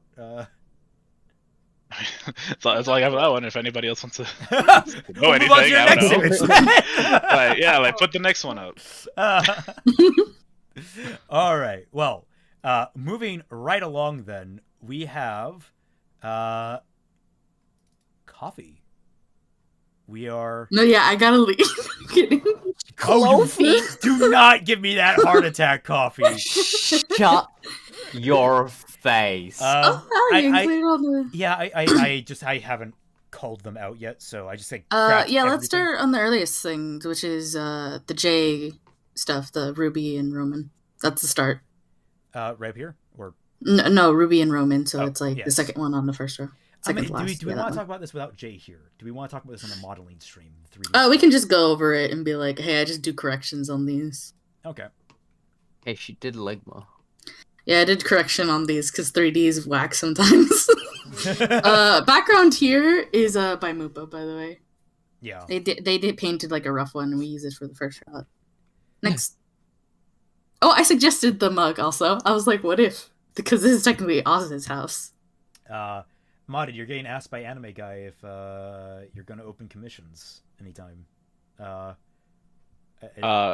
might open some slots next month, depending on how much time I have with school. Right. So just keep an eye out, Anime Guy. I know everyone here has their own busy lives, so we all do our thing. Okay, so doing my thing right now. Roman's skin here was like green. It was green. It was really gray. It was really gray. It was really not good. His skin and his hair was really pale. Also, so on all edits I do of his model, I like get his skin into a better place and then make his hair warmer. Try and get through. Also, this is before we really knew of the 3D style. Like this was very early for Jay. So on the first one, that has a glow done in like I don't know if he did this. I think he did this one in doll play. That glow was done in doll play, but the rest of them didn't have glow. So I ended up having to like add glow to all of the next shots after this. I see. Also correcting the coffee because it was like a Kool-Aid looking transparent color, and I was like, that's not coffee. Coffee knows coffee. True. She knows her brethren. Buttons. The buttons are really weird because of UV texturings or whatever. But next. Popcat Roman. Gotta make Do you that have video. Popcat? I gotta make that video. I have it. It. You actually have it. Okay, I can. I need it. Yeah. You can throw it up. It might take me a while. I'll do it after my section's done. Because I'm trying to speed run. Well, I mean, I can upload it to the channel. I like having it up on the channel, just readily available. That'd be fun. Unless you want to post it on your stuff, I don't want to step on any of your toes there. I don't know. Sure, I'll give it to you later. But I'm trying to speedrun art. Come on. Oh, sorry, you want me to adjusting. Oh wait, Crow. Last one. This one was a MMD that he had to get really late into it, so it didn't have a lot of the detail that the other models have. Like you notice, all the colors are like blocked in. There isn't much texture work, so I had to do a lot. Plus, with Bloom, a lot of his details were lost, so I ended up having to do some shadow work on like his neck and his ears and stuff. I think his hair too, because it didn't have any white streaks in it. An outline on the character in places. Also fixing his cape, fixing the coffee puddle. You all just that. drew Crow. You just drew Crow. This is like one of my most heavy. I never like it looking like an artist touched it. I'm very much into the Hoseki no Kuni, Land of the Lustrous. You don't even notice when there's like 2D on top of like they did 2D animation on top of the 3D models because it's that good. Yeah. That is my goal. I'm like, you don't even notice I'm there. I just realized. Next up. It sucks that Sino had to leave because this was the thing he helped you with. True. I wish you had his blank one because his blank one didn't have the color and texture. I ended up putting stuff on top of it, even shading the blades a little bit.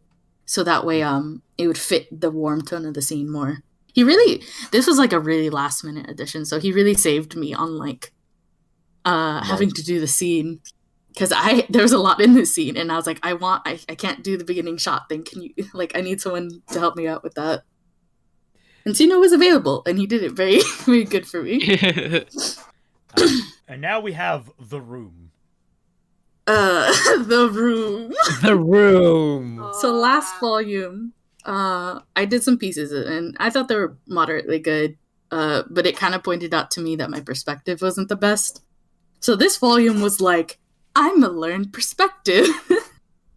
So from the beginning, I knew what I wanted to kind of do. It was like a really long scene, and I didn't want people to get bored if they were watching, because there's like a lot of information being doled out here also. So my plan was to make like a really detailed background that like was the setting, and then have these character sprites come on. It didn't intend it to be like a visual novel, but then I was like, oh wait, no, that's what I'm going for. Dang. So I started out, I made like a very rough draft of like what I wanted the scene to look like right before the script came out. And then once I was assigned this, I was like, okay, so we throw that draft out. And then I make a floor plan of like the entire place. I remember being one of the early ones, or like suggesting like the Ainu inspiration for the bandit tribe. Yeah. So I was like collecting resources and like references, and I was like, okay, I know what generally I want in place here. I want furs here. I want Raven's drinking chair in the corner. That's what it's called. It's Raven's drinking chair too. You can, if you're smart, you can spot all the little bottles of like alcohol in this shot. Yo. Yeah, it's like a little Easter egg. She and Crow are more alike than they are different. The brand one alcoholism. The alcoholism, it runs in the bloodline. How many bottles of alcohol are there? Like, do you have a number? There's at least 3. I see. All right. Yeah, there's at least 3. Actually, it's one of them is the bottle I drew last season at the end with Roman and Crow at the bar. I was like, that's Crow's favorite whiskey, and then I threw it in the scene as like, usually Raven's a wine drunk, but when it's shit is hard, she brings out the whiskey. So you see, we took one whole Karen and we split up a little bit between Callie and Raven. See, Callie got the live, laugh, love thing, and then Raven got the wine mom drunk. Wine mom thing. She's got her cozy little corner with her good chair and her animal furs with the bear head. Because apparently people didn't see the bear head. It's over there. There's also a string. So how the yurts are what's that? The gurs? Or there's another word for like the Ainu kind of tent situation, is that there's a circular opening at the top, and that's used to like help thermal like regulate the entire place. Oh yeah. And so that's still there in this version. You can't see it at this angle, but basically I had it where if you look near the bear's head, there's a string and rope, and that's like the thing that is attached to that little like up device. I wanted to draw like a stick that they would use to help prop up that center like opening like top thing, but as of right now, there's like a little hook where the light is like hanging from. Fucking what else do I got? Little stove. There's no windows in this place, so that has to lead outside. The crisscrossing wood things, that's actually like from reference and all that. Vernal's baby bow's back there. I was just gonna mention the bow. The bow's in the left corner. They're a little hard to see, but the top one being like a bow Raven would use for hunting, and the bottom one is a bow Vernal used to use when she was learning, when she was little. It's got like little white bits, and it's got little flower. It's got a little floral pattern on it. It's like 3 flowers on it. And then when they raided Kuro Yuri, they were like, hey, here's this new green one. You can have it. Yeah. Shame we didn't get more into that, but it was still a nice thing to incorporate in like lots of little scenes, and people picked up on it, which was rad. Yeah. Hell yeah.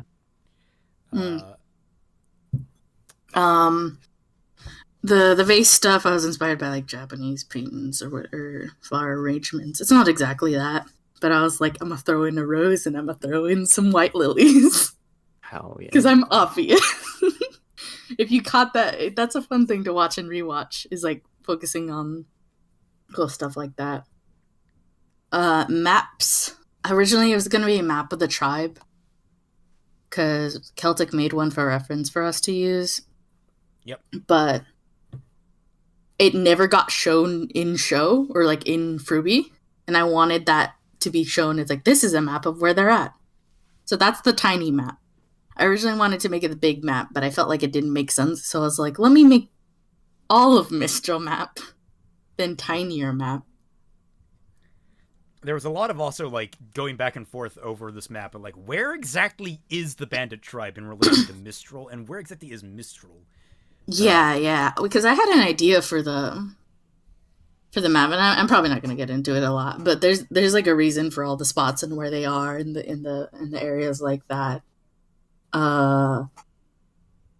This is a map to I don't know how much to talk about that. It's just a really neat idea. Basically, very slightly revolving around like the Brandwin tribe being like nomadic. I'm gonna load these up just because like. Yeah, that's fine. So with the 3D integrations, because I worked on 3D models and stuff, me and Jay sat down one day and did like all the characters' expressions that I wanted. At the end of that, we had like 35 expressions for all 5 characters. And then of those, I had to edit all of them to match the lighting of the thing and then to tweak expressions. Some of them were like real simple. Like, Yeah. It was... Like, Vernal was pretty easy. I didn't really have... I put a gradient on her so she was warmer for the scene. We and you sat down for like 4 hours, something like that, trying to get all these right. It was like we were right up against the wire. Like, it was supposed to come out on Friday. We were doing this Wednesday night. Which was and of the original like 35 images for the scene, I edited all of them, and it came out to like I think 56 unique images for like all the least amount for characters is like Vernal and Neo. They both had 2, and actually Neo needed the most editing for her character because that was the old model for her, so it was a little jank. Yeah, 52. And I had to do a lot of editing on that one. Second one being like Neo and not Neo, Yang and Raven. Raven's MMD was particularly a little weird, so I had to do a lot of like tweaking of expressions, mix and matching like faces and mouths and stuff. No one will notice this, but like in one of the like Raven expressions when she's talking about Summer, I made her pupils white because Summer's a sensitive topic for her. But like a lot of like very little details on editing overall of each expressions. Hopefully we can find a way to streamline this method and make it a little more common. Yeah, I think we can have a lot of presets. Also, there was like some weirdness with naming because I had to go like alphabetical, and it's like we should probably have a discrepancy of like same expression but open mouth because I think a lot of that was issues like that. Yeah, like A1, A2 as opposed to AB. That sort of thing. If we're going like even the letters, I would just go like expression mouth, and that way it's like more of a, oh, I need her to be angry here, I'll just grab the angry one. Yeah, we had a whole idea of like how to use the 3D models beforehand, but apparently this worked well enough that you brought it back a second time, like the visual novel style. Yeah, although a lot of that was like I had the custom made and I custom labeled it, which helped me like make it a little more streamlined in my editing at the very least. So she get angry. Actually, interestingly enough, I laid this place out with 3D models in Clip Studio Paint first. In trying to get the perspective right, because like circles on perspective and and it's hard. It's all that. Also, low-key headcanon. I couldn't ever decide of those robes in the background on. My heart is telling me that they're robes Crow and Raven used to wear, but I think probably the more appropriate answer is like of past leaders. But low-key, it's probably of Crow. It's like probably something Crow and Raven wore before, and she's a little sentimental about it. I love this shot with Vernal. Like Vernal just being like, "I'm being replaced." Yeah, my sad daughter. I remember you described it or something. This is like a CG unlocked moment, like a light novel where it's like, oh, you did it. So, so here's the scene to break your heart. It's really cool too because the background I did for that is I just cropped out the background and then I made it bigger and blurred it out. So it's like the bottles and barrels and stuff from the larger shot. Yeah, I love that trick. Just make it big, blur it out. Yeah, it's no fine. one will tell. No one It's will fine. tell. It's a quick thing. You're supposed to focus on the characters, and then after it, Vernal is like she's like a little downturned. Sweaty. There's like Sweaty 6 News or is 5 next. versions of this main illustration. Yeah. And then there's the broken table illustration With the T. I love how Neo is just like kind of like always kind of nervous. Yeah. That switchback said Sweaty Neo is the best, and just like she's scared of Raven a little bit. This is the minor thing. Is like very much just like the blade breaks here. That's where I use the Minecraft item breaking sound. That was because it wasn't very noticeable. And I asked Jackie because she does some like sound effects and full ages as like her job, and she's like, "Oh, sorry, I don't got it." So I just googled like weapon breaking or something like that, and the Minecraft one, like the tool breaking sound, worked perfectly fine for it. Next shot of like Weiss, like the one shot. So here's another case of I blew up the background to less success this time around. I don't really like this way. I think she's kind of ugly. She's fine. She's fine. You know, it's nitpicky for me.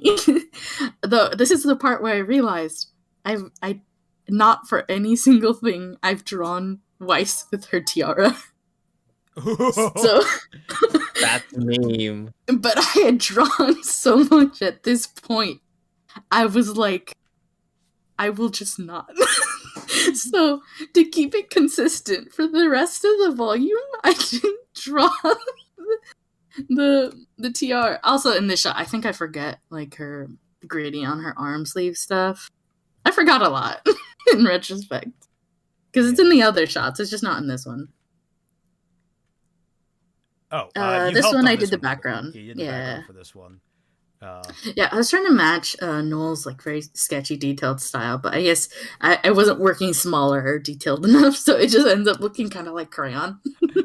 We'll talk about this more in the 3D stream, but this is like one of my works where I'm just like, I think I have a couple of these in here where it's like just my shitty art or my city. Yeah, there's your background. Yeah.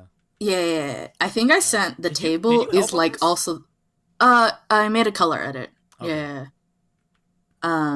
I was hoping you would have used it as like a strobing effect, but then you just ended up using. You need to inform me of these things. I mentioned it in chat. You just didn't remember. Did you need to like make the note when you send me the image? Okay, it's fine. This was probably the first image you did all volume. Yep. Because before even the volume actually started. Oh, sorry, say that again. I think you did this before, like, once we finalized her design, you did this image, and that was before writing, I think, was even finished. I'm not sure. Yeah, actually, I drew, like, a little, it's on my Twitter, and we're blocked by the Sketchy Huntsmen Twitter. It was, like, a small little memorial of Vernal laying in a bunch of lilies. And that was before you had even written that scene, I think. Yeah, that's what inspired me to write that scene. Yeah, and I didn't know that. So, because I had only asked for the Raven Yang scene. So, at the beginning of the volume, I had 2 assignments. This Vernal's, like, final scene and the tent scene. And so, the reason why the other scene we worked up until, like, the deadline, like, the day before the deadline, was because I was actually working on this a lot more. I was working on the finale. On my daughter's last scene. Yeah, Coffee is a true writer of fiction RWBY. I'm gonna scroll through these to load them up because I don't know why it doesn't just have them preloaded or whatever. Oh look!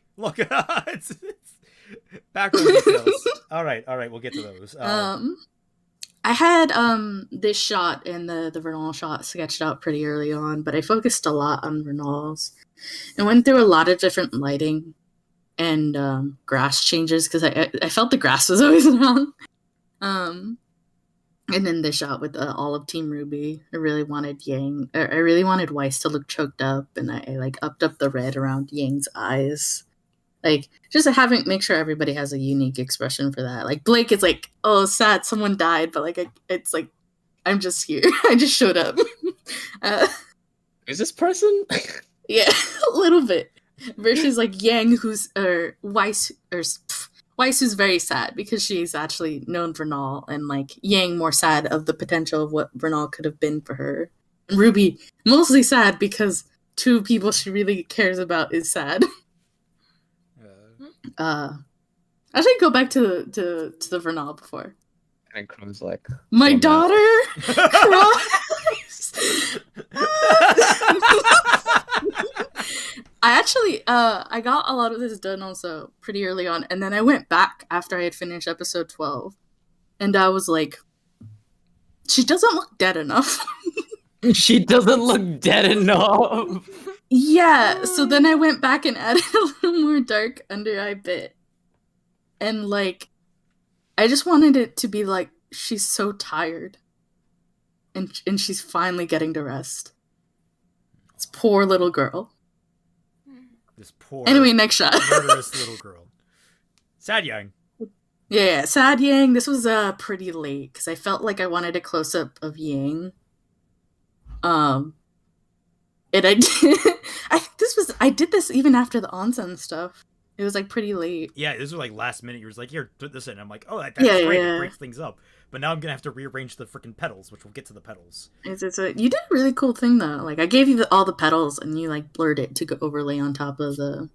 Yeah, that was fun. I like figuring out how to do the petals and make them look nice. Was like, because they already look nice, but like having them moving in the right direction, trying to keep that consistent, that sort of stuff was just. Yeah, because I originally didn't plan for them to like really move, except for the last shot, like the very very last shot.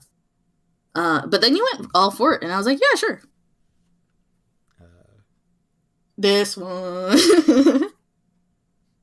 Now, I mean, to be fair, in the script, I wrote that they were on a different island than here, but Coffee was already so dedicated to having her under the tree. That, like... I was done already. I had finished Vernal. I had been working on it and showing progress so many times. Well, I think, like, by the time the script came out, the only thing you had done was give the shading of the tree. I don't think you had this scene drawn yet. I'm not even clear on the timeline, but Muba was right. I did post a lot of like things, and you should have known better. Yeah, I should have known better. But you know what? It worked out. I'm fine with it. I don't blame you completely. You got like 50 people to like check in on and do stuff with. This one I ended up asking Jay for like reference to the island, just for like it pretty much amounted to me getting the stairs right and the background pillars right. Like I made the little Romanesque pillars in the foreground, and of course, Renal's little tomb. Some people thought it was glass, actually. And that's funny. I debated doing glass, but I thought that would be really weird and also like horrible. Yeah. Mupa suggested it, and it was like, that's a cool reference to Stone White, because there's supposed to be like this kind of overlap in Vernal and like Weiss's character. But then I was like, I think even with the weird magic situation at the ruins, I think it would be kind of weird and gross. Yeah, like no one thinks about it, but when you have a glass casket that if you have a direct sunlight on it every single day, that body ain't preserving itself very long. I imagine we could make something up about the magic or whatever, but no, she's just encased in regular old stone. It makes me sad. There's lilies there. It's not glass, it's dust that's been made clear. There's also, I always made sure to put in some lilies of the valley, because in like flower language it means like future happiness, and I wanted that irony of lilies of the valley being where at Vernal's funeral, and it's like you don't get to have a future anymore. This is just sad. Please. Please don't cry. That was me whenever I was drawing stuff. I was like, don't be sad. It wasn't that bad. I did make a point of being like, this is my daughter's last scene. I gotta make it look good. I gotta make it look right. We do have, there's a little headcanon that Shiloh comes back to this island at some point, and without realizing what it is, he just sits on the rock to, like, rest his, like, to rest. and he doesn't realize, like, he's come here to kind of reminisce, and he sits down, and he doesn't realize he's sitting on his own daughter's grave. Like, that's just kind of heartbreaking. I just hate talking about. It's like, because I imagine by the time they come back around to the specific ruins, the tribe, it's been a while, and so maybe he'll just like absently talk out loud about Renal or Raven. Just sad hours. Sad boy hours.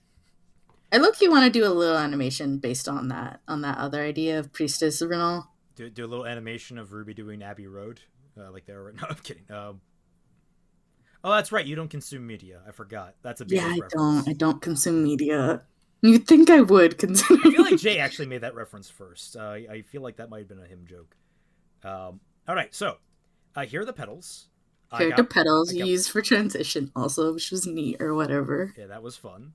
Whatever. This is smoke or fog, I should say, for this scene. The onsen. Coffee and Jay were the ones that talked about the onsen. Jay was more joking. Coffee was more serious. Neither of them realized it, and eventually, basically, Coffee kind of like, "Oh yeah, no, we're totally doing this." I'm like, I don't know. I feel like it doesn't really match RWBY. But I will explain. The more we talked about it, the more I was convinced. I'm like, it actually works out really well. But you go ahead. So I was a dum-dum. So when y'all explained the idea to me, I was so about it, and I assumed it was gonna be in the volume already. So when it came up, every time I would be like, onsen. But then it wasn't very long until I realized that y'all weren't serious about it. And then I was like, oh wait, then it turned into a game about convincing you and how, like, it does make a lot of sense. Because if you don't know, Mistral, the city, the capital, is heavily based in canon RWBY on, like, East Asia, so Japan, China, and on the Romans and the Greeks. And it only made sense if we were, like, doing more world building, if we were showing off more of Mistral, that we would have an onsen scene, because all those cultures that I've just listed have prevalent, like, bathing or hot spring, like, cultures. Plus, neat setting. How can you not have an onsen scene? Yeah, it's just a very unique setting, and what really made it work is when I struck upon that would be a much better place to have the heart-to-heart between Yang and Weiss than any other location. Just because, like, the onsen scene, when you go to an onsen, you're in some way kind of exposing yourself to everyone else. Like you're basically just kind of like shedding this normal layer of protection that you normally have. Like, and you're all kind of collectively in this very exposed state. And of course, we're very mindful to handle that as tactfully as possible. But the idea of even outside of that, they're just in their robes. Yang and Weiss are both in these very exposed states, and that isn't what bothers them. It's being emotionally exposed that really ends up bothering them in the long run. And it's them coming to this, like, middle point of, like, commiserating in each other's issues that, like, really what's kind of struck a chord in the back of my head. I've only really, like, it was only during these streams that I really struck upon why it makes the most sense to me. And it's like, but that was the, like going back, that was the kind of thing that sunk in, is that, like, this is when their characters are at their most naked. And that, I meant that, like, in an emotional sense. So it kind of rung true. It kind of rung true to me. It just fit. But also me saying onsen. Yeah, that and then people would just parrot that. Yeah, like, everyone all would the time in chat. Onsen. So and then anytime it would be brought up, it would be like 5 people being like onsen. So that's why the title is called onsen. Because I memed it, and then Celtic was like, "Wait a minute, this could work actually," and then I was like, "Yes, I did it. I ruined fixing RWBY." Oh, I can. Yeah, I really like these shots. Coffee wrote fixing RWBY. I wrote it. I wrote a third of it. Like, it feels more accurate to say with, like, if Jay was here. Yeah, a lot of suggestions. A lot of suggestions that came in to, like, really work well. We ain't writers, but we were like, "What if this?" And you were like, "Maybe." Yeah, good little idea generators. Okay, so this scene in particular, I already explained it in the response stream, but people were like, "Oh, she's forgiving Yang," and actually, you warned me about this, and that's fair. Like, I was so tired of working at that point, I didn't want to add it in. But like, this is we both have our issues. We acknowledge it. We're going to try and move past it. It doesn't mean everything's fixed, and I think you conveyed that very well. I think most people got that. Like, they're not okay. Oh, more steam. Yeah, I think I was worried. I was like, hey, I've just thrown this idea. You'll decide on like whether you want to put that disclaimer there or not. Yeah. But yeah, that was my primary thing of like, Yang is in a very vulnerable place, and she's being contemplative while she's in this like, she's just lost her sister. That could have been that. It's almost like losing what RWBY could have, like, I don't know. It's like, that was the whole scene. It's like, she imagined RWBY in Vernal's place, and in Vernal and RWBY's, and it's like, oh crap, this is someone that could very well have been super important to me, and I didn't give him a chance. Like, she didn't even imagine that. So like, now she's like in this very vulnerable place, and now here's someone that she has the chance to make amends with. Like, she has the chance to try and bury the hatchet where she had this animosity, this sorrow, this regret, all these different confused feelings.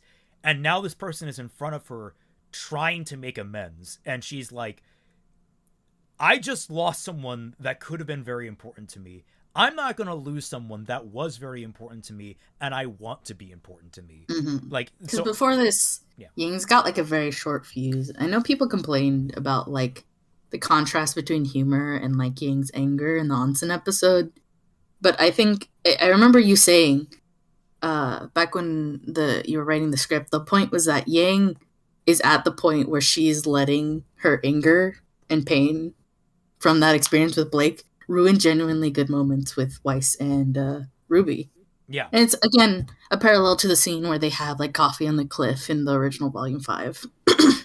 It's just, like, in a more interesting setting.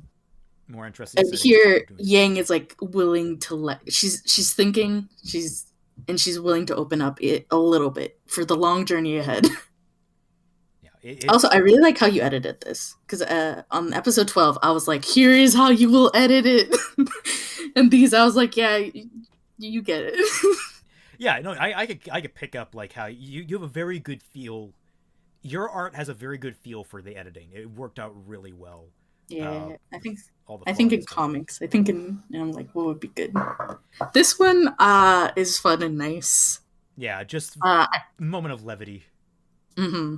In retrospect, I think Yang's eyes read way more pink than purple. I was going to actually comment on that. Is she kind of like, she's kind of a red eye going on there right now. Like, is she angry? Yeah. No, it's just I had gotten the colors from from earlier in the scene, and because of the layering and the effects and stuff, it looked more purple before. But then when I brought the same colors over here, they looked more like pink. And I just didn't realize until like after the final version was out, and I was like, well, can't fix that. I also love the finger guns, because it's very deliberate finger guns. But she's got her little stub arm pointing up. Rudolph, you're not in this. I'm not. You're not. You couldn't make it. I'm moving you. Goodbye. What? Bye-bye. That's the pay respects. I'm going to clip this.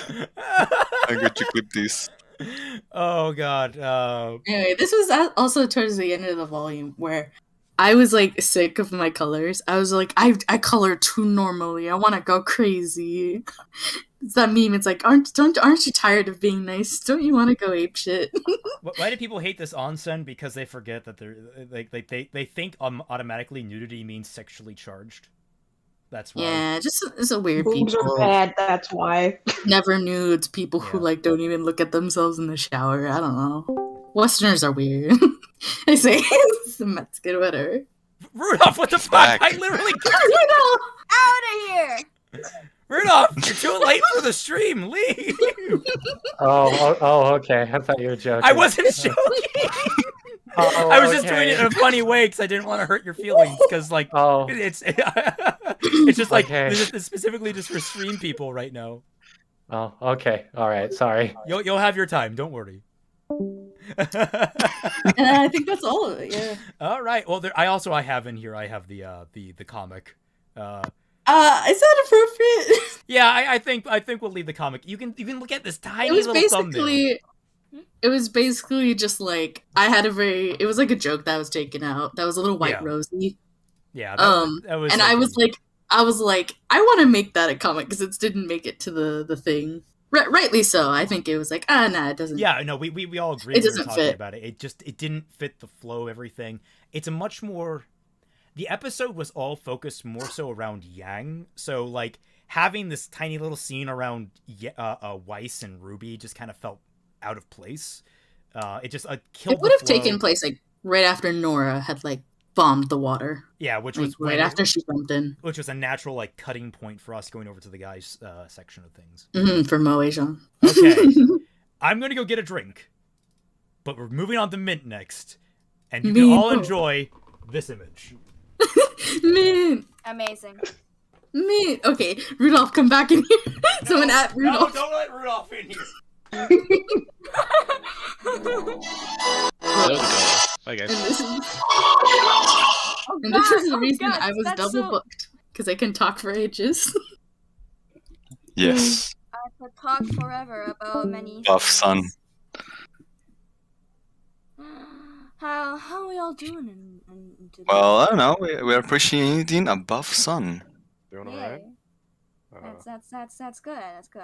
Yeah, that's how I, in my storyboards for everything I did in the previous volume, I just started drawing buff sun. Hi, Rudolph! Rudolph! You made it! Everyone's here. What's up, guys?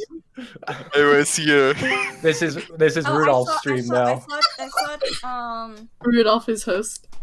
Hello. I thought people might appreciate a thing that I just quickly did. I'm gonna post it in the I'm chat. drawing my comic. I'm going to I'm going to plug my comic now. Thank you very much. I'll go Plug your plugging comic. time.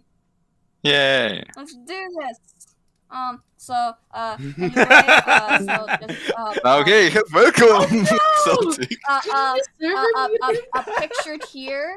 Pictured here is me coming into Wreck Celtic's Day. Okay. Pictured here is the moment. Kelsey, don't turn Pictured around. here is the moment that I Beautiful. destroy Celtic's livelihood. No lie, I'm gonna make that my deserve. profile picture. I'll make the little chibi version. I'll just crop it. Also, let's see. I Floof posted it. Where is it?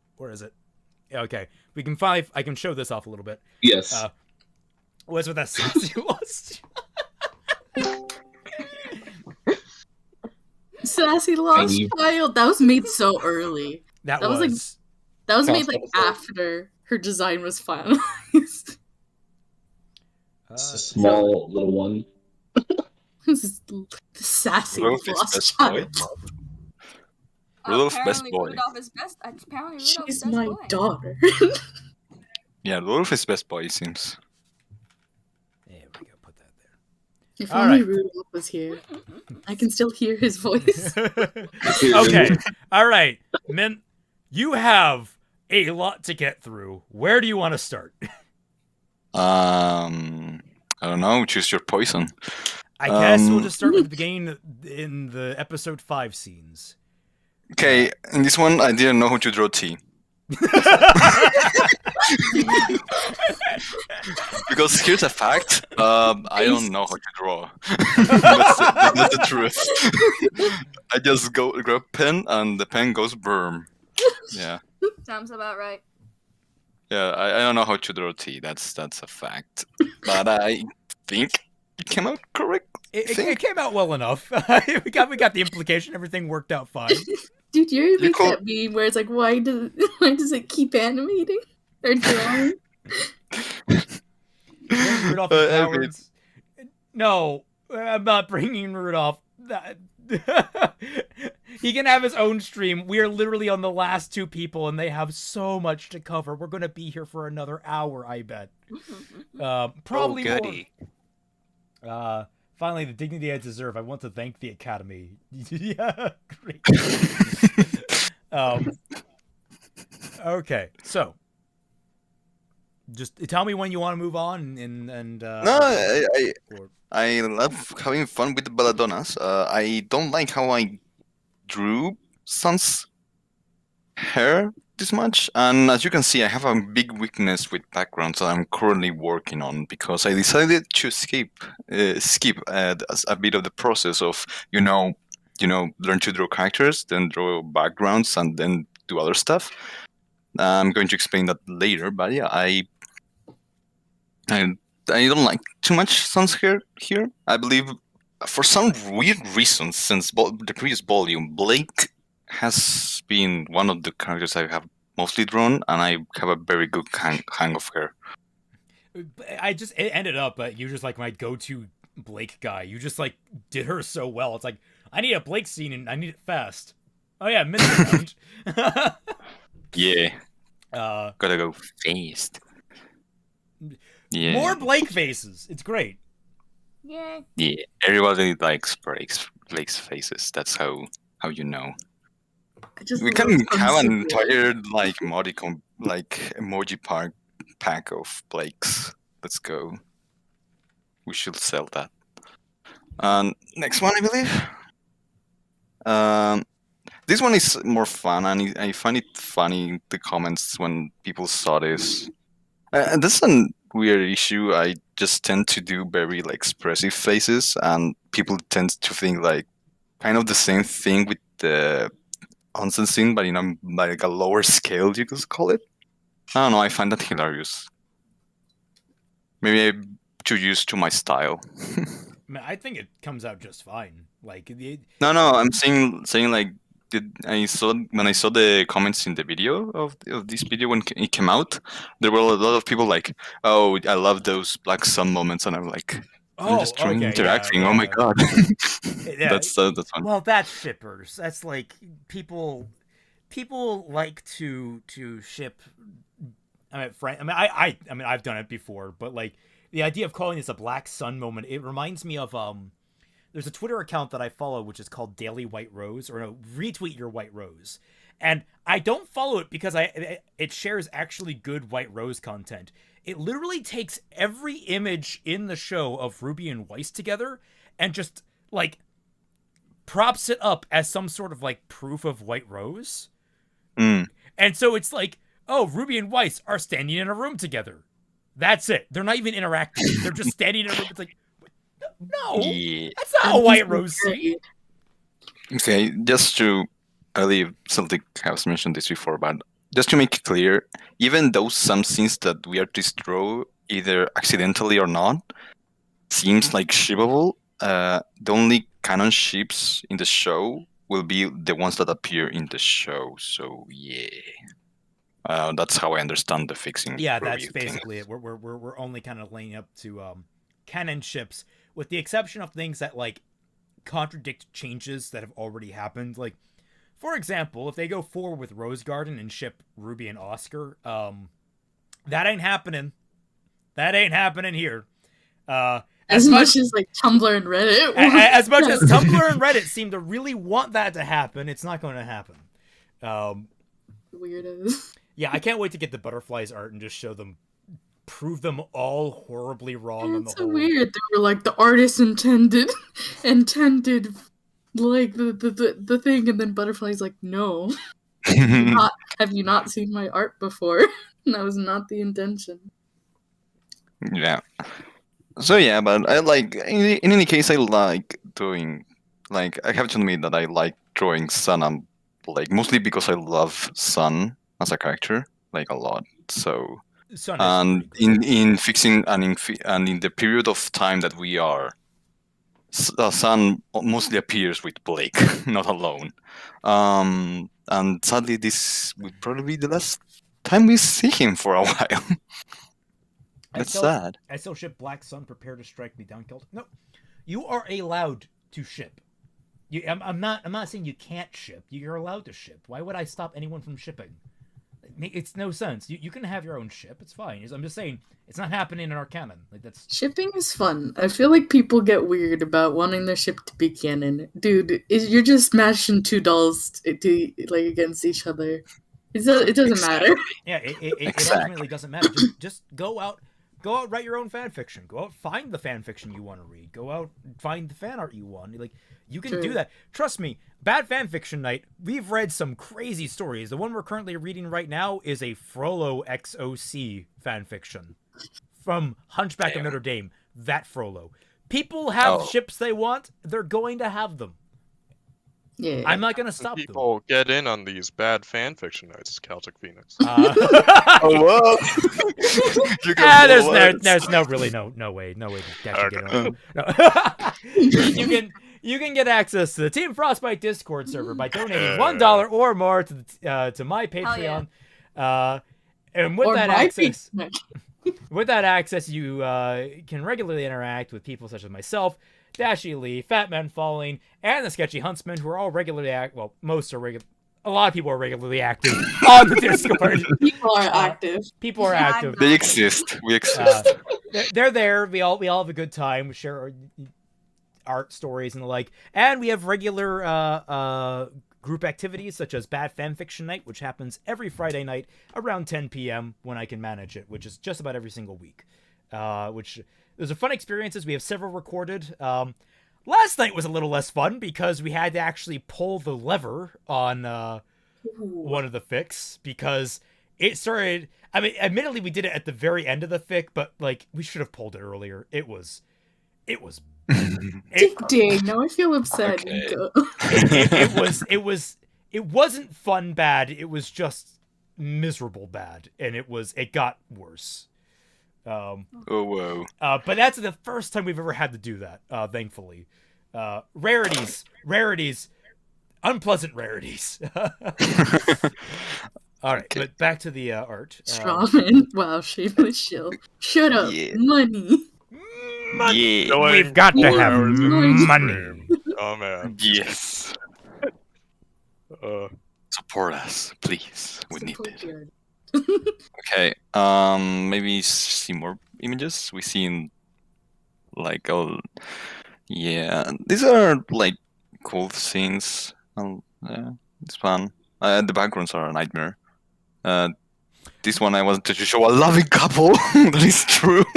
A loving, stable couple that understand one another and work together to solve their problems. Exactly. A healthy family. Like. This is I really love this. There's not enough of like this kind of thing in RWBY where it's just like two characters that genuinely adore one another. And that's one reason I really love these two, like having them on screen. Like just like they really, you could get the feeling they're really warm towards one another. It's great. As much as we joke about like the whole Callie's son side dish thing going on, like that's just a joke. Like I in canon, these are like some of the most stable people. Yeah, we need more stable people. Yes. Another Blake face. Another great Blake face. Son's face here is perfect. Like that is exactly the emotion of, no, don't cut to black. Yeah. It was fun doing that. This is probably my favorite Blake face I have. No, wait. There are better Blake faces that I have done later. But yeah. Son face. Yeah. Oh yeah. Yeah, I like having fun with the belladonnas. It's very cool. This is you go. Yeah, all of this is very interesting because as Celtic and I've been alluding a lot in this 3-hour stream. I did a lot of stuff in this volume, and one of the reasons is because I was like, I noticed that I had like this scene in there. I was named as a patron in the first video, and I was like, okay, I want to appear in every video. Oh yeah. Everybody. So I said like, Celtic, give me easy fast work to draw in every single video. So that's why. Yeah, Mint is in every single video this volume. You are a crazy person, Mint. You are a crazy. Yeah, JJ also appears in every single video, but yeah, it was fun stuff too. Oh, you also do like the really low thigh slit. Yeah, that's funny. I asked for reference, and you sent me Sino, so it's Sino's fault again. Oh, really? I But forgot that. I forgot That's that. actually you can blame it on Sino. but a bit of mistake on my part in between quotations is that I decided to extend it. So if you zoom in, you will see that I literally like went full in like, okay, you thought Onsen was horny? Look at this. That's what my thinking when I did this. She's got that hip dip. Oh, here we go. I don't know why it looks so small, but yeah. Oh no, it'll big up. Oh, okay. This is the 7-second version. Yeah, no, this is only the animation. Fun fact: this is the first thing I started doing this volume, and it's the first time I have done animation for a while. Like I was literally learning while I was doing this. It was also the first thing I started yelling at him about. I'm like, no, we need stills.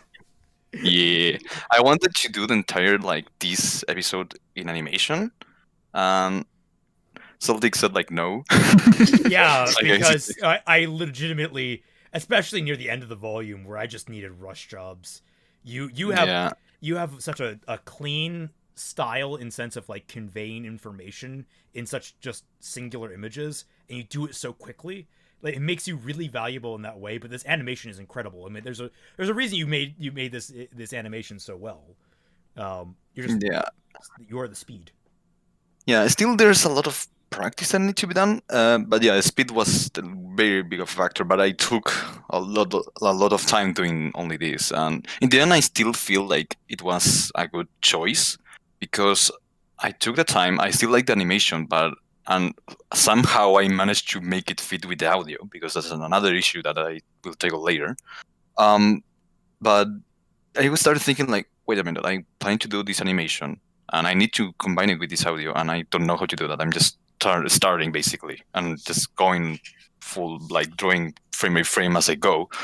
So that was the moment I was like, yeah, I have to agree with Celtic and I will try doing stills. So then comes the stills that I hope they still give the same impact that animation would. Yeah, let's move along. See, I think these are just like the bit parts. Yeah, these are the bit parts. Like the I sent the separated parts exactly because of that reason, so that they can manipulate them if necessary. Yeah. So, which I very much appreciated. It helped make sure everything. So here's the still that ends off that scene where it's Blake firing, and then you have.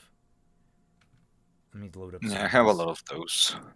Because I still wanted to do a lot of stuff. Like I really wanted an action scene because that's what I'm good at. I'm not like that good at like what Saria does. That does really cool animation, but you are like a more like not too tense in the way of like a lot of movement. It's more of a emotional in the more like the little things that the characters does. So and I'm more about like the high impact, high strikes and action basically. So. Thanks. I know that's my strong point, so that's why I also try to do that.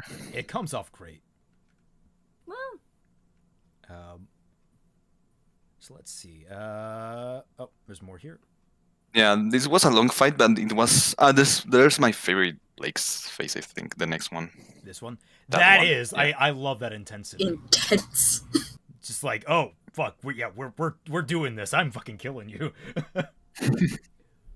Yeah, I like that. That face is my favorite Blake face that I have drawn this volume.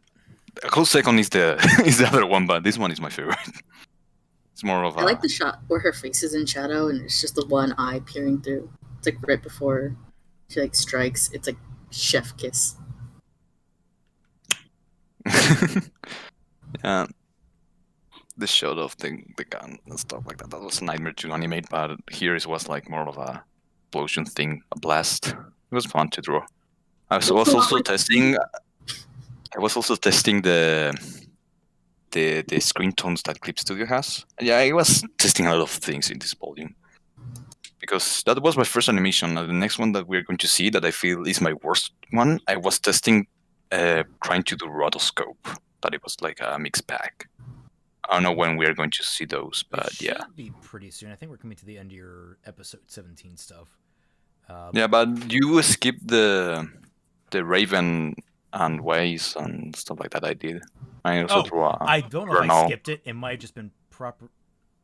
No, it isn't there. But it's okay. That one is. I hated the background again. That's another sign that I like. Oh no, I fucked up the background again. But there's also my favorite ways over there as well. Yeah, those ones. And also, I really love my Raven that I drew there. And also a very old Shiloh. I don't know why it turned out that way. Yeah, I hate that background so fucking Old much. Kevin Bacon. Time skip, Kevin Bacon. Yeah.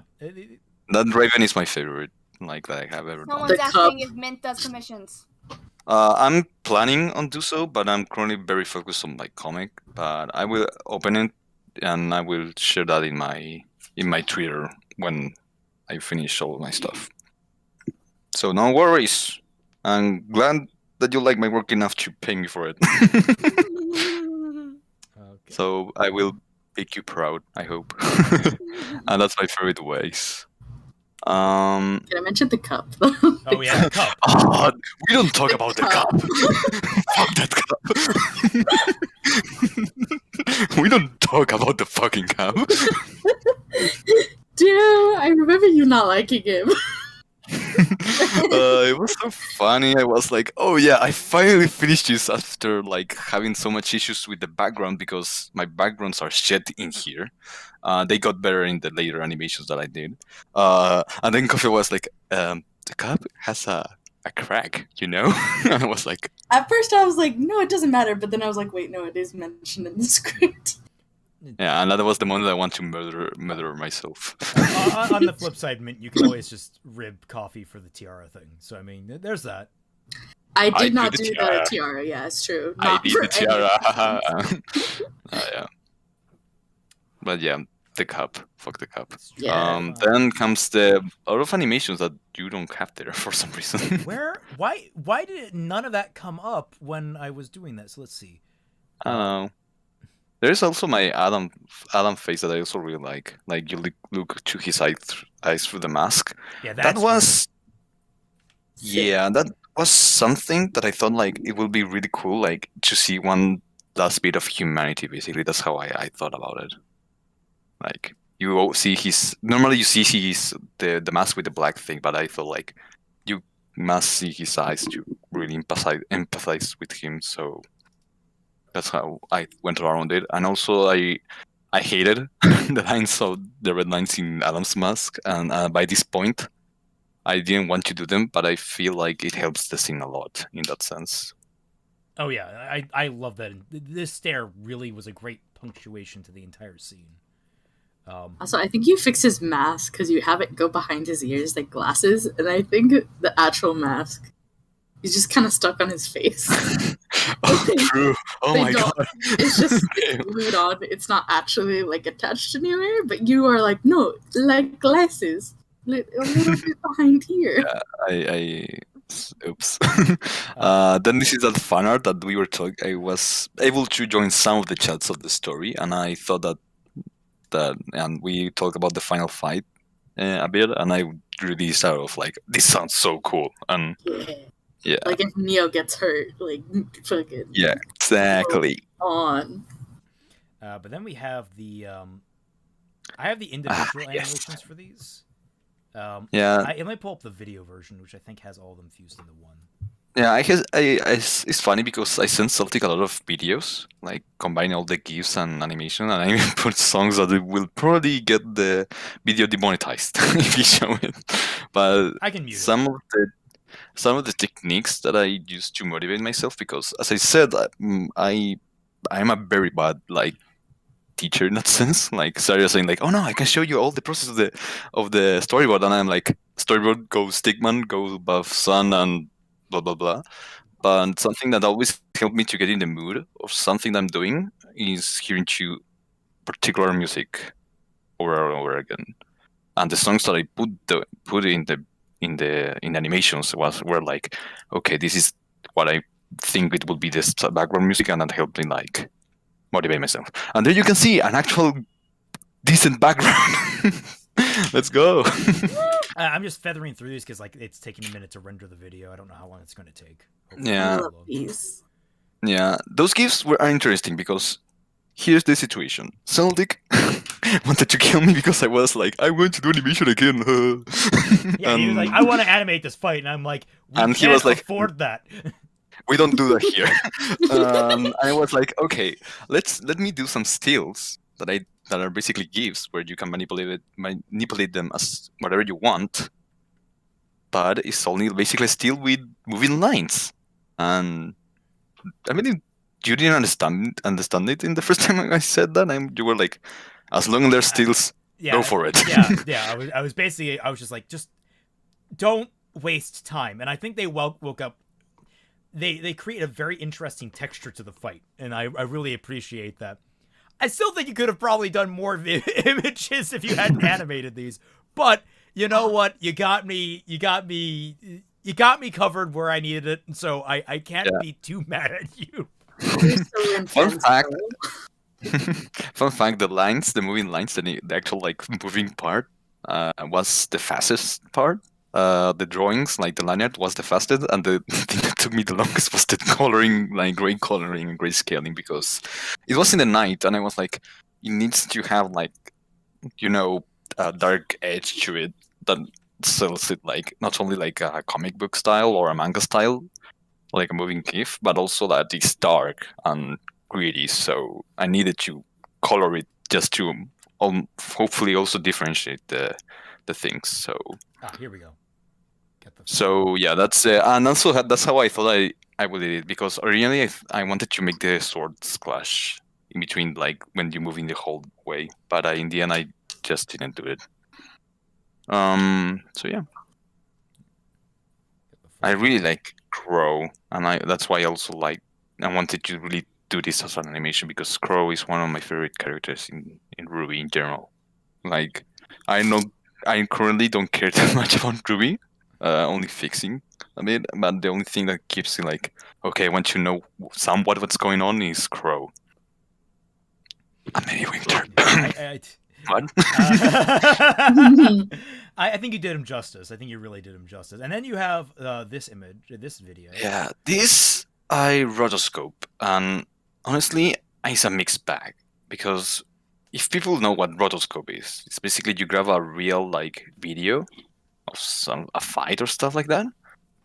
That's what I did. And you draw over it, and then you add like all the styling and stuff like this unique to animation.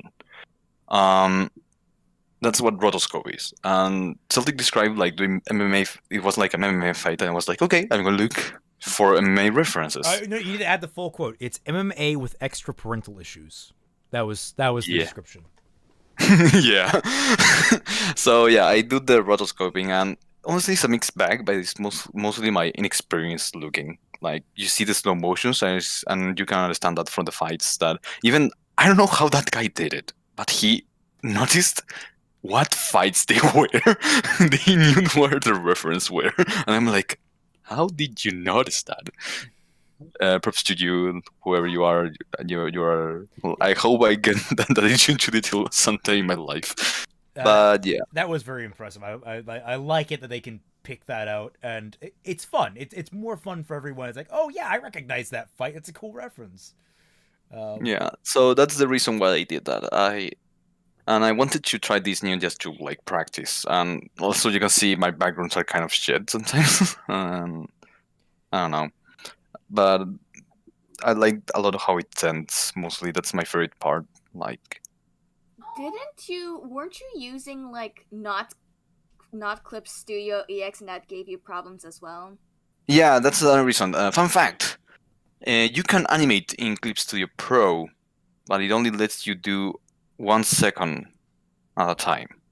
So all these animations that you're seeing here, I had to do it like 1 second at a time. Like I couldn't like have this long ass file with all the animation in one go. So in this one, it still flows particularly well because I basically edited myself the reference so I could rotoscope by parts without losing the flow.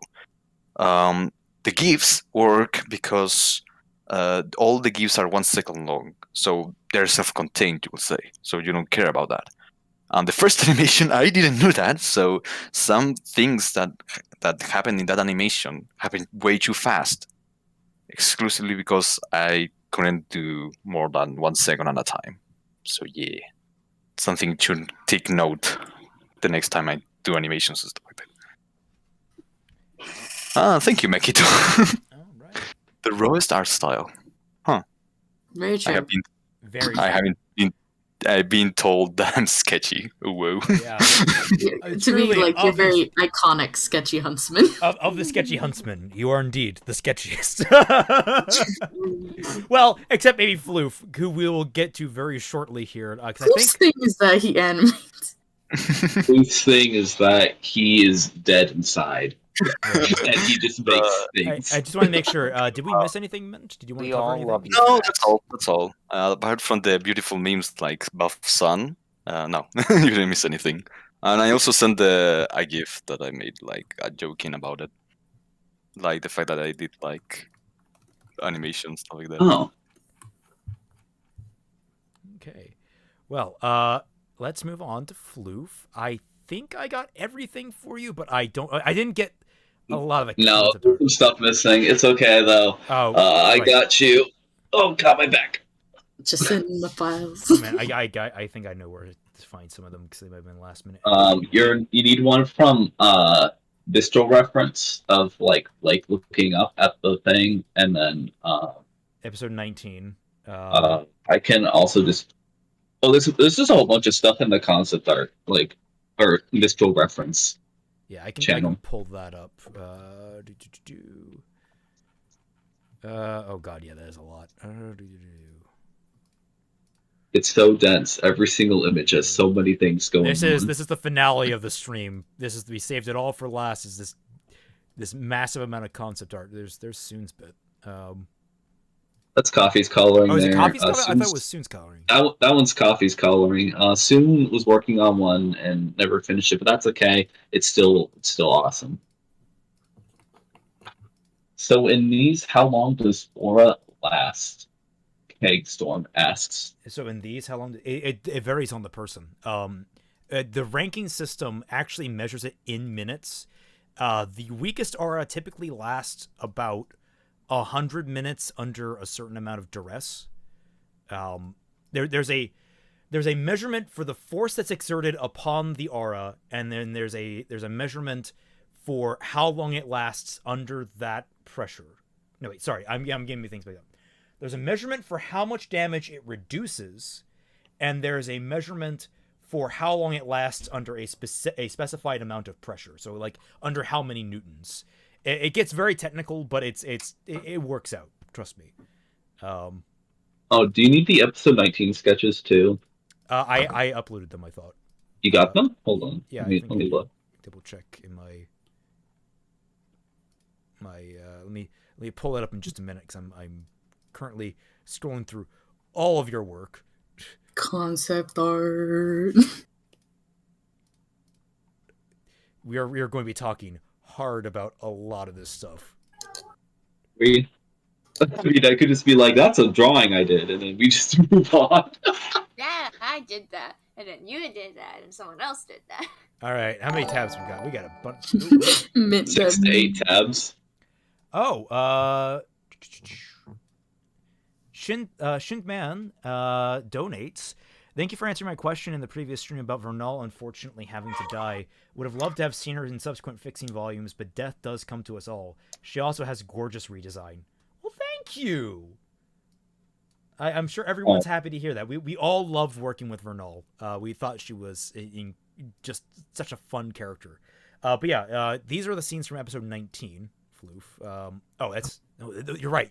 Yeah, you need. Let me get you the other ones then. Give me a second. Sorry. Is this gonna include Quill stuff or no? No. Okay. Oh, you know why I don't have that stuff, Floof? I don't. But what's the reason? You threw it to me as a video. Oh. That's why I don't have the individual images. Oh well. Here's. Oh, the file's too big. God damn it. Discord Nitro is a scam. Don't buy it. they're into NFTs. But give me a second. We'll get you some sketches. Where else did I? Mika's gone already, right? Or am I crazy? You are. Okay. I'm getting messages. I can't check my messages while I'm Dave streaming is my asking Discord. me if Mika has. Okay. I'll post them in Talk and Chat Bail. Then give me a second. Sorry. I figured sending them directly to you would be smarter, but that was a bad decision on my part. Here, I'll post them in Talk and Chat.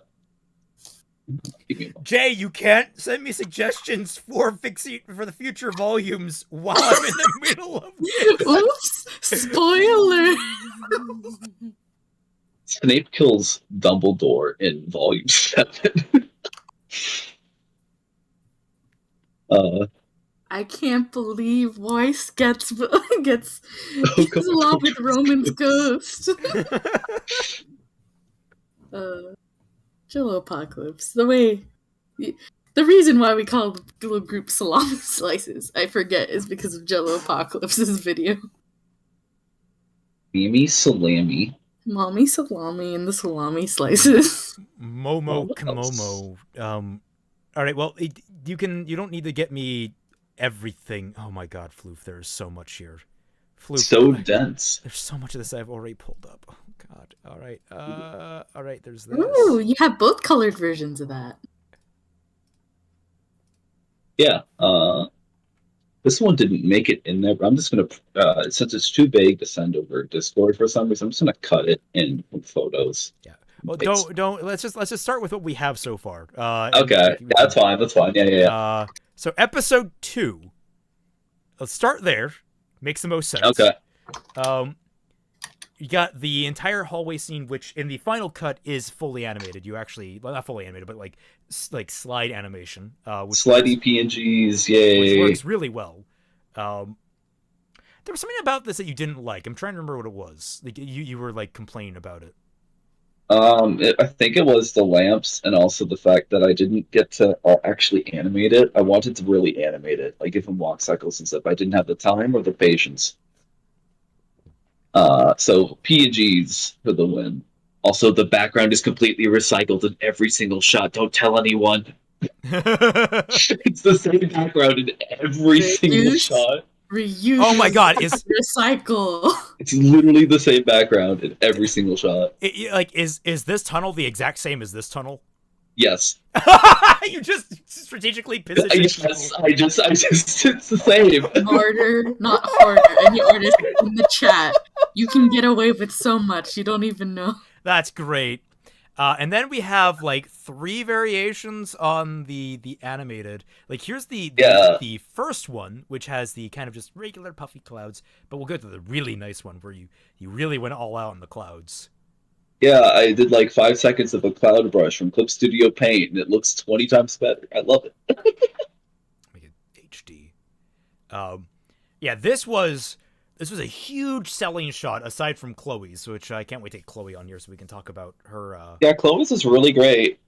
So like she gave us like a beautiful like wide shot. Meanwhile, Floof is like, let's take you down into like an alley of the town and kind of give you this really kind of like in-depth feel on it. Little touches here and there. I really like the fire warning, the fire dust warning. Who jumped in? That is Aiden. Next stream, Aiden. He's been here for a while. Here for 30 minutes. He's been here for a while. What? He's just been silent. What? God! I thought he was here. I thought it was like fine. No, it wasn't. I've just been paying attention to so much else. He did what Rudolph could never. Stealth. Well, in fairness to Rudolph, I'm sorry, Aiden, but bye-bye. Get out of here. What a thought. Yo, fool, get out of here. Whoever made that meme for Rudolph, make it for Aiden. They'll have their day.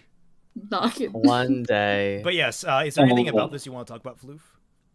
Yeah, so I actually made a time-lapse video for this one. This was to test basically a bunch of brushes and textures from Clip Studio. and I started with I sketched everything first.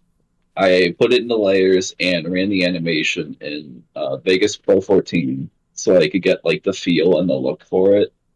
And then I started painting with the foreground. Or sorry, I painted the sky first. Then I did the foreground, the mountains, and then the aqueduct. The mid-ground stuff with like that red building on the left and like other buildings that are just between the aqueduct gaps. And then finally the actual background of Mistral itself. That took like 3 weeks because I didn't know what I was doing. And now you can do it like in a day, right? Right? I'm kidding. I mean, I could do it in a day. It would be like a 16-hour workday, and I would be dead inside. But yes, I could So do it'd it. be no I different don't than have normal. the strength though. I don't have the strength to do that though.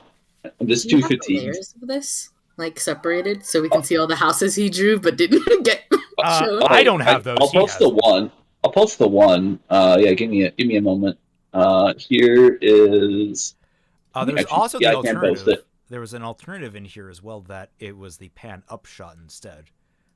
Yes. We ultimately went with the pan down shot because it worked better with how like we start from above and went down. The scene was describing the aqueducts and like the kind of like this lower city bits. So I figured if you're going down to focus on that. Oh, here's the background bit where you can see where I gave up in Talking Chat Vale. You can see where I gave up on the city and just. Oh my god! Because you're not going to see that section. Yeah, you're not going to see it exactly. I covered it. Oh, with the that's second beautiful. Yeah. Yeah. Rooster Teeth C is like that unfinished drawing bit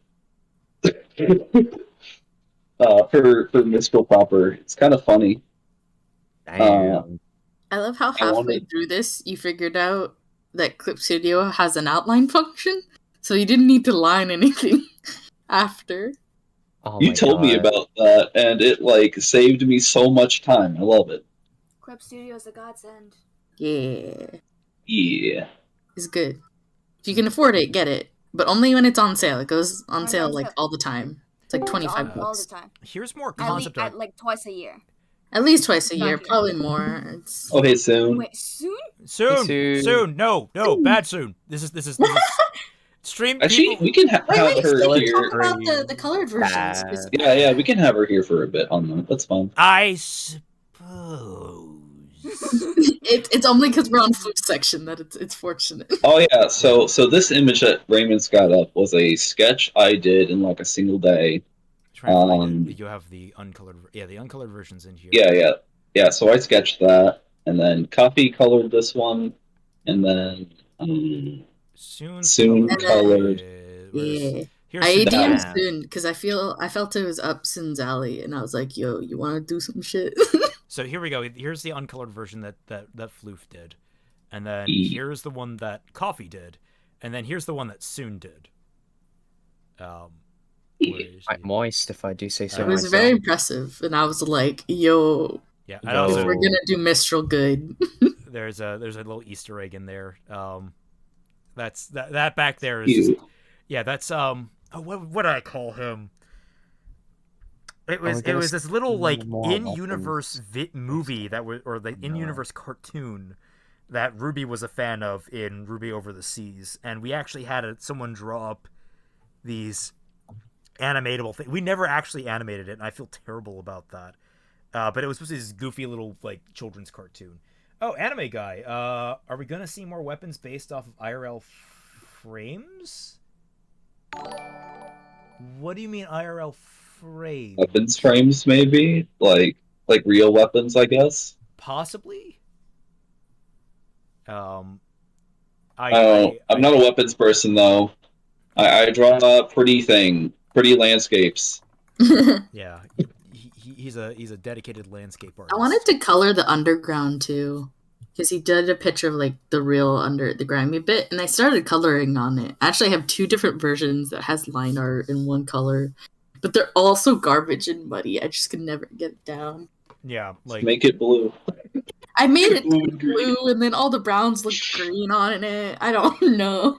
It's Let's get good. My yeah, bad. this is the, Yeah, to be fair, we literally, we didn't just redesign Mistral from a very, we literally went all in. It's like, okay, what does the sewers look like? And these are the sewers of Mistral. Like, this is you go down, there's like, you know, there are tent cities down there, or the poor, you know, the most poor, the Yeah. All the Yeah, pipes, the wrists, That rust. what was it?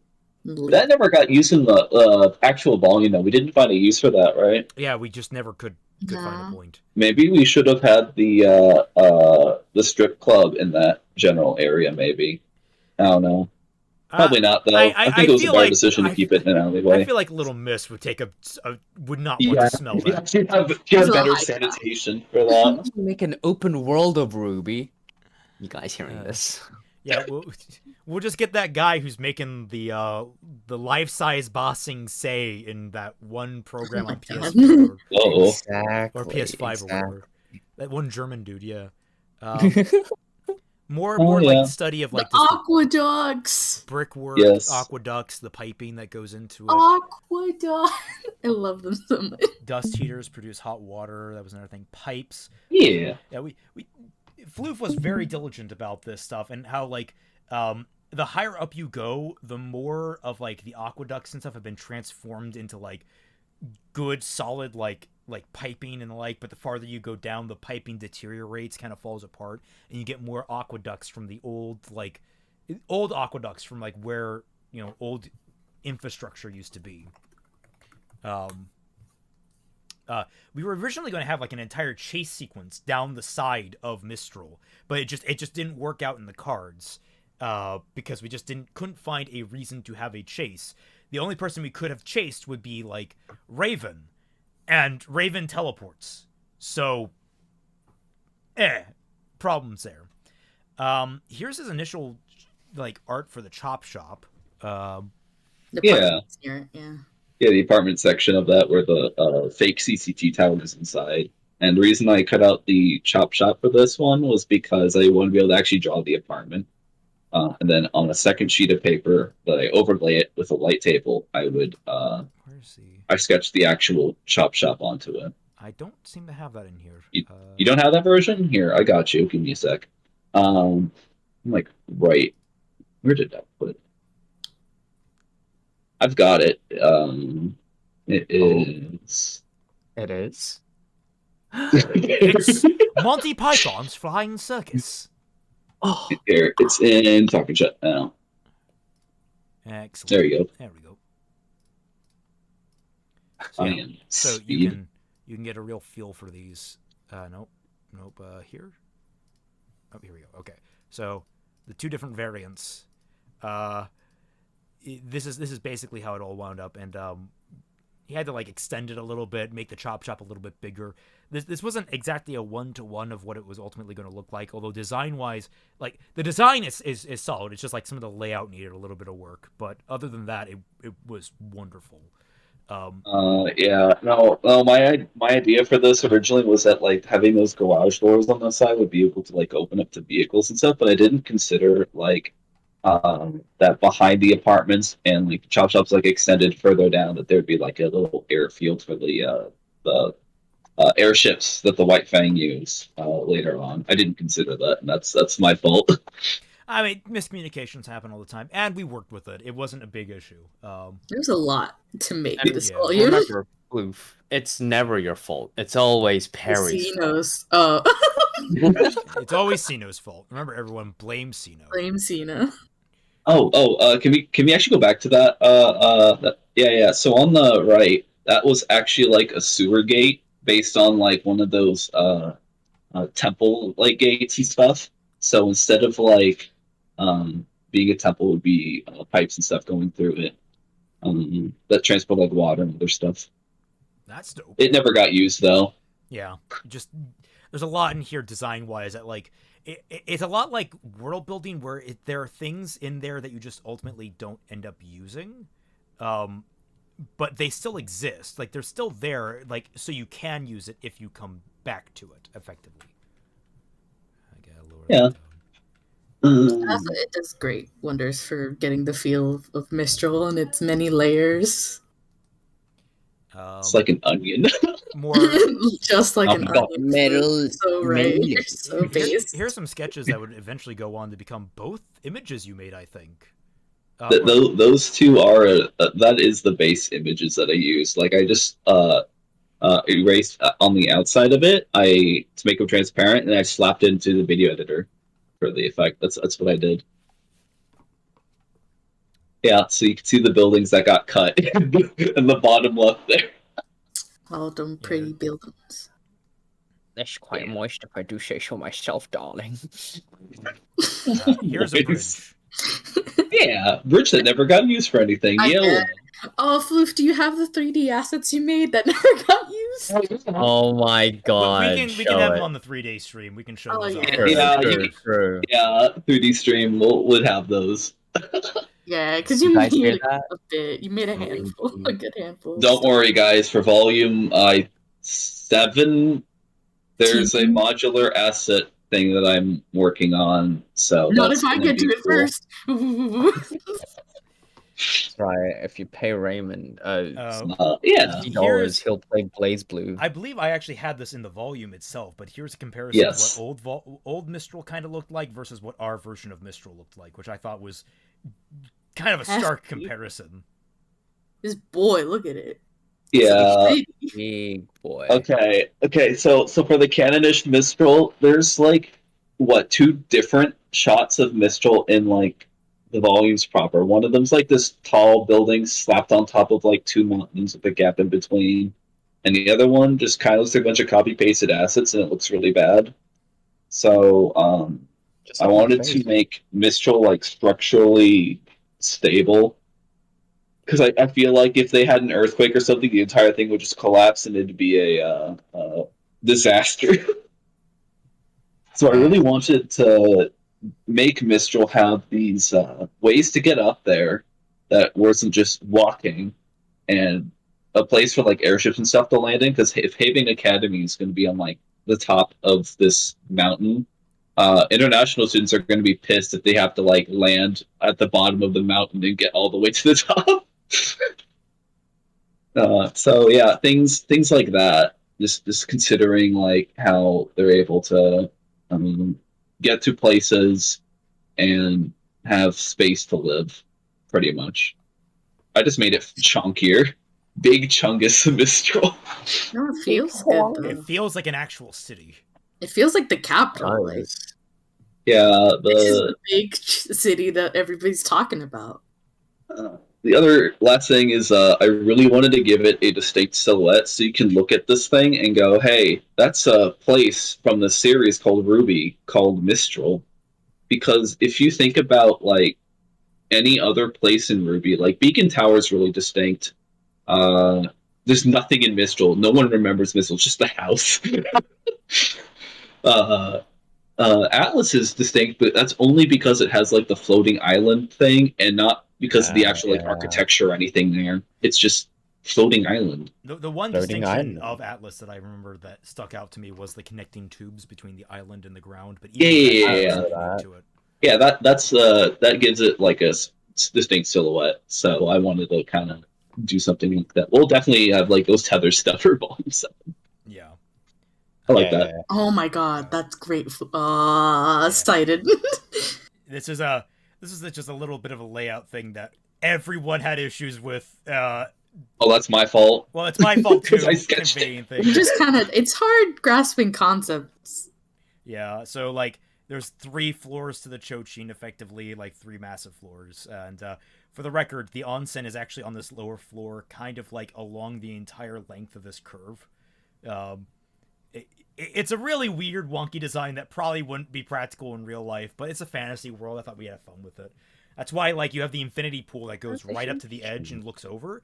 And also, yes, water does splash down from the top onto people below, because they don't care. Yeah, they don't care. Up hilarious. here, we are the rich people. They are the peasants. We didn't enjoy world onsen. Did Soon get to talk about the one painting she did, by the way? Because she's still here. Oh, no, she did not. Hello? Let me get the. You rang? Zingo? Let me get the reference Hello. back up. Hi. We're in a stream right now. Oh. Yeah. Live. Did you know about the stream soon? Hi, Soon. No. Oh. We are live right now. Yeah, You get 2 minutes and then you're kicked like Hayden and Ru. Hello, everyone. I'll just quick rundown. Floof wanted me to color the whole the thing. I wanted to make it like darker. I wanted to base it a bit on like Hong Kong, Kowloon, buildings and stuff because I kind of thought, yeah, it's a little cramped. And yeah, that's about it. That's all I'm gonna say about that. I'll see you when I get into my part, which is sometime in the future. See ya. Bye. See ya. Yeah, man, Bye. I didn't Now know we to can open. throw you out. That's a little teaser for you viewers for next stream. Yes. What is wrong with you? What do you See, some Okay. more notes about Who City the Streets. hell is Steve Jobs? This one. So for this picture, bottom left is actually Chochin stuff. So this is like on the upper echelons, whatever. Echelon. You got it right. Echelons. Acacia logs. No one's gonna get that joke though. I get it, anime guy. Bring more IRL weapon frames into RWBY fakes. We'll see, but like, remember, it's a fantasy show, man. You gotta have some ridiculous things out Oh there. yeah, it was like a little shopping district here. There's going to be some more trees and stuff, but the roads are going to be really nice. The tiles are going to be in place and stuff. And then the top right of that sketch image, that's actually the base of the previous sketch that's soon in coffee colored, but like before I actually sketched over it. Yeah, I just do boxes and then I draw over the boxes. Paste. Nice. Wait, is that upside down? Yeah, it's upside down. If you just open it in like paint or something and you flip it like vertically, or rotate 180, sorry, I see. you can get the same effect. Okay. Yeah. And then we got that was a sketch. Yeah, so that was a sketch that I did at McDonald's in the middle of doing orders. So, like, someone would drive in, order something, I'd enter it in, and then right between the time from getting from the order place to the window, I would add a few lines to this. This was And on a then receipt. It's on a receipt. Yes. Oh wow, I didn't know that. I remember I asked you if I could use this because I think this is the image I ended up using in the painting. Yes. In one of the backgrounds I did for RWBY's art in the finale, which is a whole story that I'll talk about in the 3D stream. About. That sounds hot. Yeah, it worked really good. Yeah, I even wrote your name. Originally, it was like some picture of like mountains in Vietnam, and I was like, the amount of detail isn't right, and I had it credited to Kelfie. So then once it was Floof, I changed the katakana. I think it was katakana to be like like credit to Floof or artist Floof. So it says Fudu. Nice. It should say Mofu. Mofu. Mofu. I think literally, but I think I changed it to be properly Fudu. I don't know. I'm gonna. That was the agricultural district, yeah, and I actually based that. The drawing you just killed. It's okay. I based that off of area of Western Washington that I had gone to pretty recently in that summer. Yeah, last summer. Because there's a lot of mountains and hills and stuff, and you also got these like nice flat valleys with all these little farms and stuff. It was really cool. I can't remember which island it was. It was either Bainbridge or further west. But yeah, cool stuff. Okay. This was just a front view sort of Mistral that I also scribbled at McDonald's. This one was done on regular paper I brought in. On paper. Man, super detailed. I love it. Yeah. Every single house is like one order. Moist. Yeah, this one's from the ocean view, looking in at Mistral. Yeah, little port side stuff for all the exports and things, all docks and ships and I whatnot. kind of want to see like the promotional pamphlet for Mistral that has like this like kind of view perspective on it, on like as like scenic Mistral. Scenic your mom. Doing your mom, doing your mom. All right, come on. All right, so then we have the onsen. Yeah. Sketches. Yeah, so I scribbled this in like a single day because I was tired and rushing it, but that's okay. I based the design off of the Seattle Science Center because they've got a really interesting walkway where water passes underneath you, and there's these nice little gaps like that in the sidewalk about 6 inches above the water. So it's kind of like you're walking over the water and stuff. It was really, really cool. And I wanted to kind of like incorporate that, I guess, into the whole water aesthetic of Mistral. And also Mofu Mofu Tofu, yes, next door to the onsen. Oh, I just want to say that I need to take my leave now to do preps, so I'm gonna go now. All right. Okay. Bye, Saria. Saria. Thanks for joining us. Take Bye, care. Saria. Was nice Joy as meeting always. you. Thank you. Yeah. I can't believe Saria invented animation. Sorry. Sorry, Mint and Floof. Well, now we. No, can, it's okay. It's think understandable. We Don't get worry. back onto like here's the shot of them overlooking all of Mistral. Which we have the little reference in there to Fat Man. That was you added last minute because we forgot to add that. Yeah, I was watching this review, and then he's like mentioning the lack of the skyline. This what's it called? Whatever, the binocular thing. The lack of that, so I added it in specifically because of Fat Man's Volume 5 review. It's so good. And I traced that over a real one. Oh, you can play the time lapse. Yeah, there you go. So yeah, it was a pencil sketch that I just paint over. Shading and lighting first, and then everything else second. Go to his channel. He's got all his speed paints there. Yes. Oh, lovely. I watch them every time they come out. Yeah, he does some. It's just kind of hypnotizing, just watching it all kind of like appear out of nowhere. Let me read some of the comments in this. The Australians are like onions. I want to absorb Floof's ability to design environments through osmosis. Thanks, Lupa. Eventually. Let's see. Public transportation and small forms of transport, yes.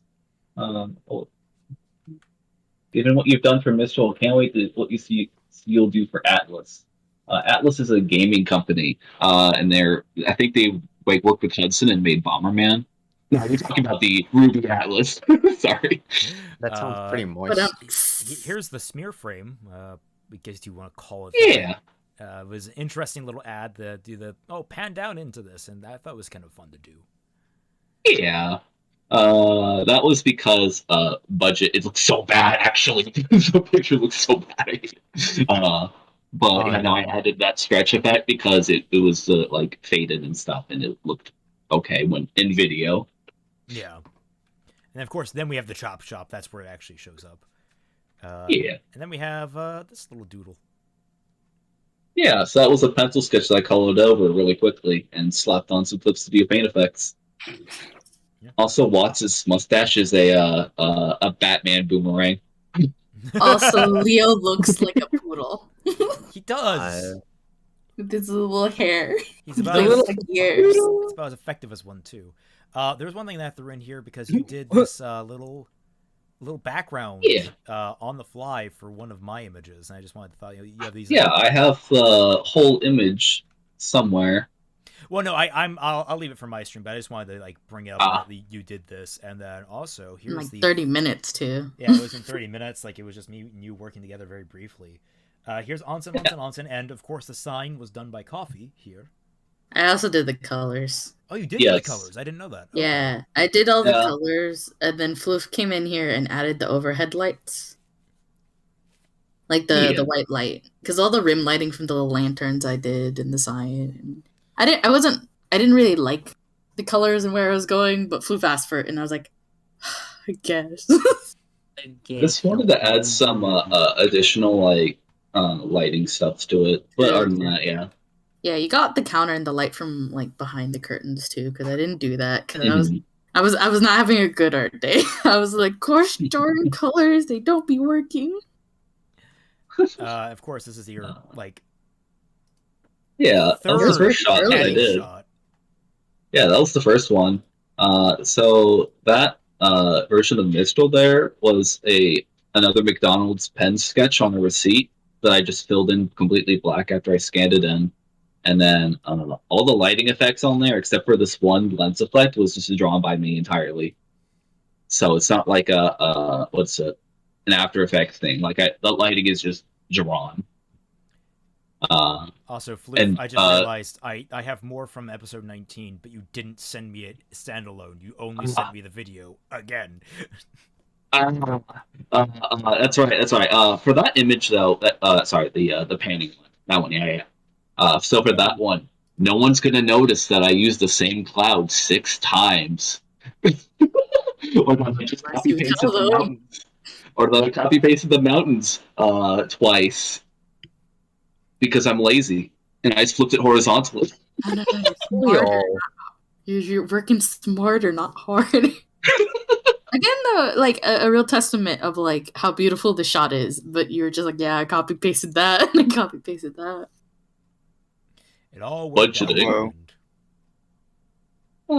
Yeah, no, the cloud brushes, Kitsune provided those, and like they are so useful. She has no idea how like amazing they are.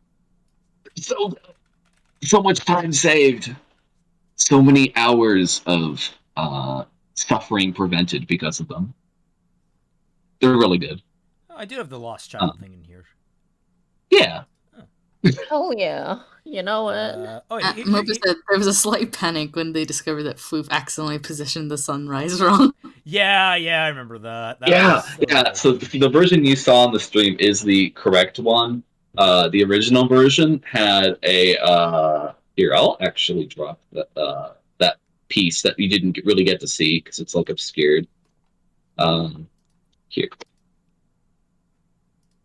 Yeah. So this was the bit that. All right, wait. That's the fixed version. What the fuck am I talking? No. There was a. It was this one, I think. The farm. Yeah. Yeah, this one. This is the one because there was originally like an ocean and stuff, and the MS Paint lines were just a note for myself to put mountains there. Yeah, the ocean that you never got to see. It was very pretty ocean too. I feel guilty about that. Very pretty. And then for videos, I used Vegas Pro 14. You just type that in the chat. There you go. What else is there? There's so much in here. Well, I mean, we've gotten through just about everything that's Where's in that here. big shot from that has Blake in it? Did y'all cover that? There is a Blake shot, but the thing is, like, he put them all in videos. He didn't give me the separated images, so That's right. Here's the separated images. It's not actually a separated image; it's just a composite. See, you can see that, baby. Yeah, this was. Oh, ramen. Yeah, and Falcon Delicious. Falcon Delicious is my favorite restaurant. Oh. If you zoom in on like some of the names on the left, I don't know if you can actually read any of those. Hot bathhouse. Yeah, let's put it on. There's a thing of text. I even like Mofu Mochi. No. And then this one's like too green to read. Yeah, some of them are illegible, but other times I put like "Ubu, what's this?" in like foreign text, so it's all like gibberish. I love it.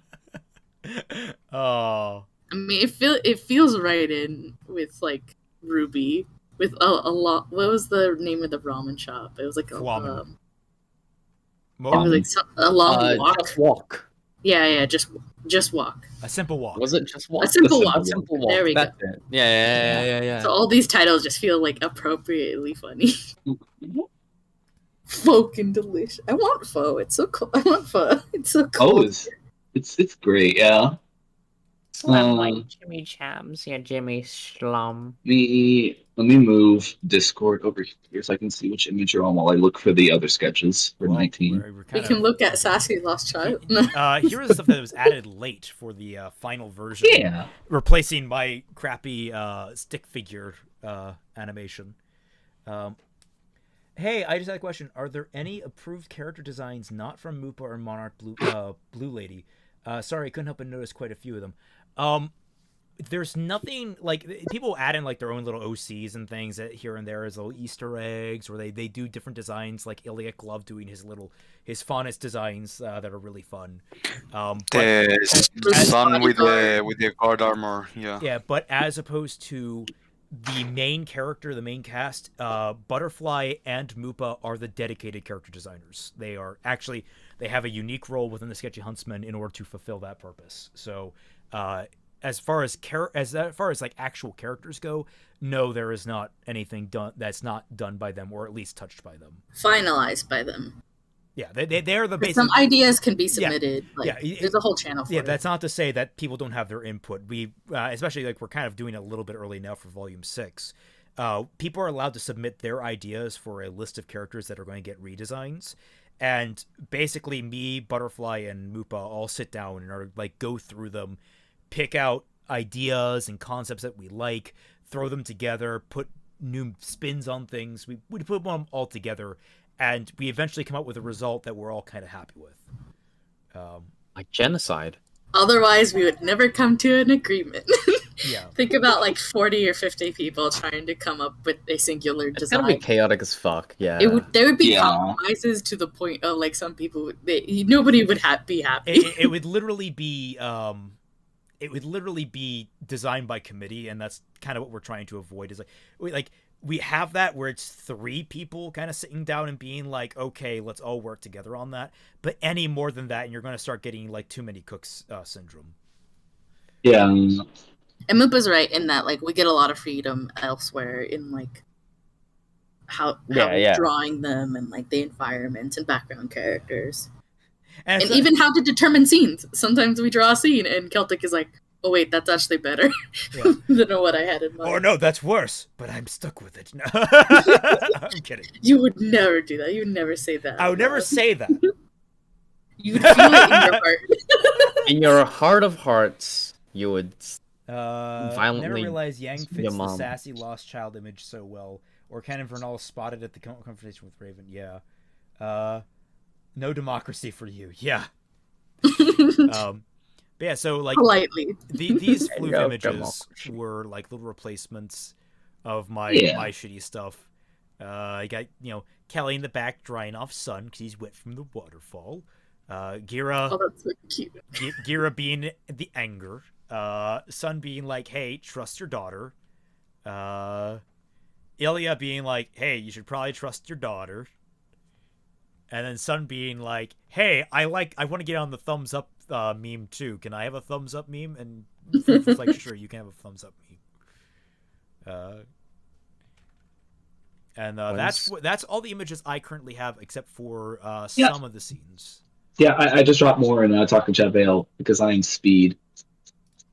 So when's Sun and Gira gonna date? There's this one.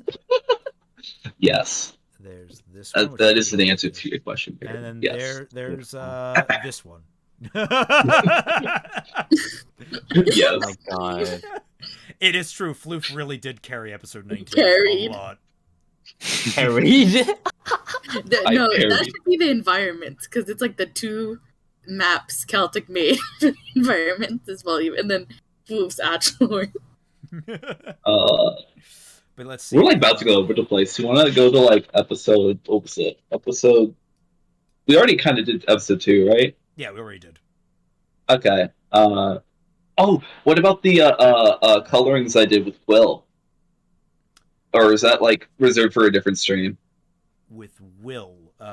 Quill. Quill. Yeah, that'll be covered in Quill Will. stuff. Sorry, I heard Will. Oh, so I won't be there. Damn. Actually, I don't want to be there. I did flats for some of Quill stuff. Whatever.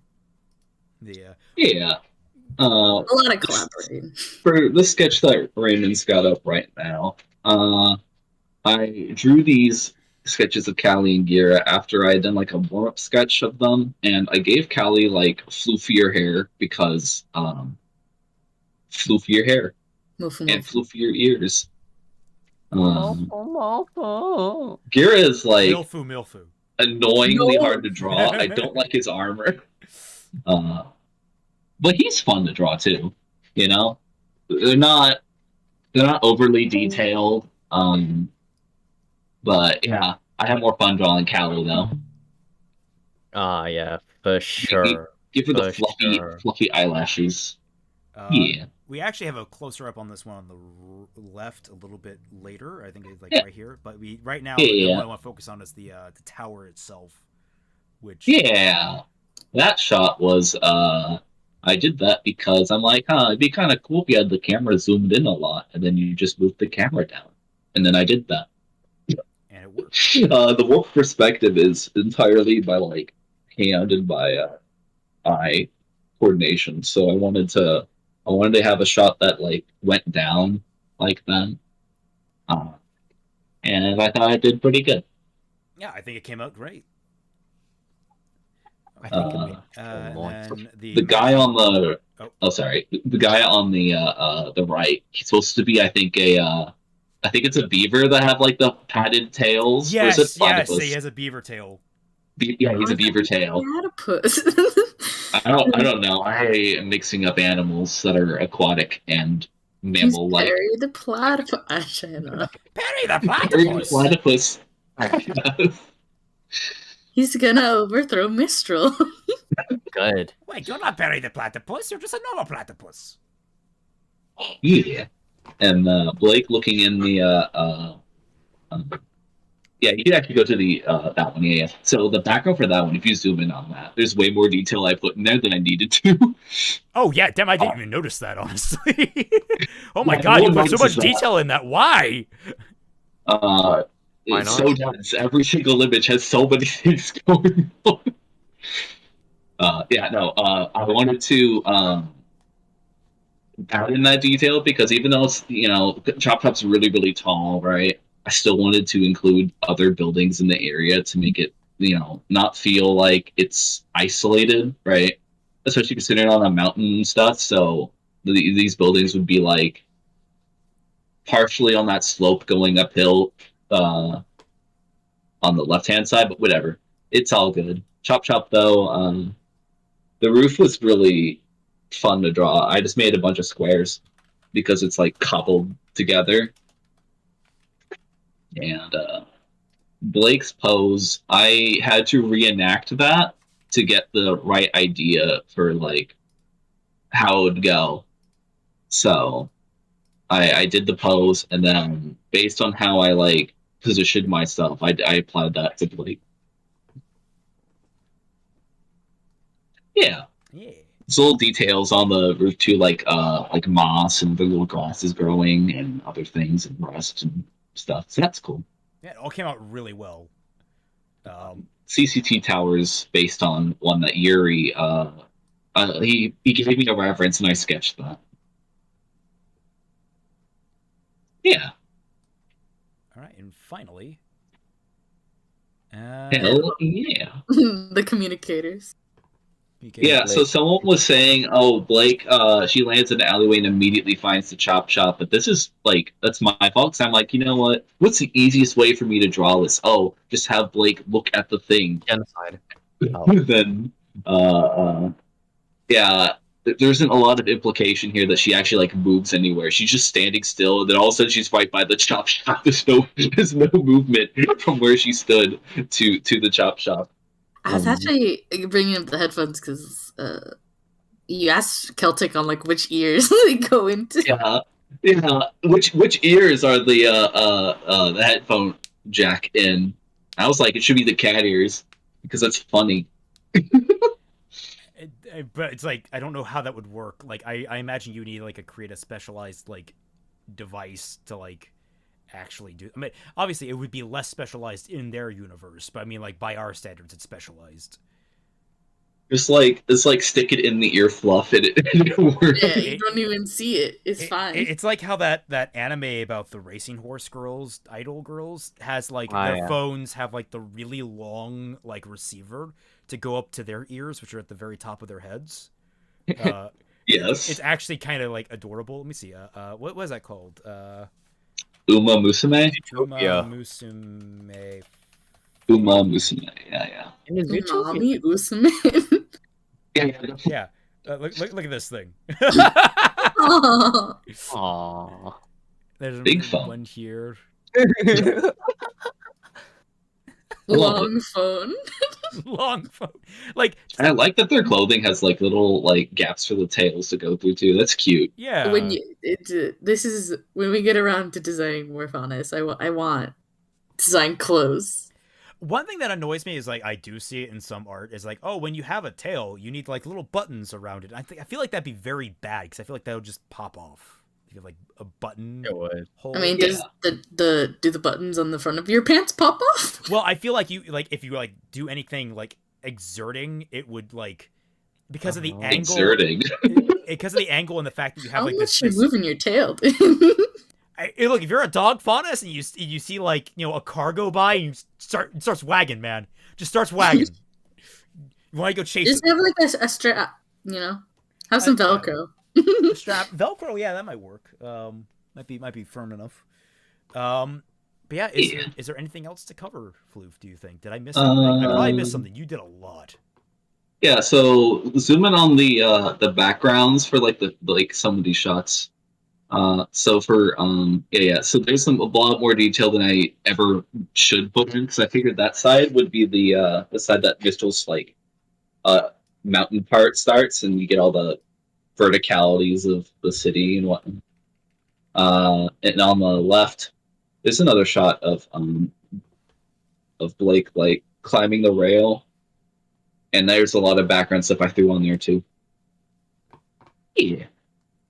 Backgrounds. Unnecessary backgrounds like this railing shot. Didn't need to put a background, but you put a background because you're crazy. Yeah. And then Blake being sodium chloride over not having Gamble. No Gamble in Shroud. Gamble Shroud. I love Gamble shredded. My banana. Gamble Shrang. Okay. Well, Grumble Slumble. Grumble Stiltskin. I think it's. There is one more. One more shot. There's one more shot. Yeah. It's in talking chat. There's two more. There's sketches right above the. There we go. Someone. All the sketches. Plonk. Soon Plonk. How dare you comment? We're streaming still. Okay. Let's see. I can't turn this upside down. Are you streaming your browser or are you streaming your screen? Browser. Browser? Yeah. Browsers. I'm sorry, what? I was gonna say, I can just do this really quick. Copy There's a image. shortcut to like flip your entire screen upside down, by the way.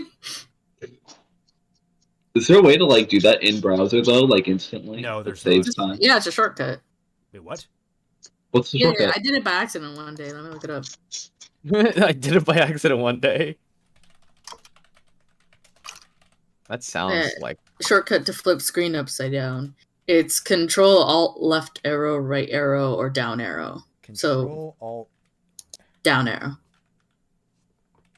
What browser are you using? It says Windows 10. So it's Control Alt and then use it an arrow. Oh, interesting. Yeah, no, I'm not seeing any effect. Control Alt.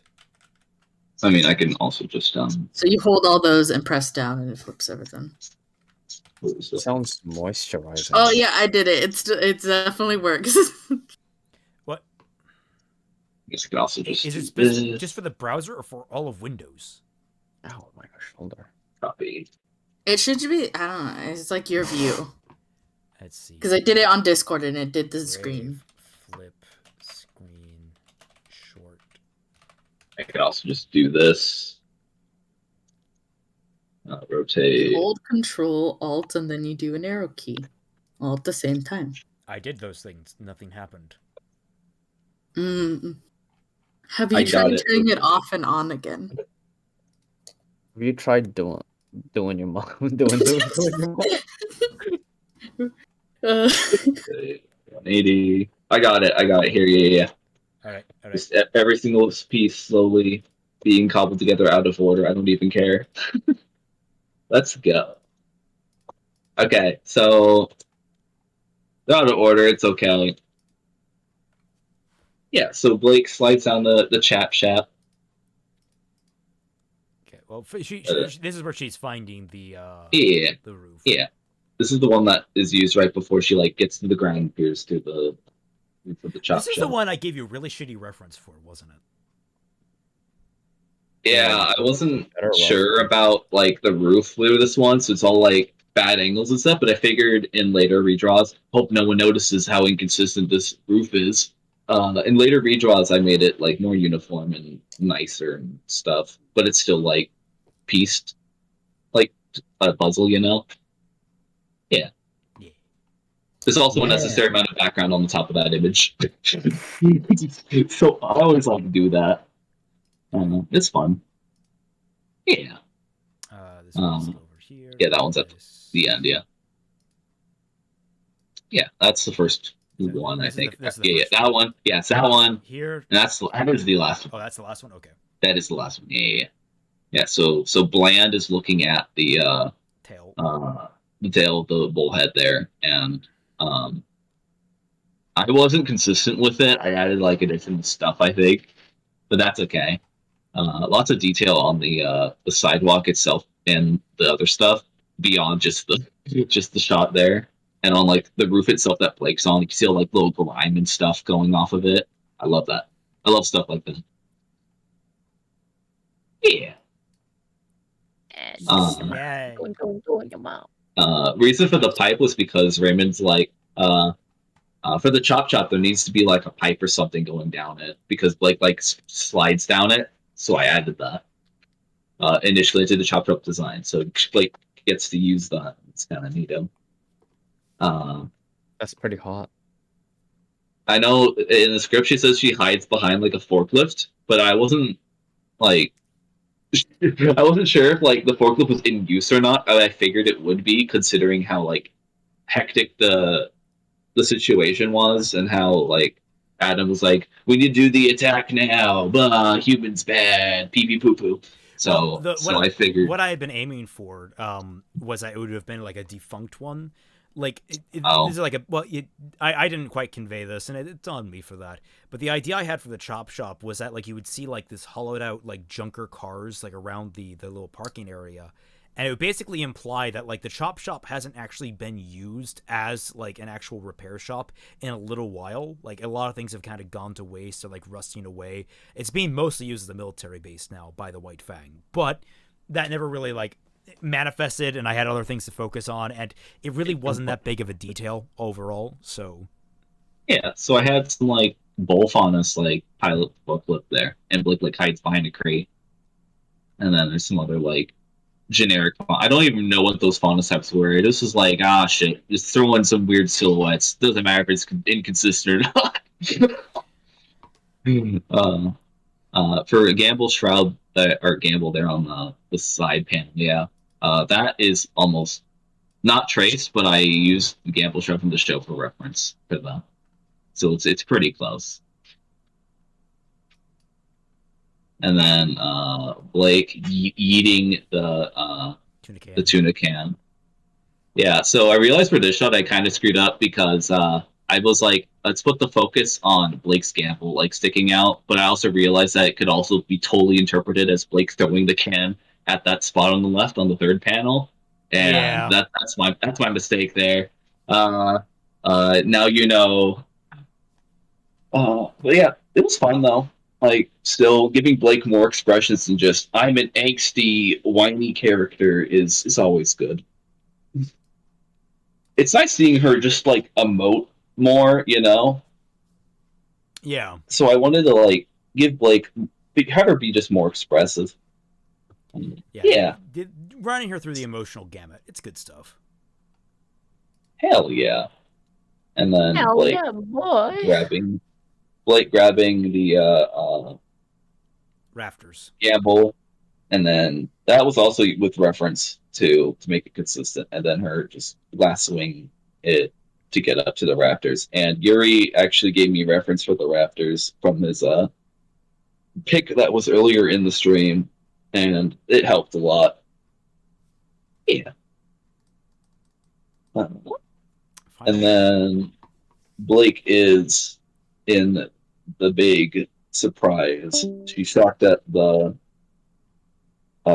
bad guys doing the bad guy things, and so she needs to hurry and tell Iliac that the attack is happening and stuff. So I tried to give her a more like panicked or like serious and panicked face, but I wasn't sure how to draw it, so it's like, fuck it. Generic character face, go. And I did it. And Iliac, of course, being like disheartened and saddened at the fact that there is an attack happening, and kind of shocked too, but I wasn't sure how to like convey that, so I did the same thing with Iliac. Yeah. It all worked out. It all worked out, yeah. Background's a lot of fun, so I threw in more backgrounds. Well, we'll just put you on permanent or background. I'm losing environmental design. Environmentalist. Well, we can debate that for next volume. Anyway. Yeah, I need to reassess my environmental health. Well, we have come to the end of the stream. Oh my god. So, if anyone noticed, we went for 6 hours. We did. It was very moist. It was only like 14 of us. Well, okay, 16.